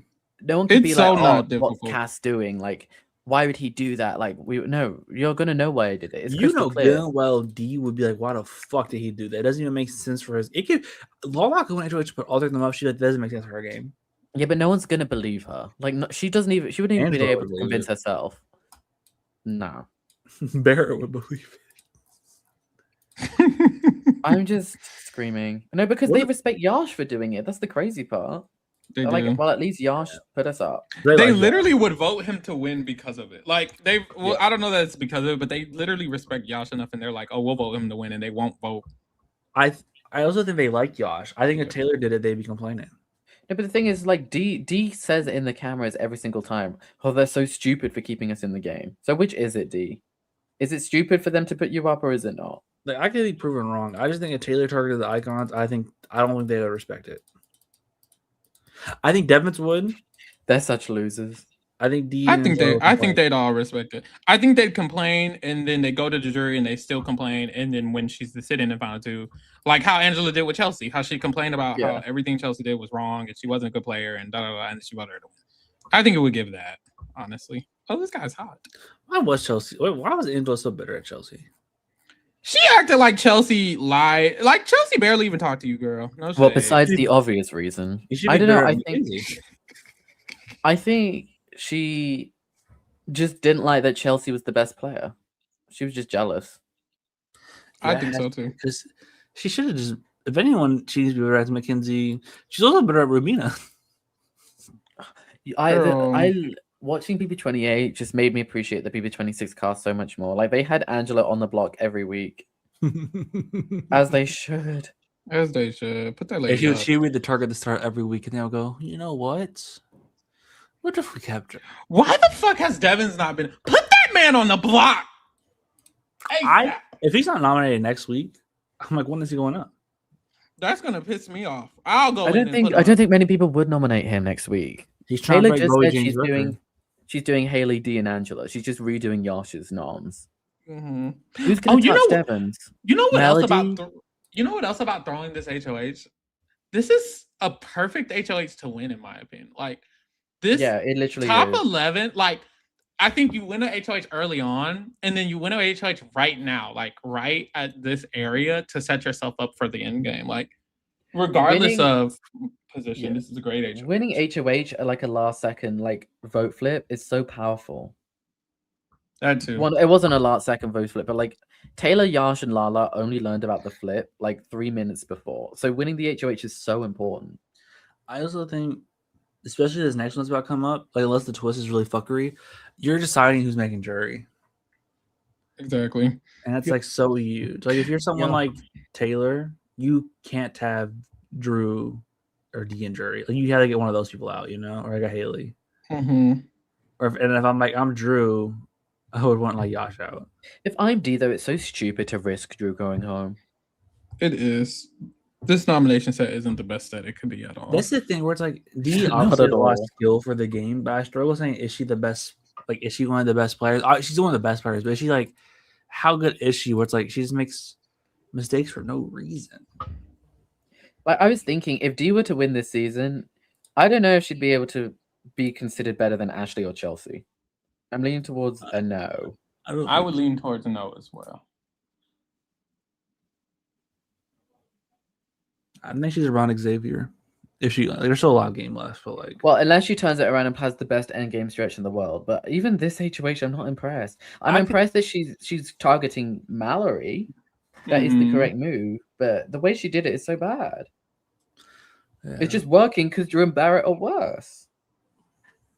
Yeah. She could be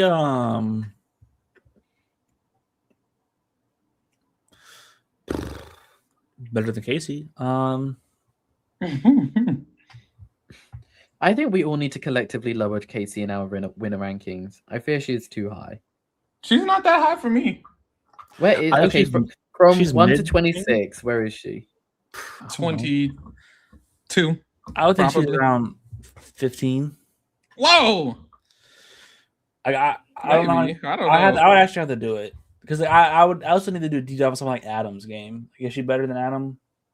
Probably not. Probably not.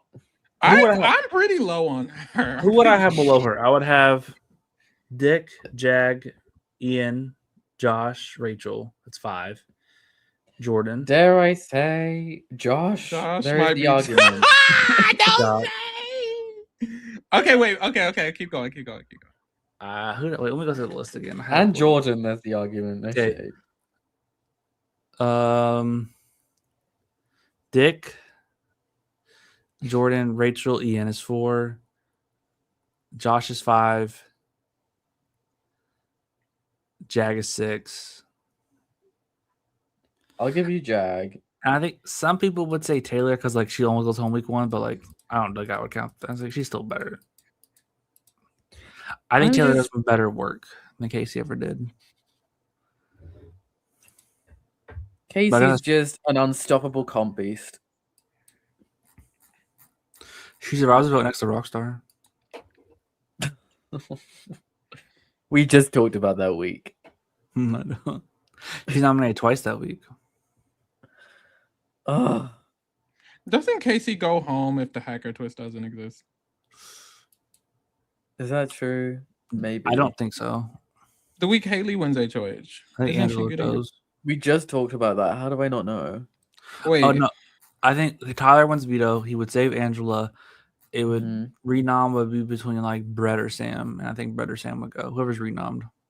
Yeah, that's true. Control the votes. Because the hacker would she just not nominate JC? I think Fessy would be like, no. Fuck you, Fessy. We need JC's on our side. Him, and Brett have an alliance. Shit, she might have a Scotty. No, she wouldn't do that. But who is this? Haley? Okay, wait. The noms were Casey and who? Casey and Angela, because she wanted to backdoor Tyler, but Tyler wins That's veto. such good nominations. It was great nominations. Tyler wins veto. He would use it on. He used it on Angela in real life, but he knew the hacker of it all. But he's more loyal to Casey, but I assume he would still save Angela. Okay. And then they have the votes to save the other one. Rockstar. Wait, okay. Who's the renom? Well, Rockstar's the stupid hacker. So I think. Well, I mean, if the hacker doesn't exist, right? All right, the hacker doesn't exist, so Rockstar's just safe. I think she would. Scotty would be safe. Fessy would be safe. Rockstar would be safe, and I think Brett would be safe. Haley and Brett did have a good relationship. They did. So she would have put up. Would you really put up Sam? I mean, I know Sam put up her, but like it's Sam. I don't think she'd put up Sam. So then it would be JC, which is a better renom. And yeah, if it is amazing JC, renom. who goes home, JC or KC? Casey. I don't know. Who's voting. Tyler votes to Vic JC. Angela votes to Vic JC. Brett might not. Sam votes to Vic Casey. Yeah, so Casey would go home. And Brett so would Rockstar, Scotty. Yeah. Fessy. Unless Tyler, I think Tyler could try to convince Sam to vote out JC, but I don't think she would do it. Sam is not easily convinced, but he could try. I think maybe he could try to But convince Sam Brett. and JC were allegedly friends, like best friends. No, they were really good friends. Don't nominate me. Sam, think about this. But wait, even if not, it's a tie and she evicts him. Isn't it a tie even if they have Sam's vote? It's 4-4. Something like that. Wait, no, there's 7 votes. Oh, okay. Okay. So maybe there's a world where they get. So there is a world to get Casey out, yeah. So maybe Casey does go without the hacker twist. Assuming that Tyler saves Angela and not Casey. Whoever Tyler doesn't save would go home. Yeah. He might just save Casey. He lost the game because he threw a veto. Who's not hating? He might save Casey. Is Angela Rumman's cunty? On the challenge, she is. Was she on BB20? And the jury, once Rachel gets on the challenge, and her goodbye message, she is. I kind of think like I didn't even evil. like the goodbye message. She's just maybe she's just too boring. She's not my type of cunty. Like I need a little bit more, and I don't like a bitch. You see the vision her though. room. I don't like a bitch who go in her room and lock the door. I think she'll get him on nerves during on 20. Yes, when Bailey was nominated, she went upstairs and like locked her door and went in the room and locked her. Okay, never mind. Cunty card revoked. If you run and hide, then BB20 has a lot of the cast have been on the challenge. They never called Brett. Good. Wait, so Bailey had the HOH room locked on her on both her seasons? Yes, bro. Oh no, that's kind of sick. I don't mind. I actually feel like Brett should have got a call for the challenge. Like if they're gonna call Fessy, yeah, I feel like. But I feel like the challenge leans more towards like niggas. I feel like there's only one example where I can kind of see why you would two examples where you would want to lock yourself in your HOH room, and that's Ronnie with Russell, and that's Alyssa with Amanda. Like that's and both times they should grow some balls and stand. And even then, I was gonna say they should just go out because honestly, it pisses them off more if you're not in your HOH room. Like I feel like they'd be. Ronnie walked outside to go to the DR, and Russell said, "I'm going to kill you and your whole family on TV next week." He didn't say that, but he basically did. That's damn near what he said. I think Jesse was the only 10 in this house. What? That's what she said to Amanda. Why did Amanda just crash out? Why did she say that? Because she said she know Amanda's insecure. Because he knew Amanda would hate her for it. Alyssa's just trying to say, and she knows Amanda will see it this way. Wasn't Jesse so much harder than you? And dare I say, well, yes. Well, I think that's why Amanda crashed out. She knew it was true. It's okay, Amanda. You don't have to be the hottest person alive, Amanda. Jesus. Okay, y'all. They've been asleep for 3 hours. Yeah, it's bitch Drew and Melody probably flirting when I had it muted this whole time. Right. Like, it's time to go. They getting real bold. Why are they in the bed together? And then Haley wanted to talk to her, and Drew said, "Hello." They were in the bed together.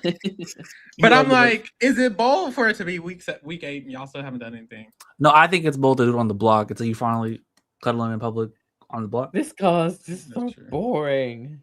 They are. If we did this for 27, we would be up here enthralled. Honestly, we'd be so engaged. It would be Morgan and Vince would be arguing. You'd be taking girl, notes right this now. would be the beginning of their argument. They would have hours. And then they would start talking about October conversations. We would only stop. We would sit here for years. Speaking of Morgan, the after show with her will be posted tomorrow morning. Oh my god, how did that go? I was so nervous seeing those questions. It went. Oh god. It went. She did kindly ask that some be revoked. And I said, oh, okay, we can do that. Because I'm a respectable host. I kind of felt bad when I saw those questions, no shade. I was like, did you? I didn't think they were that bad. Really? Really? I guess like, but I'm such a different entity. If I was on a show or anything, if I got interviewed and people interviewed me about anything, I just would not bat an eye. Like this happened. I said I gave her such PR friendly questions because I felt bad. I will say I asked one and she was like, oh, I was like, oh. I was like, girl, I'm sorry. Well, I didn't say I'm sorry. Actually, I just continued on with the question, but I was like, child, I told you it was going to be some hooters. Like before we started, I said, girl, they was asking you some stuff. So be ready. Would she ever, she's not coming back. She said it was her favorite. She said this is her favorite collab. And she said she was talking to her friend about it, allegedly. They all say that, but do they mean it? We'll see. When they're talking to us, they mean it. We'll see. Matt Hoffman did seem like he had a great time despite some crazy questions. He seemed like he had a hoot and a holler. I will say Morgan's interview was the longest one I've done, I think, ever. Like we talked for a while. And then when we got done, she was still trying to chat. So I was like, okay, you must have had a good time. Still trying to have a conversation with me. She was cool. Dang. Love her. Who would you interview from this season? Selena Cities. Oh, you'd talk to Taylor, Lala, Yash, right? I would talk to Taylor, Lala, Yash, Selena, Rome, Lyric, Ashley. Ashley. I would talk I've never had interest in speaking to Angela. Like even like she's such a big get. She would do it as well. There was a moment where I was like, I guess I could call Angela, and then now she's gonna have to wait for me to get to there again. Like it was like 2 years after her season. It was gonna be for this season, if anything. I think Angela would love to be considered like a reality kingdom mother. Like she would love that so much. Yeah. Sucks for her. Yeah. I just don't see a world where I feel the need to call a Melody or a Mallory, but maybe like if they like us. I think if Melody made like a deep run, I could see like she would have like fans who were like if Melody did something, like if in the following week she made something shake. If she wins HOH and gets an icon out, she got it. That warrants an interview. She might have America's favorite player. So we'll see. I talked to D even with all of the things, and that's it. This is the thing. Y'all have to remember, I usually reach out to these people. I don't know that I would reach out. I will say, to these people. If Mallory makes it past this week, she won't. She probably won't. I think her interview would be fun. I actually think she would have a fun interview. I would have a great time with Mallory. I don't mind Mallory or Melody. I actually don't mind any of these people. It's just you have to remember I have to decide to like be interested in reaching out to them, and I don't know that I would be. But if you'll request it, if it's requested, I will say the people you guys have been requesting, I have reached out to all of them. So I'll give you that. You got to get Felicia. Ciao. I'll try again. Felicia be mixing up her days, y'all. No shade. I'd be like, okay, Felicia, it's gonna be this day. She'd be like, oh, girl, I had a whole flight. I'd be like, okay, Miss Felicia, we're gonna have to try. So we'll try again. Try with Ashley again. Oh, I'm not against it. I will say. Hey. We're still waiting on Blue Kim. Girl, Blue Kim don't want to do this. The way me and Blue Kim have talked DM, we talked in person. She don't want to interview nobody. She does not want to talk about Big Brother. She does not want to talk. I think you can get Blue Kim on a challenge podcast where we get on a Big Brother. 1,000%. And even then, it's gonna be hard. Yeah. Blue Kim is a busybody. She's living her life. But anyways, y'all, let's lock it out. Close it out. I'll see y'all tomorrow. Tomorrow's Wednesday. I don't expect anything to happen. No. So we'll see. If it's gonna happen, it will happen Thursday. So another week of nothing. Yeah. Thanks for keeping it real. We're out.